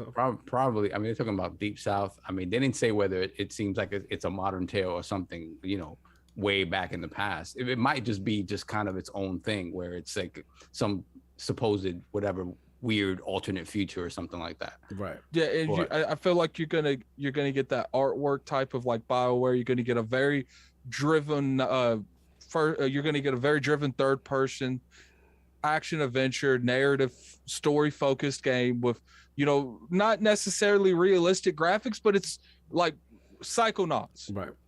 Not a realistic graphic thing. Game looks gorgeous because of the way it was done. I feel, but I even want to be careful with saying not realistic graphics yet, because we just see concept art, and that's another thing we got to chill. I can almost guarantee you 100% it's going to be, and that's it's not going to be that type of artwork. I just want to see the engine move. That's what I'm saying. Because when the engine moving, if it hit, it'll look like it's doing something. That's what I'm saying. Like, depending on how the animations are done, how the game generally is made, like it's like Psychonauts. Psychonauts didn't have a huge budget, but because of the way they designed the world and they did the artwork, that's a very visually appealing game. Right. But let me get MuffinMonster real quick on Midnight, because I know we focusing on that. But like, do we think, because we are under the understanding that this is Microsoft. This is Compulsion's game under the Microsoft banner, yes, as 100%. So that's why, again, I correct me if I'm wrong. Like, I'm still a little bit more excited. I don't want to just limit, like it automatically has to be this smaller kind of indie kind of thing. Well, I didn't say smaller. Not you, I'm in general. I mean in general, because some people I noticed were saying that. But does that part excite you, or do you look at the concept art MuffinMonster and say, you know what? No, I'm gonna keep my expectation maybe in a AA indie space. No, I think that does excite me. Oh, sorry. Did you want to? I was just going to say, I do think it'll probably be in the between AA to AAA. Okay. Like, I think it's about probably a 50-50 where it lands. Like, I don't think it's going to be, because there's multiple levels of everything of a single AA, AAA. I don't think if it is a AA, it's going to be in like the middle, the beginning of a AA experience. I think you'll get something like maybe a Ninja Theory production value where it's a very good looking game. I think that's what you'll get. Like, as far as AAA, like, I don't know if it will get that far into that type of a budget, but all we could see off of what we know now, we don't know if we can evaluate where it is in that standard. We only know concept art. We don't know exactly what's going on in terms of if it's a AA, AAA, or a single A. Like, I hate that term in general, AA, AAA, single A, but people seem to like using that. But right now, we only know a concept art, and I don't think that's enough information to determine where it sits at in those functions. I'm with you, Muffin. Yeah, no, I was going to echo similar sentiments and saying, like, if we look at Compulsion's past games, they haven't really been those titles. It's not a AAA like The Last of Us that people are expecting. I don't think Microsoft hands them they're going to hand them a bigger budget for sure. They're going to be like, make the game you want to make. I don't think they're going to hand them, $250 million. Like, you're going to make our flagship AAA title. This is what it's going to be. No. I mean, just looking at their past games, they're like, you haven't earned it yet. Well, we're going to give you some money. If this game hits and everyone loves it, going in Game Pass, obviously, we'll see what happens there. And then next game, maybe you get a little budget increase. So you keep making what you want to make, but I think they got to earn it first. And Compulsion, the only thing going for them, I think, is Phil being like, I'm super excited for their game. So obviously he believes in it, and he's going to back it with some cash. Yeah. Listen, man, shout out to One Bad Mother. That's my homie. He said Xbox era. I think Compulsion's games will surprise. They've hired people that insinuate that isn't a little niche game, and that's what I heard too. So I'm not willing. Let me get this ball. I'm not willing to automatically say it's going to be this smaller, niche kind of experience. I still think there's a lot of potential here. And my thing is this: let's not get caught up off of concept art. That's what I'm saying. Let's see an engine.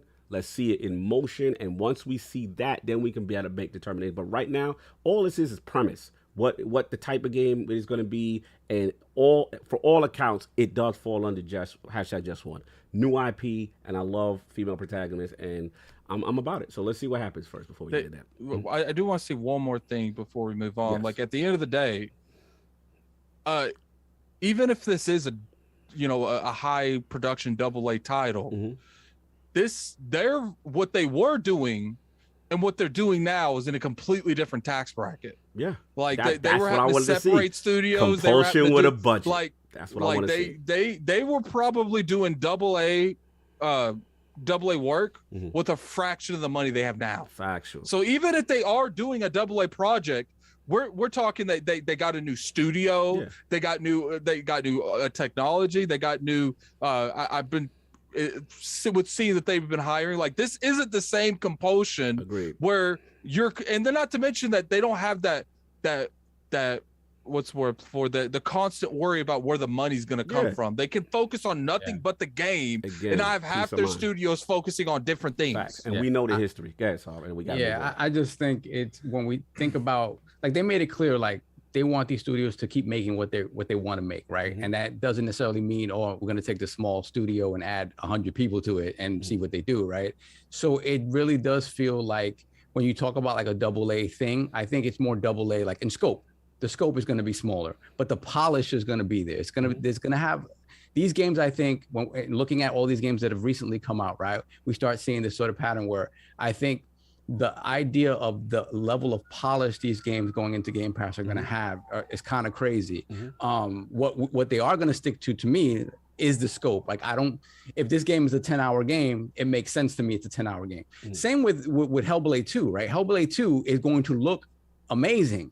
I hope they improve the combat mechanics and stuff, but I think it's going to be a 25 or 30-hour game? I don't think that's what that game is, right? So the money's put into making sure that the product that's coming out is as polished as possible. Right. But I think scope wise and in terms of what we expect from these studios, in terms of the narrative things they've done in the past and what they're good at, I think we're still going to see that. It's just going to be a level of sheen on it that we haven't seen. I think the best analogy you can use when Microsoft bought these studios is they bought these studios that couldn't be 100% efficient because they were having to worry about this, worrying about that. Microsoft bought these studios and they're doing what they can to make these studios the best they can be. Yeah. And I think that, you know, you're not going to drastically see something different from a studio if they weren't already doing it. Yeah. Like, I think there are going to be some like that have ambitions that they couldn't do it because of funds that they might change stuff up. Right. But I think some of these studios, they're going to stick to what they're used to doing, but they're going to do it to the best the studio can do it now and not just half efficiency because they're not worrying about other things that they don't have to. Microsoft worries about that. Yeah, future's bright, excited, and 1/300 put it and spoken into existence. Salute. Anyway, let's move on. Super chats at the end. Just get into the last one, fly through, or the super chat. Yes. Okay. Super chat at the end. Yeah, let's finish cool. up. This is quick. This is King's topic. I can set it up for him if he chooses. Yeah, looks like global Sony is reporting making fewer PS5s due to a component shortage. This was put out by The Verge, and looks like global chip shortage, man. So from my understanding, the company was expected to assemble 16 million units between April 2021 and March 2022. So, now the figures reportedly down at 15 million. Sony had publicly predicted it would sell 14.8 million PS5 consoles this financial year. So while this isn't a large downward revision, it just shows how tight the supply is likely for the foreseeable future. They go on to talk about the logistics and supply of components. Earlier this month, Nintendo cut its Switch sales forecast by 1.5 million for the financial year due to component shortage. And this next one I know to be very true because I was affected. Valve's Steam Deck handheld PC was just delayed by 2 months for similar reasons and now won't ship until February. I was one of the sad recipients of that message. So yeah, shortages across the board. What is going on? Forecast, and this is King's topic. King. Well, you didn't mention Xbox. Well, I guess other people money is not as long. Oh my God! You need to get your chip money up. Well, Phil did say there was, some sort of that the S might be more available, than the X. You know what I'm saying? He didn't say we won't have. He just told you to go mess with little man. It is part of Xbox's narrative not to talk those numbers. It works perfectly for them. It works beautifully. Yeah. You see what happens when you're ahead of the curve? You don't have to get shot. So apparently, for all those who don't have this, it's going to get a lot harder for you to get this. I truly believe Sony owns stock in StockX. Man, it's like tumbling down the steps and they keep hitting the bump and they can't slow down the momentum until they hit the bottom, right? And I knew it since Kenna, right? Because I was like, oh, Kenna came out and I said, wow, that's a fantastic looking game. And I thought it was just their joint, but then it's multi-plat now.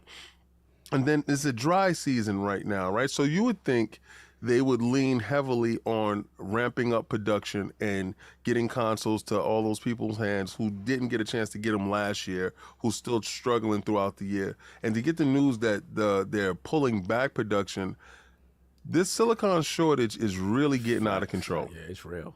All right, because I'm gonna tell you right now, for Nintendo to tell you that we're scaling back, Nintendo don't scale back. They don't scale back nothing. Facts.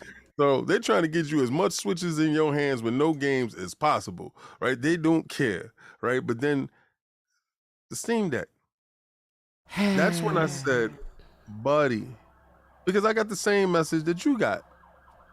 Buddy, this really affects me in this manner. So it came out as a joke that I was going to have with the PlayStation dudes, but then across the boards, it started hitting every major chip manufacturer in our chosen medium. Facts. And I'm pretty sure it has affected everyone that's sitting on this panel at some form of fashion.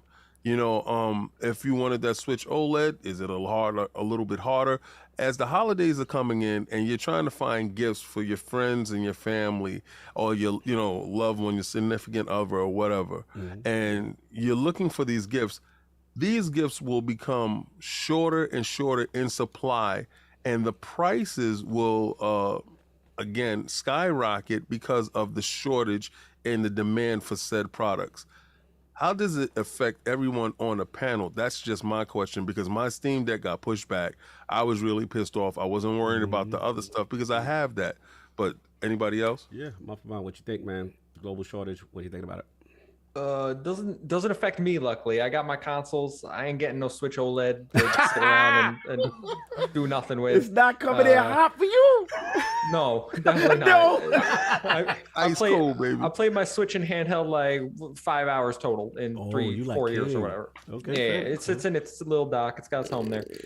So the chip shortage don't matter for me, but for everyone that doesn't currently have a next gen console, this is gonna suck. We thought it's been rough last year, and luckily I've gotten my friends and family their consoles. So like I got 6 Xboxes and a few PlayStations throughout the year for my friends and family. People that can't be like, oh, I got the Twitter notification from Wario64. Let's go. Yeah, I'm gonna have to holler at you. Yeah, I got some friends that need help. Yeah, so I got them. So luckily they're all set, and no one around me needs one. But if you're going like, oh, my kids really want an Xbox or PlayStation for Christmas this year, you better have been looking first of all for a while now. But if you were like just this weekend, you better get one soon, or you're gonna be waiting till next year, like a while. This chip shortage is not going away anytime soon. Yeah, factual. Addict, chip shortage, where you at? I don't care. Oh, you got what you got. You good? Yeah, I don't care with Stacy, Bob, and Philip can't get at GameStop. Stacy, Bob, and Philip gotta suffer. You gotta be okay. I don't care, because I mean I sat my happy ass outside of GameStop for 16 hours to get my stuff, so I don't care if someone can't go on Amazon and get something. You implied that you put in the work? Yeah, I definitely put in the work. I don't see. So, do you know why Stacy, Bob, and whatever the third name I said can't get their console? Because they didn't wait outside of GameStop. They try to go in there. They try to walk in there day one and get their stuff. Guess what, Stacy? You didn't get it. Stacy, so don't come to me when they sold all the stuff and you can't get yours. The Steam Deck. Shout out to Stacy. All natty. You just sitting out there in the front like. No, I definitely wasn't. I was definitely. It was a struggle. 16 hours. It was a struggle, but I got my stuff, and because I struggled for those 16 hours, you won't see me sitting on Twitter named Stacy complaining I didn't get this console. I don't know who Stacy getting this.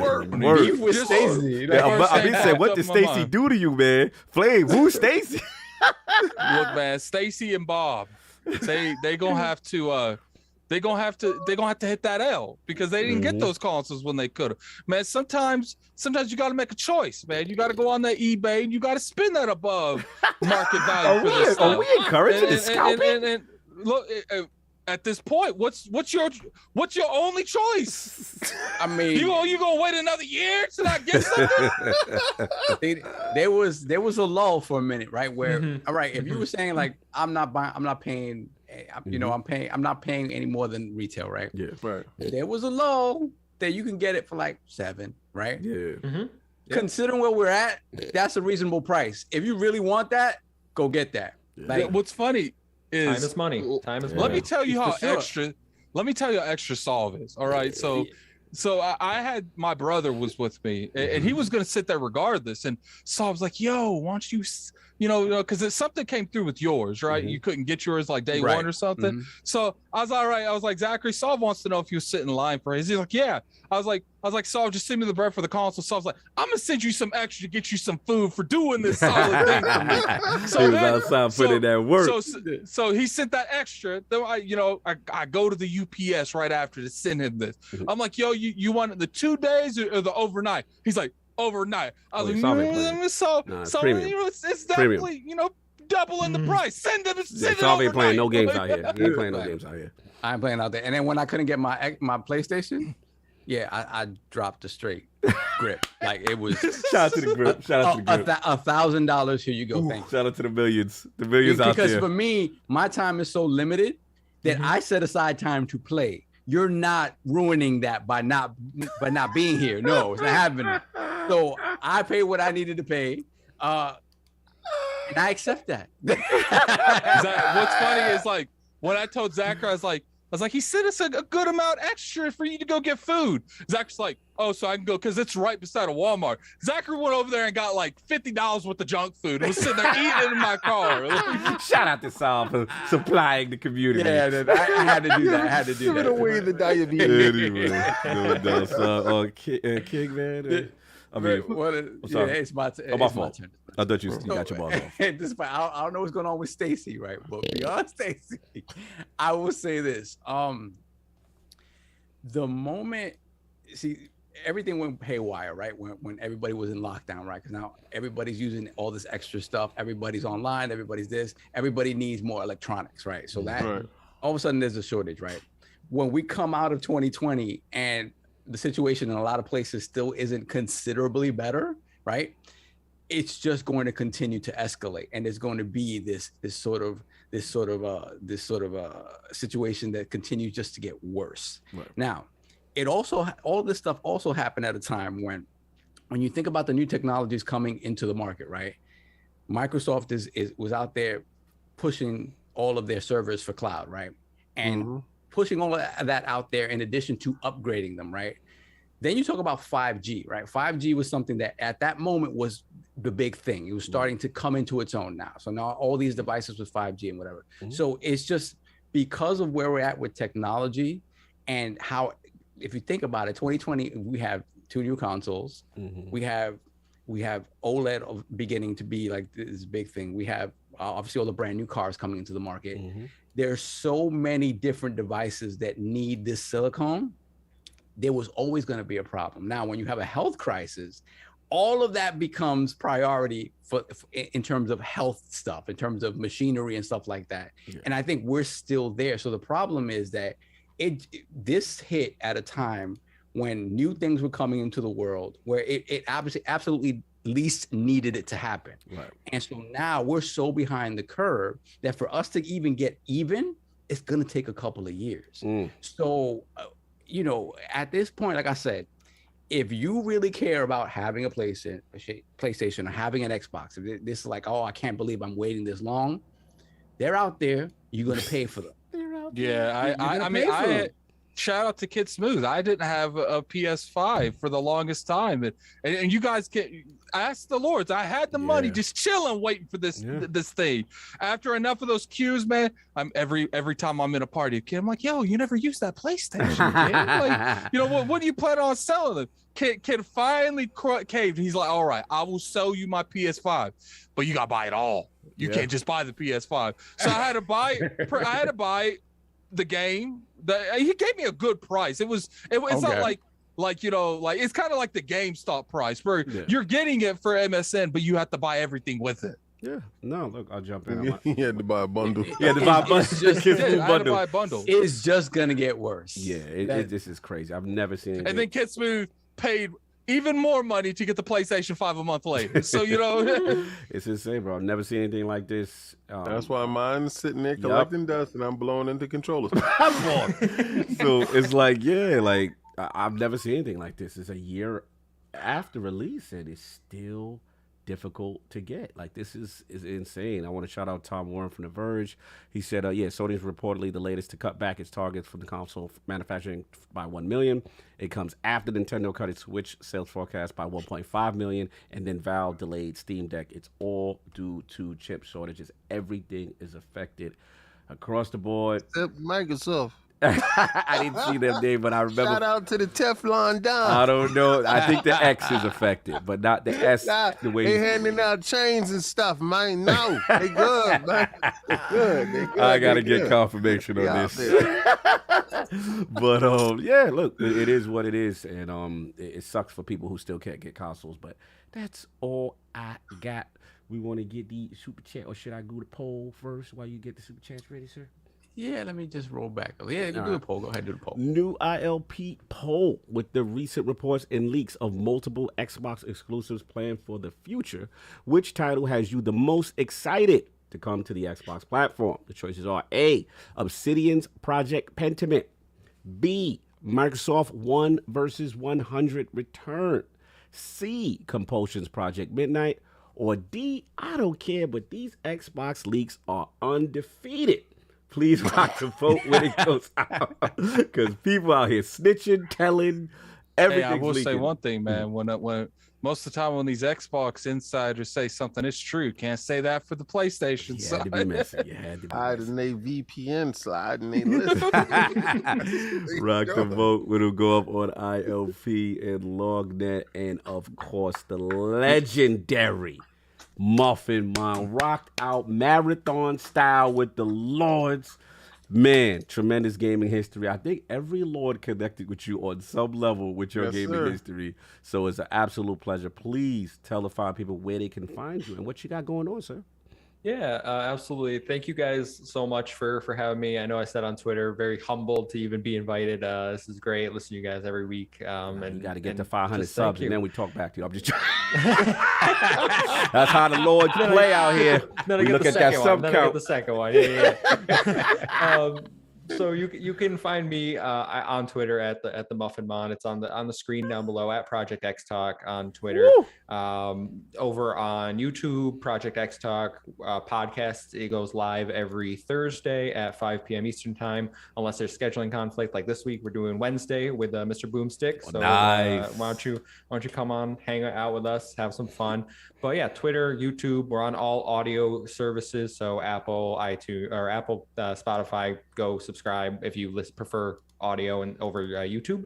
But other than that, yeah, check us out, and I appreciate being brought on, guys. No doubt, brother. I'm putting your information in the chat. Project XTalk, the Twitter. I got him on that. I got the his personal Twitter account. And Dominic said, "What y'all thought this was going to be done? I thought we was going 5 hours. Stop." Anyway, but MuffinMonster, salute, man. And again, love hearing new voices in the community. It was an absolute pleasure when you hit me up, and sometimes I'll be honest. Sometimes I'll just accept advice, and I don't know a lot about the content creator that advised me, and I have to say it was pleasantly surprised. Like, you guys did your homework. You guys had a great intellectual discussion. Very positive, very upbeat, and I liked it, man. So we definitely want to give back, pay that forward, and get you your time to shine in the realm, man. An absolute pleasure. We will be back. No, you don't worry about your sub count. Keep doing what you're doing. Keep grinding. You know what I'm saying? And any advice, we'll try to help out as much as can. Because even the Lords, we started somewhere, and people gave us a shot. So salute to you, brother. Much love, Lord Addict. Where can people find you? What you got going on, sir? You can find me on Twitter at LordAddictILP. You can find me on YouTube at Gaming Addict. Twitter like that. Yeah, Twitter. Thank you. We're very prestigious. This Friday, you can find me playing Shinobi on this channel. Woo! So we'll see how that goes. Yeah. 2.5 hours, man. I ended up playing on that one.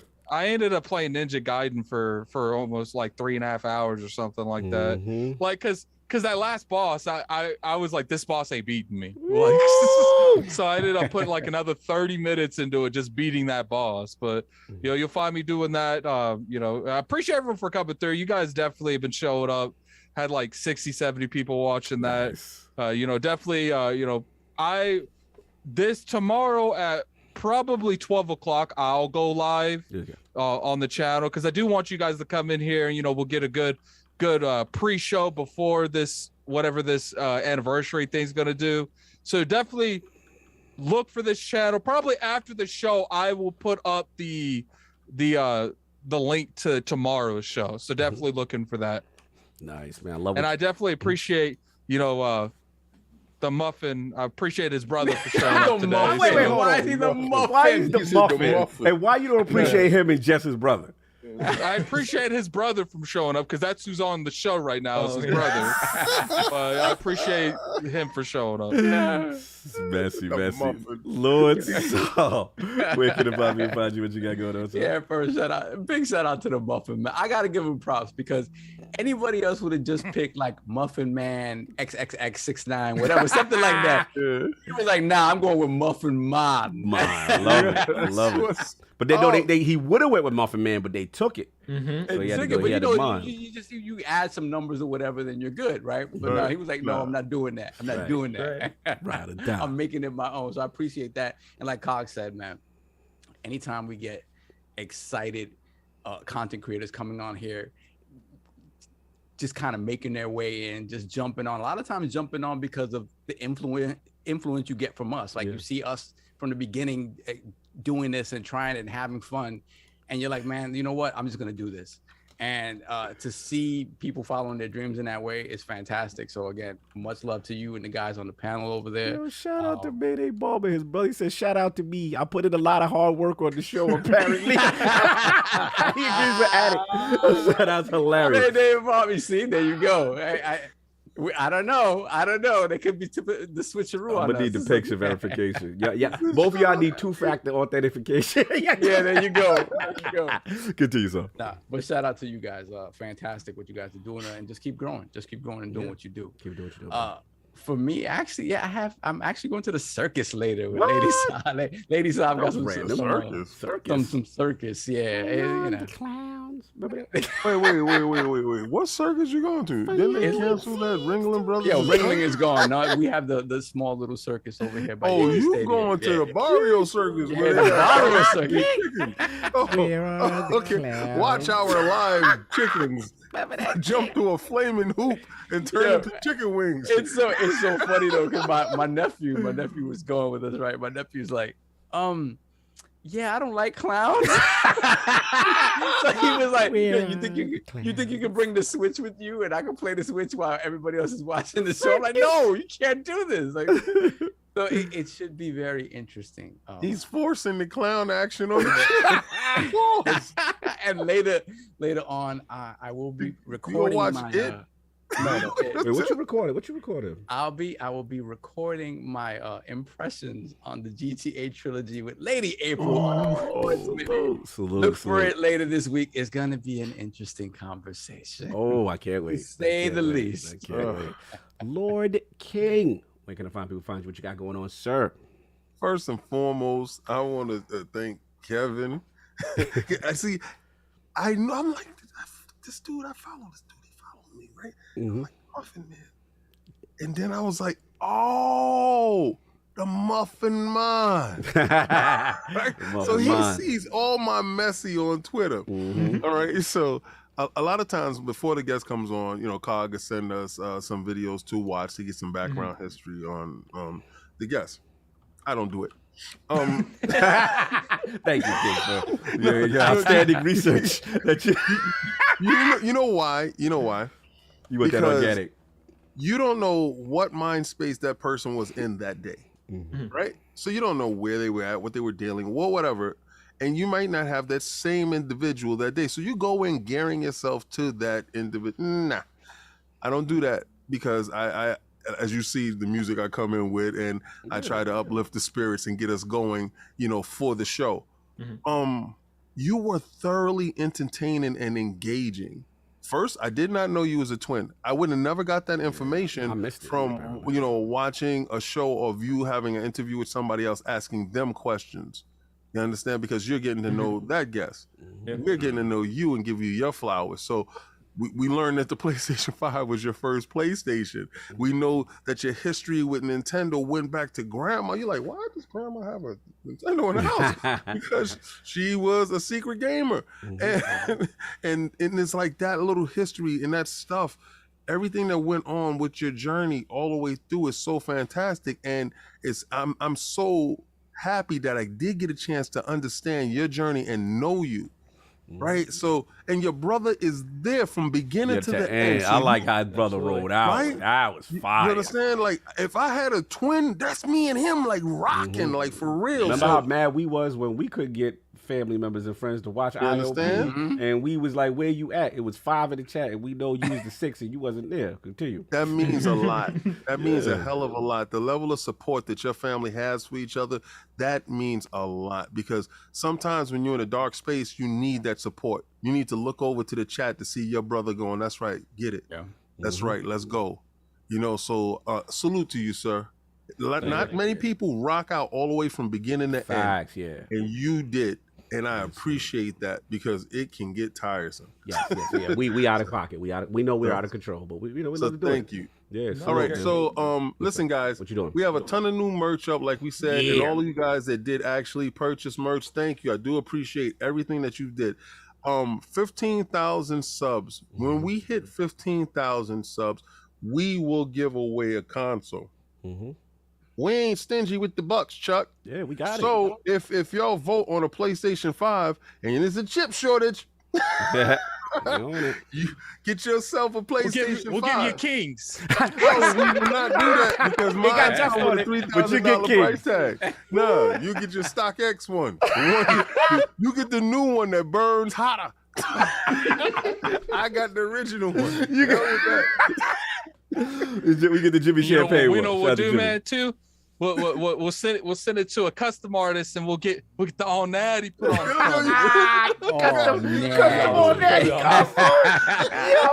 Yo, that's really where it should go. That's where it should go. On the console. We should hit up like Dud Show, one of those Ben Kenobi. That's what we'll do. 15,000 will get you a custom Xbox Series X or a PS5. Oh man, wow, he just took it. He took it to the next level. He took it to the next level right now. Because that might not ship to you. Yeah, that might stay in the family. Let's keep it regular.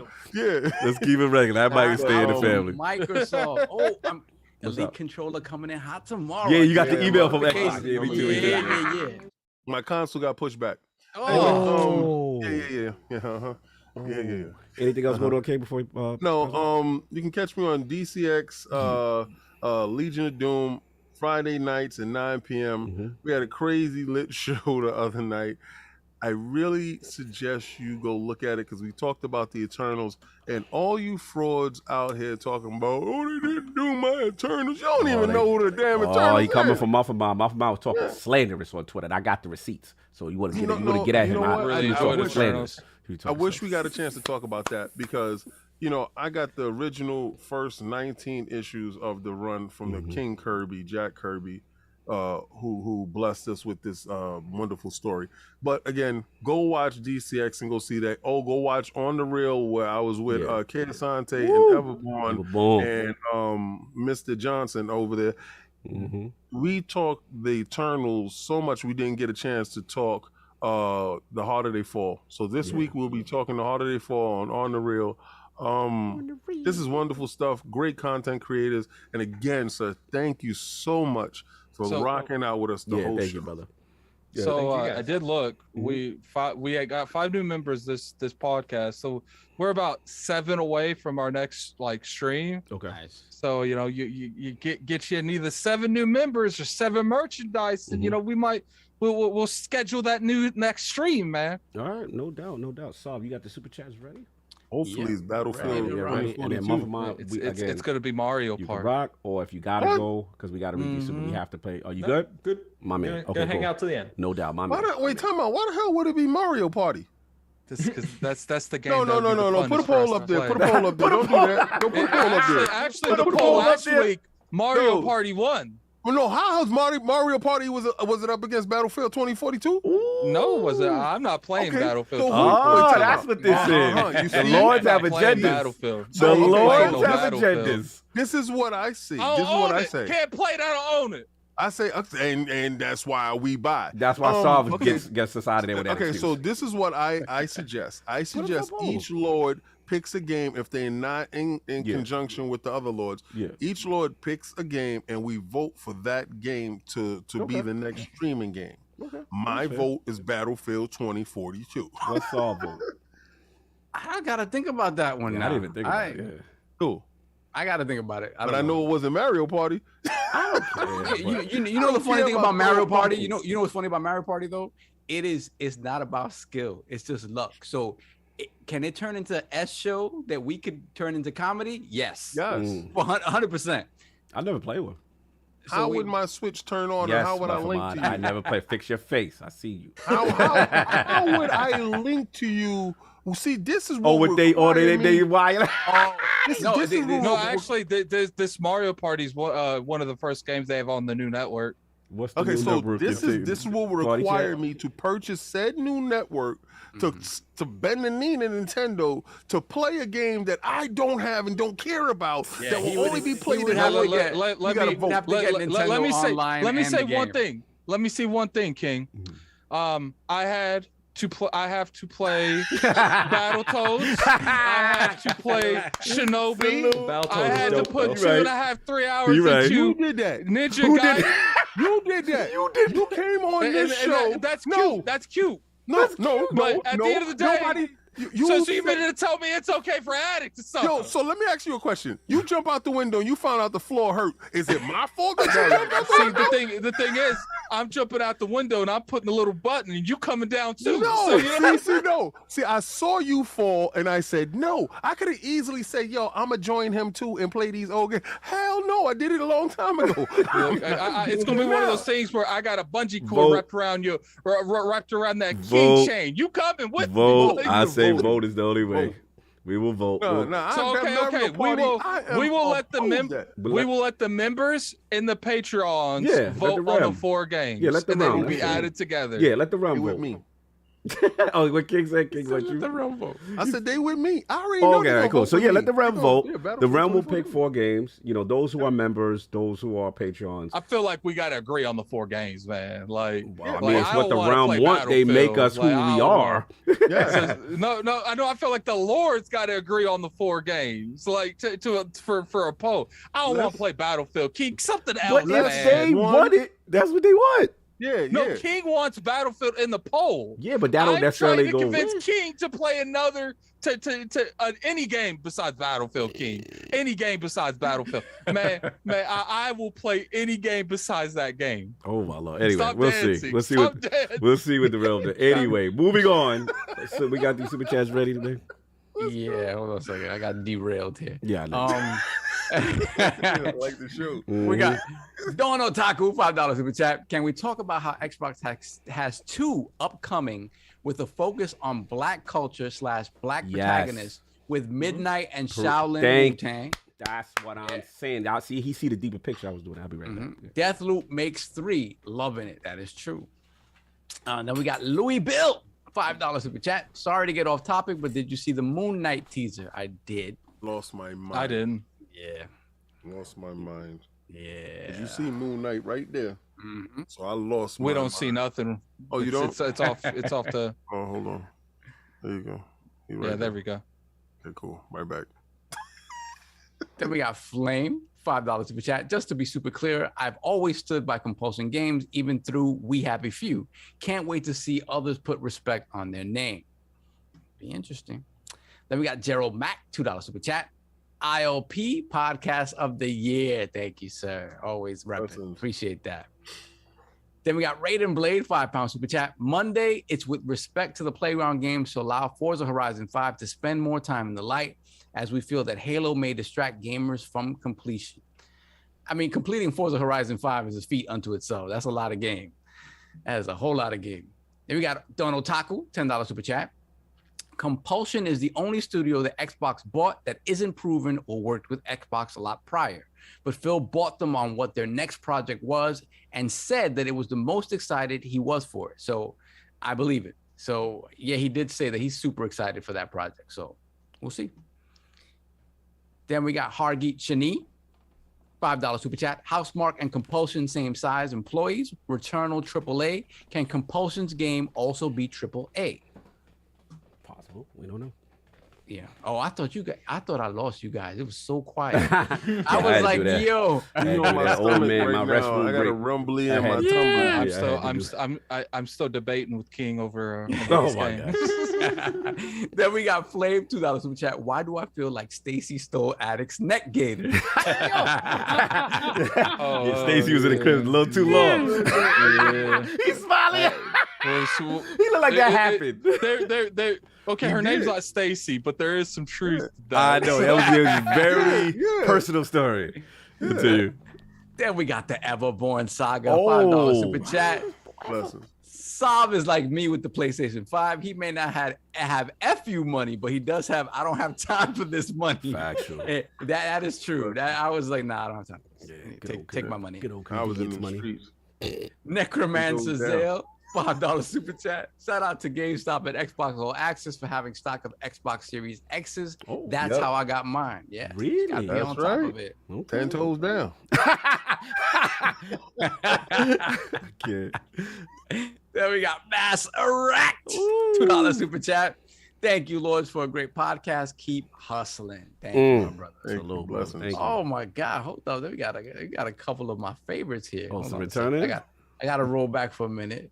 Yeah, we got first off Hargeet Chani, $5 super chat. King Phil has thrown down the gauntlet. The premium experience is on the Gucci Xbox. You getting one only 10K. Get that 10K. I will see, and this is where my fraud alert comes out on me. There ain't no way in hell you will ever see me buy a 10K console, but you might see me buy a 10K statue. Okay, you savage. You a savage. Yo, is somebody shaving? I hear like you clippers in the back. No, that was this. That was this. Oh, it was that. Okay, yeah. Okay, Then we got Raiden said, Blade. "Hey, Dad." yeah, I was like, I know you doing shit. I gotta go to work, man. Stop playing with me. Then we got Raiden Blade, $2 super chat. Phil Thanos Spencer on that Gucci. Yeah. Oh, wild, crazy. That's That's good. They ain't getting me to buy it. The Rubber Knob. Oh, I haven't seen him. $5 super chat. Why doesn't Attic play the Barbie video game?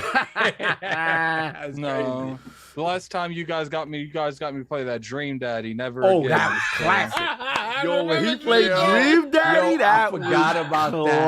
classic. I Shout made out to that Cat game Daddy. I made that game look way better than it actually was. So Shout out to that. And then we have. Did you guys see the results of the poll here? We have the Halo Infinite score. See, King influence. 65 out of 90 plus. 660. They get King's Yeah. influence. 669 votes. Votes, a lot of votes. 90 90 plus, wow. 65%. Everybody's feeling, the positive vibes. Right. Respect. Right. respect. Right. We'll see.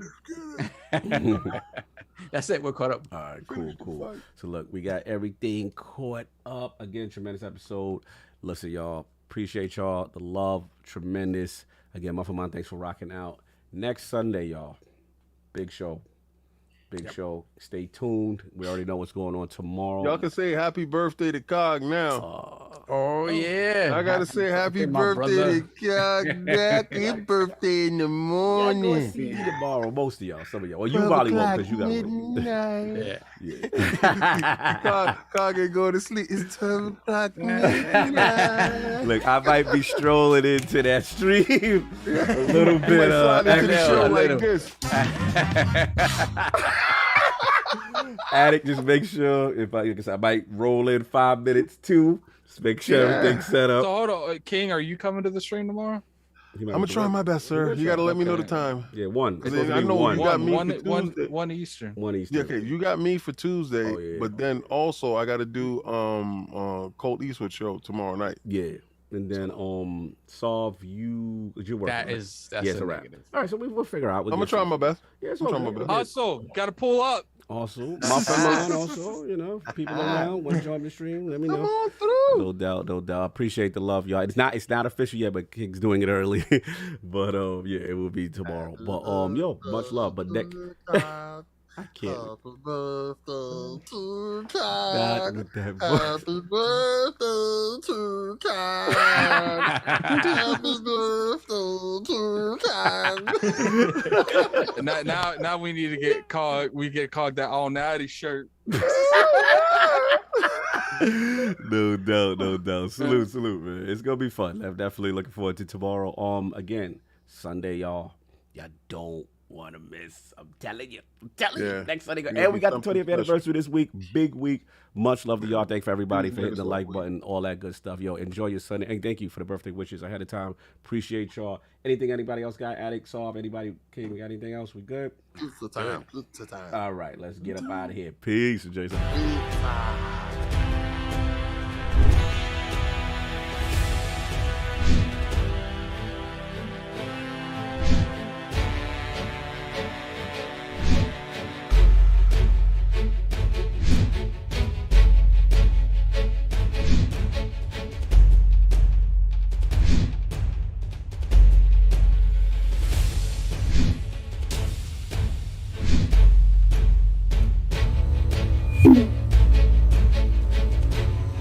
Bye.